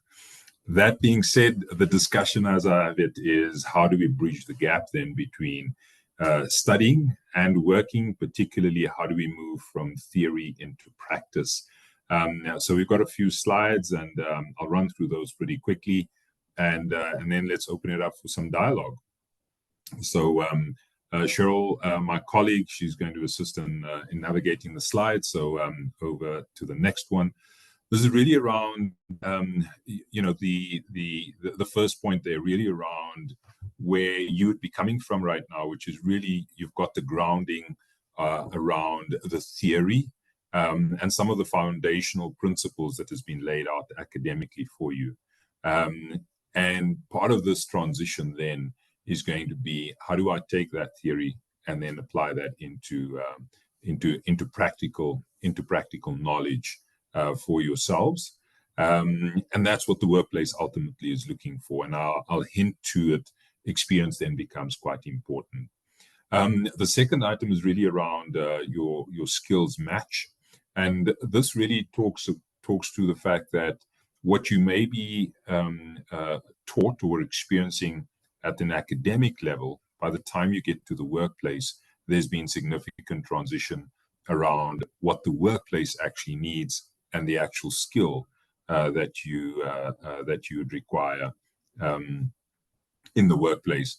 And you may find that there's a bit of a mismatch, and you'd be wondering, well, did I really study the right stuff, and how is that applicable in the work context? because they may be looking for something different there. But this is where adaptability and resilience comes in, and you'll see that come up later on in our discussion. We are seeing generative AI playing quite a critical role, and the change in the technology space. So expect that to change. I think we're seeing that globally, there's significant change happening there. Logistics and the technology around that, and digital logistics is going to play a key role, or more significant role, going forward. And how do you stay abreast of that? And how do you make that transition again from theory into practice? The fourth item is quite an important one, right? The skills, soft skills development, and I'm happy to put that out to you as how do you define the soft skills? I do believe that the soft skills are actually the hard skills to master, and I think particularly in a world now where we're seeing a challenge around how we engage.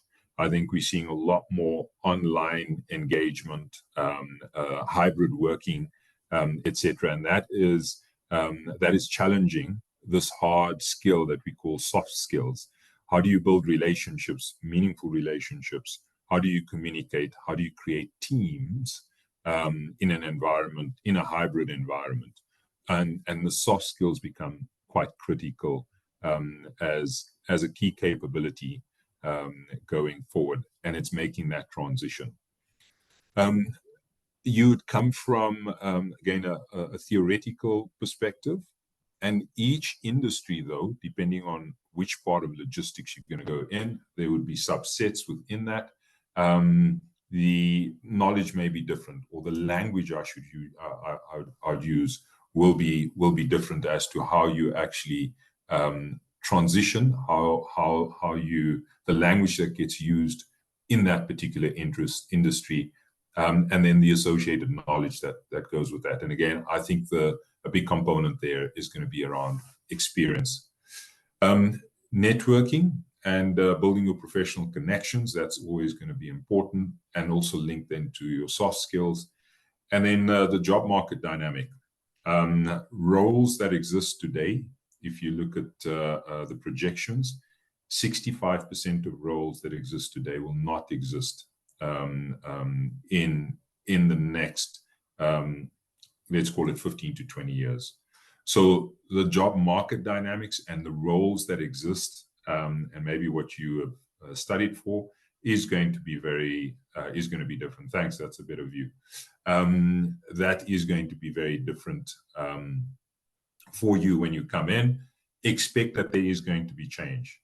I think I certainly am an example of that. I'm a chemist by background, but I've navigated the pharmaceutical industry, heavy engineering, as well as banking, and now end-to-end supply chain and logistics. And it is what are you going to remain true to as an individual? And again, some food for thought here. What are you going to be loyal to? Are you going to be loyal to your profession and what your skill and contribution is into the world? Or are you going to be loyal to a company? So some food for thought as you transition from studying into the workplace. If we move to the next slide, Cheryl, thank you. All right, perfect. What actions can you take to bridge the gap? Practical experience is going to be critical. Once we've employed you, once we've hired you, the qualification becomes secondary. The primary becomes the experience. And the question is, how quickly can you get to a place where you've got diverse experience and you become more employable going forward? And my recommendation there is, in your initial period of time, whether it's the first few months and even the first few years, make sure you make yourself available. Put your hand up. Get involved in projects. Get involved in what the organization is trying to do, put your hand up, make yourself available. The second one is those soft skills. How do you build relationships? How do you build networks? How do you communicate? And make sure that you're able to influence.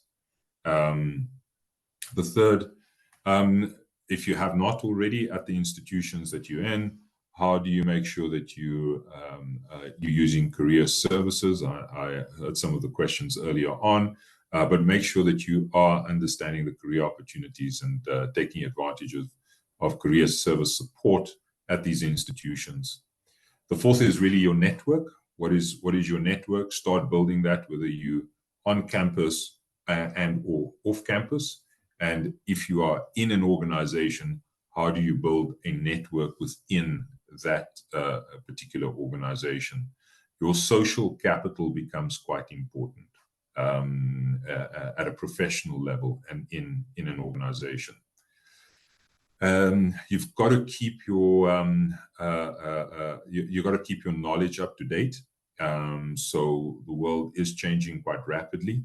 There is a lot of focus on logistics, on supply chain. How do we remain updated? So stay in touch not only within your organization, but also what is happening at a sector level. Feedback is a gift. Sometimes we don't receive it that well, but see it as feedback, certainly in your initial years, but I guess ongoing, and use it as an opportunity to listen and see where you can do things differently and take learning from that. Feedback is not necessarily a bad thing. Leverage it as a gift when it is given. I guess a big question would be, what could I have done differently, and receive that feedback. Be flexible and open-minded. You may be very structured in what you've got at the moment, what you've come through from an academic perspective. What organizations will ideally be looking for is saying, where's the level of enthusiasm?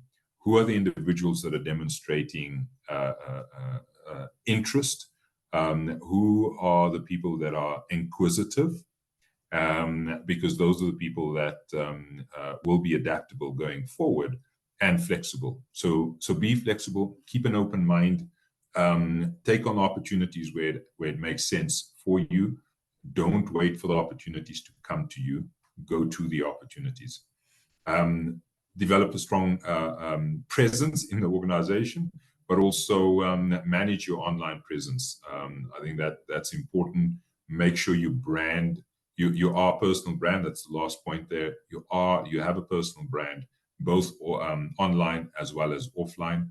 Make sure that you're managing it, whether that's your LinkedIn profile or others. Make sure that you extend that, and that does give you great exposure. But hey, it also leaves a footprint. So make sure you're managing it. Mentorship and coaching is quite an important one. I do differentiate between the two. And in this instance, for where you are, mentorship will focus on making sure you're gaining as much experience as possible.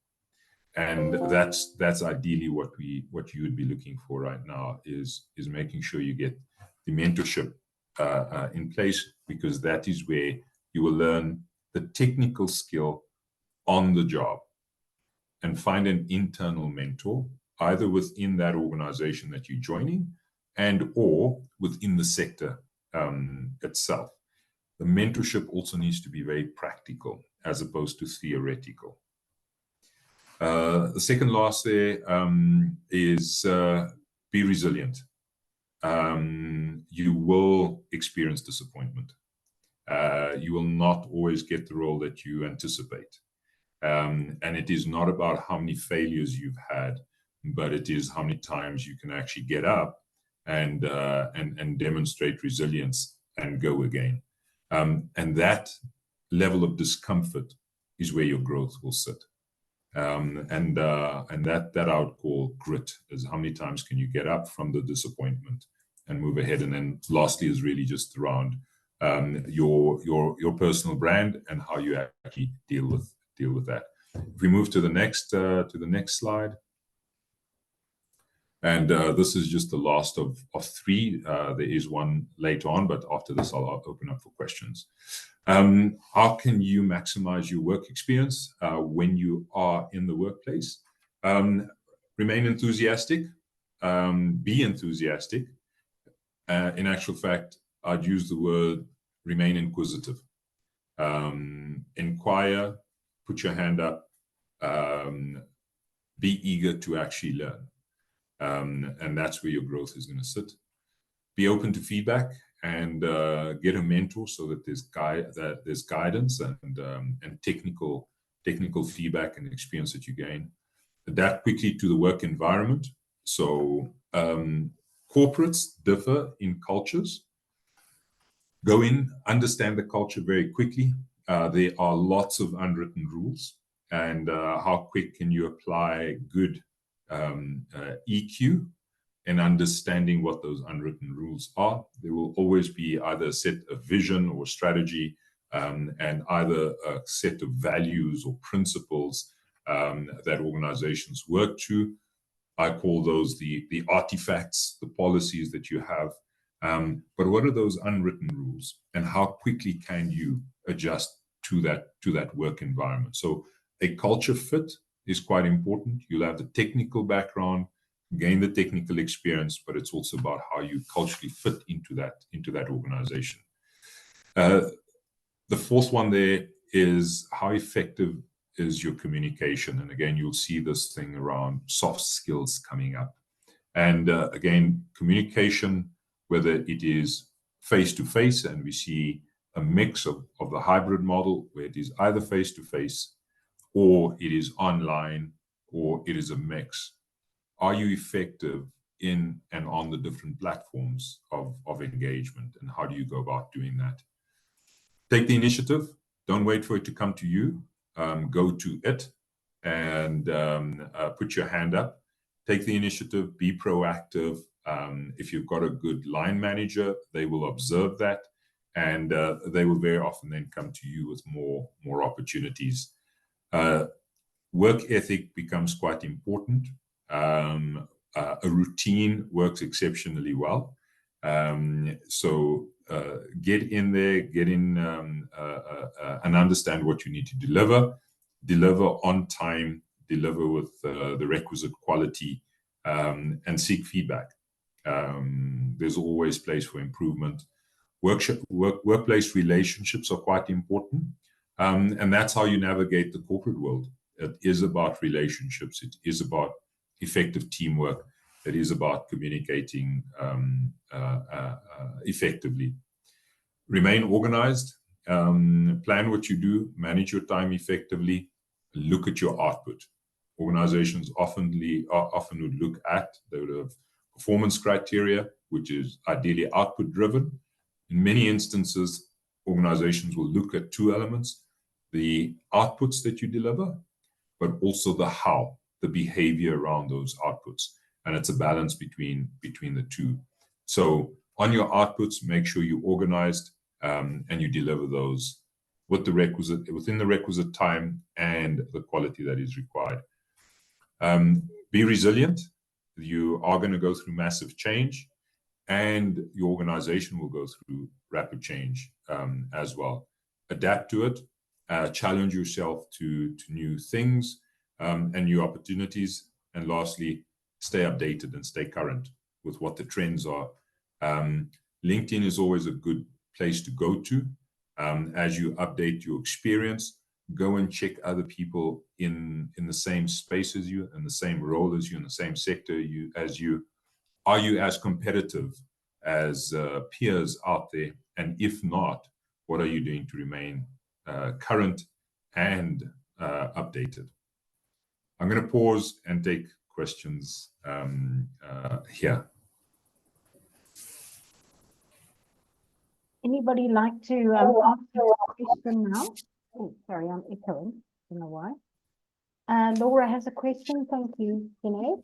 Hi, Laura. Hi, Mr. Junaid. I hope you're well. I have a question. I think you might have said something along the lines of what I'd ask, but I just want to be sure. Basically, I'd like to ask, what would you advise a final year student does in acquiring skills in comparison to the requirements that, the SCM field would need? Okay. All right. So again, I think for me it is, you may not have had, or if you have had, potentially workplace shadowing to gain experience. That would have been ideal, and through your studies to have engaged in that. If you are a final year or pre-finals, is make yourself available to organizations for VAC work. It allows you the opportunity to see what the opportunities are within an organization and the different fields within an organization. So that's while you're on campus, while you're learning, make yourself available, do VAC jobs, make yourself available to do job shadowing while you're doing that. Organizations, once you've graduated or you've completed your studies, most organizations will have a graduate program.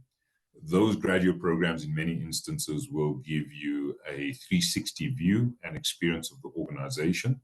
That is going to give you broad exposure. It's not going to give you depth of experience, but it's going to give you broad exposure that will allow you to then, after whether that's 3, 6, or 12 months, look at what is the area that interests you, and then focus your attention on gaining experience in that area, should that organization extend your internship or your graduate or the graduate program into a permanent environment.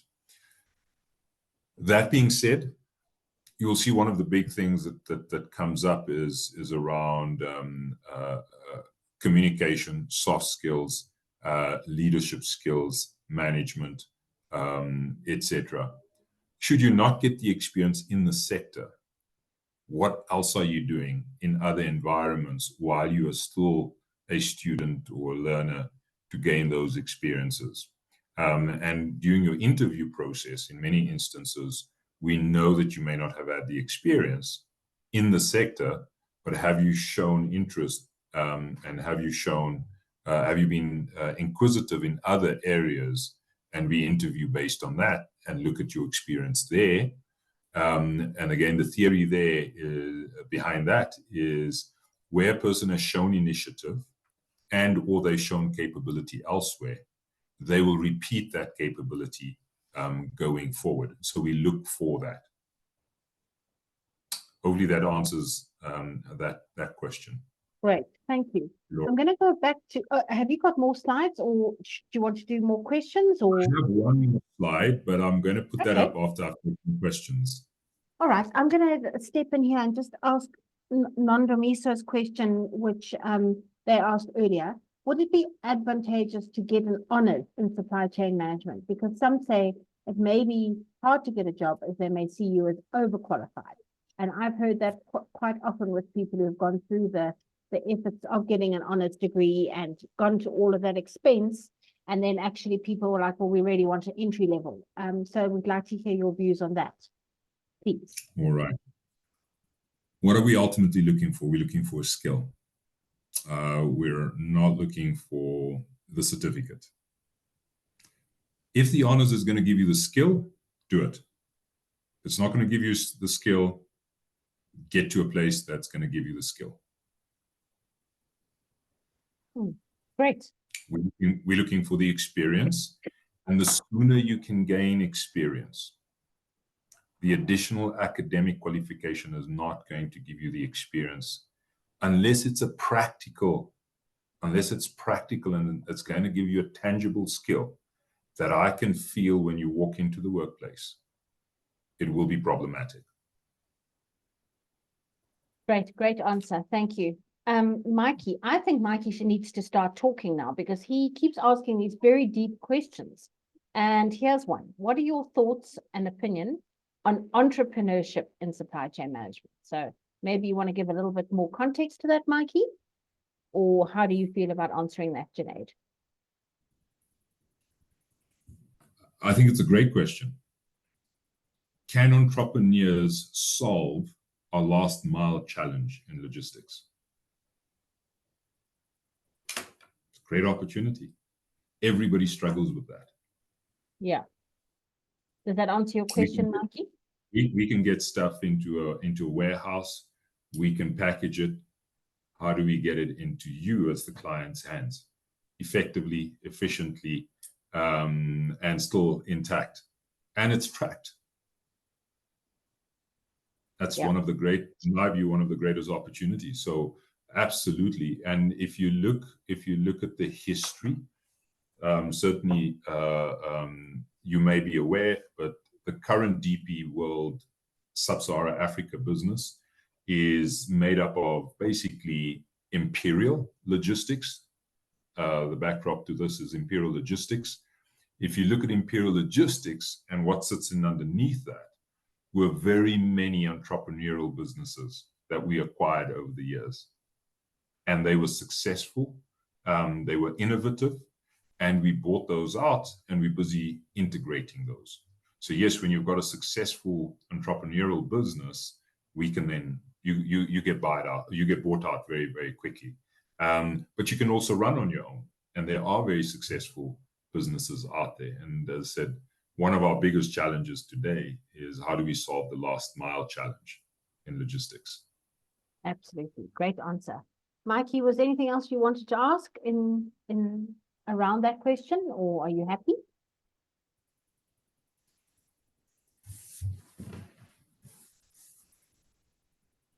Oh, I think he's... Do you want to carry on, Junaid? Thank you.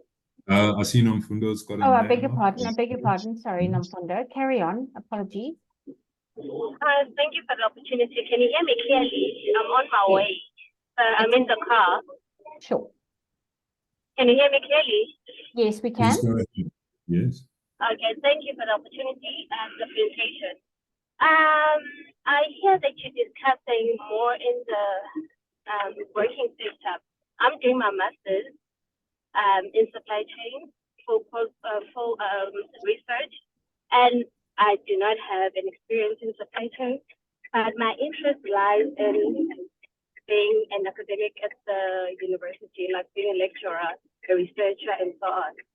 Yet I do not have any experience. I hear in your answering or in your presentation, you're looking specifically for skills. And even in lecturing, I think there will be some sort of experience. Like when I'm doing some research of the job requirements, they always look for experience. And it is so hard for me because I kind of engaged tutoring jobs in supply chain because now I'm trying to do something that will actually lead me into gaining some experience or skills in standing in front of the student, even though right now I am dealing with the student, assisting here and there in their research, but I don't have the full exposure.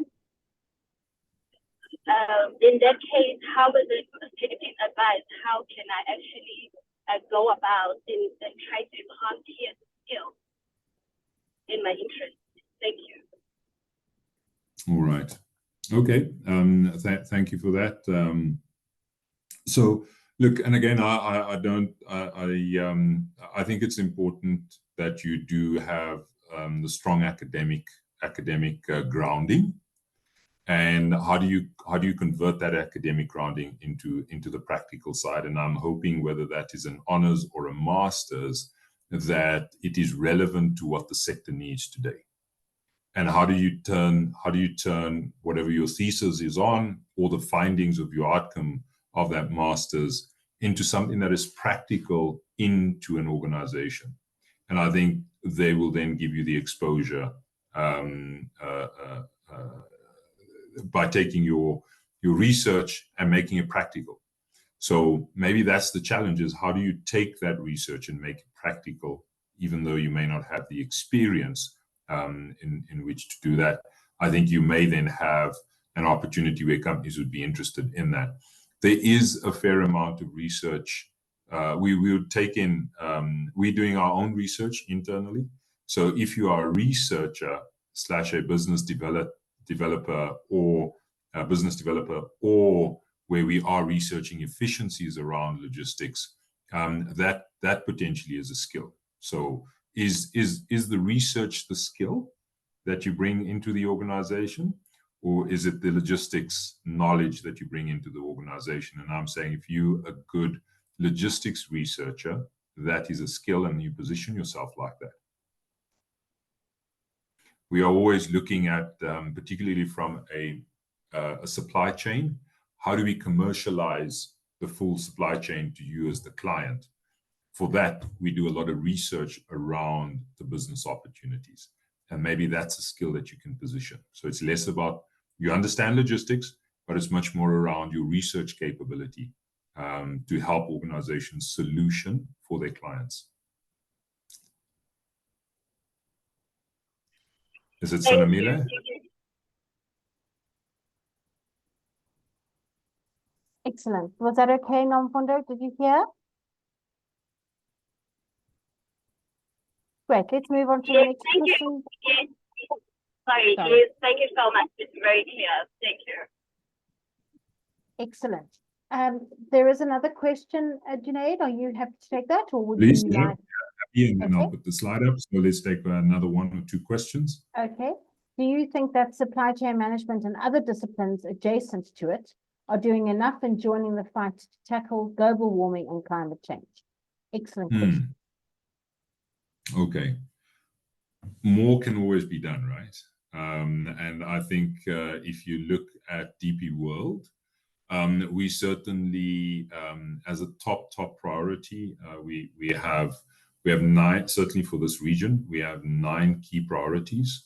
One of them is around sustainability, and making sure that we are creating a more safe future for ourselves. You may have seen, and if you haven't, please go have a link on LinkedIn, our latest participation and engagement in partnerships with Woolworths around our refrigerated vehicles.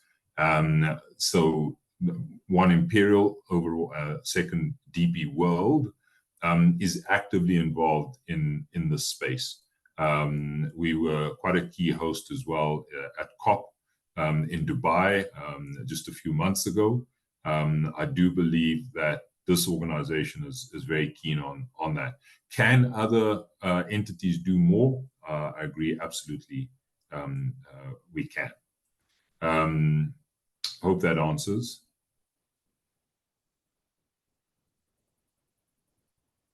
Thank you. I think that was good. Siabela, I hope you're happy with that response. Senamili, I think that's how you pronounce your name. I hope it's right. Has her hand up. You're welcome to ask your question. Oh, it's Senamile. Senamile. Yes, thank you.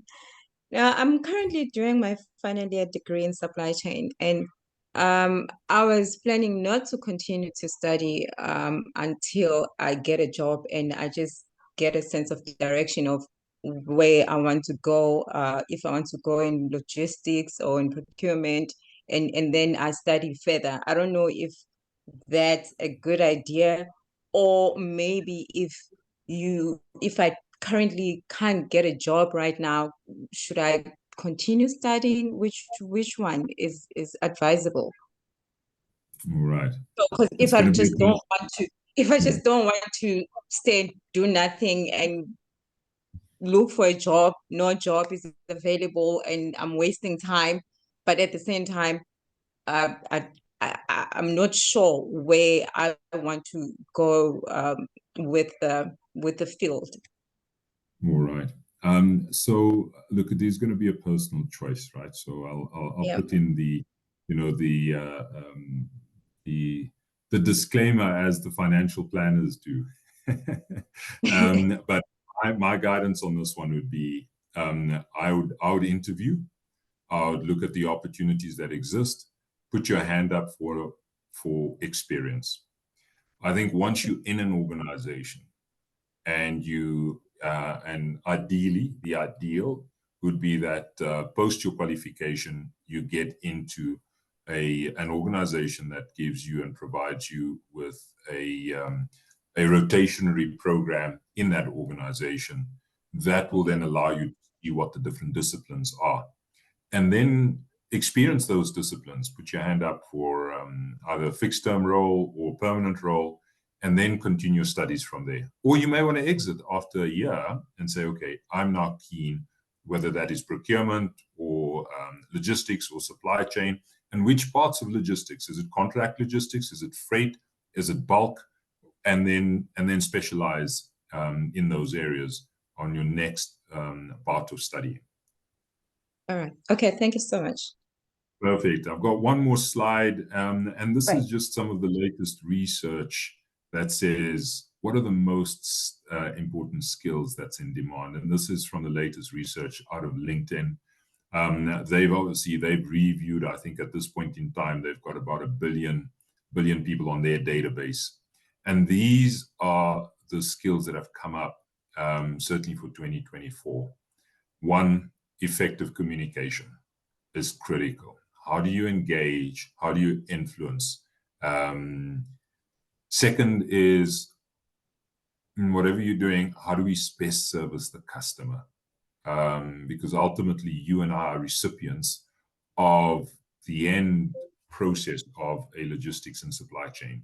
And how do we best service that? Then leadership, and you'll see there's always this dilemma between management and leadership.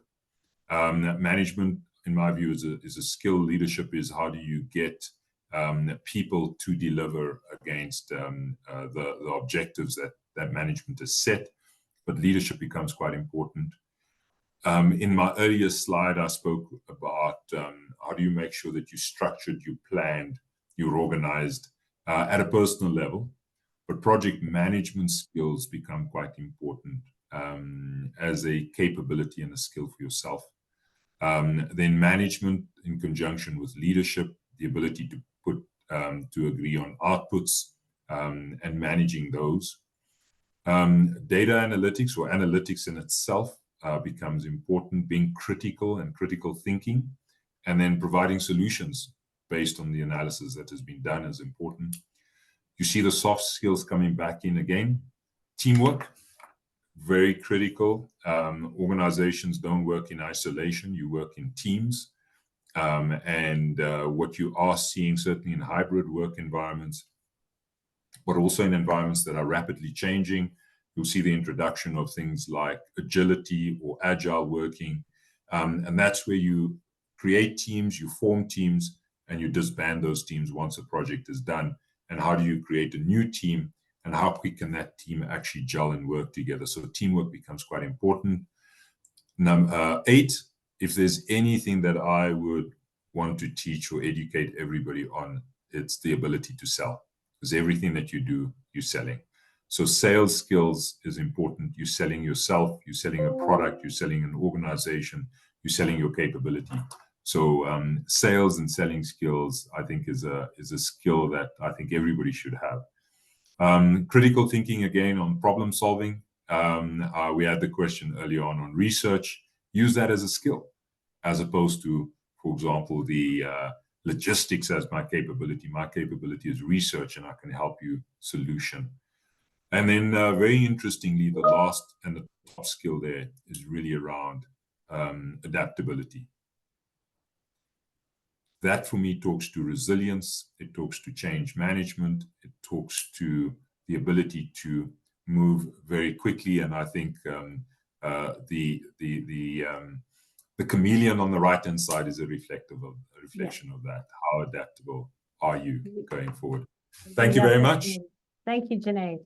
Amazing. Cheryl has put the link in that you referred to earlier on the article about DP World and Woolworths.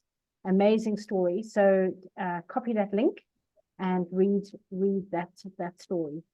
Thank you very much. If you have any other questions, you can then jump into the breakout rooms. But before you do that, I just want to thank everybody I want to particularly thank the SAPICS board for their ongoing support. Thank you, Selepe, for coming back onto the call. I'd like to thank the sponsors, DP World, who are a continued and amazing supporter of SAPICS over so many years.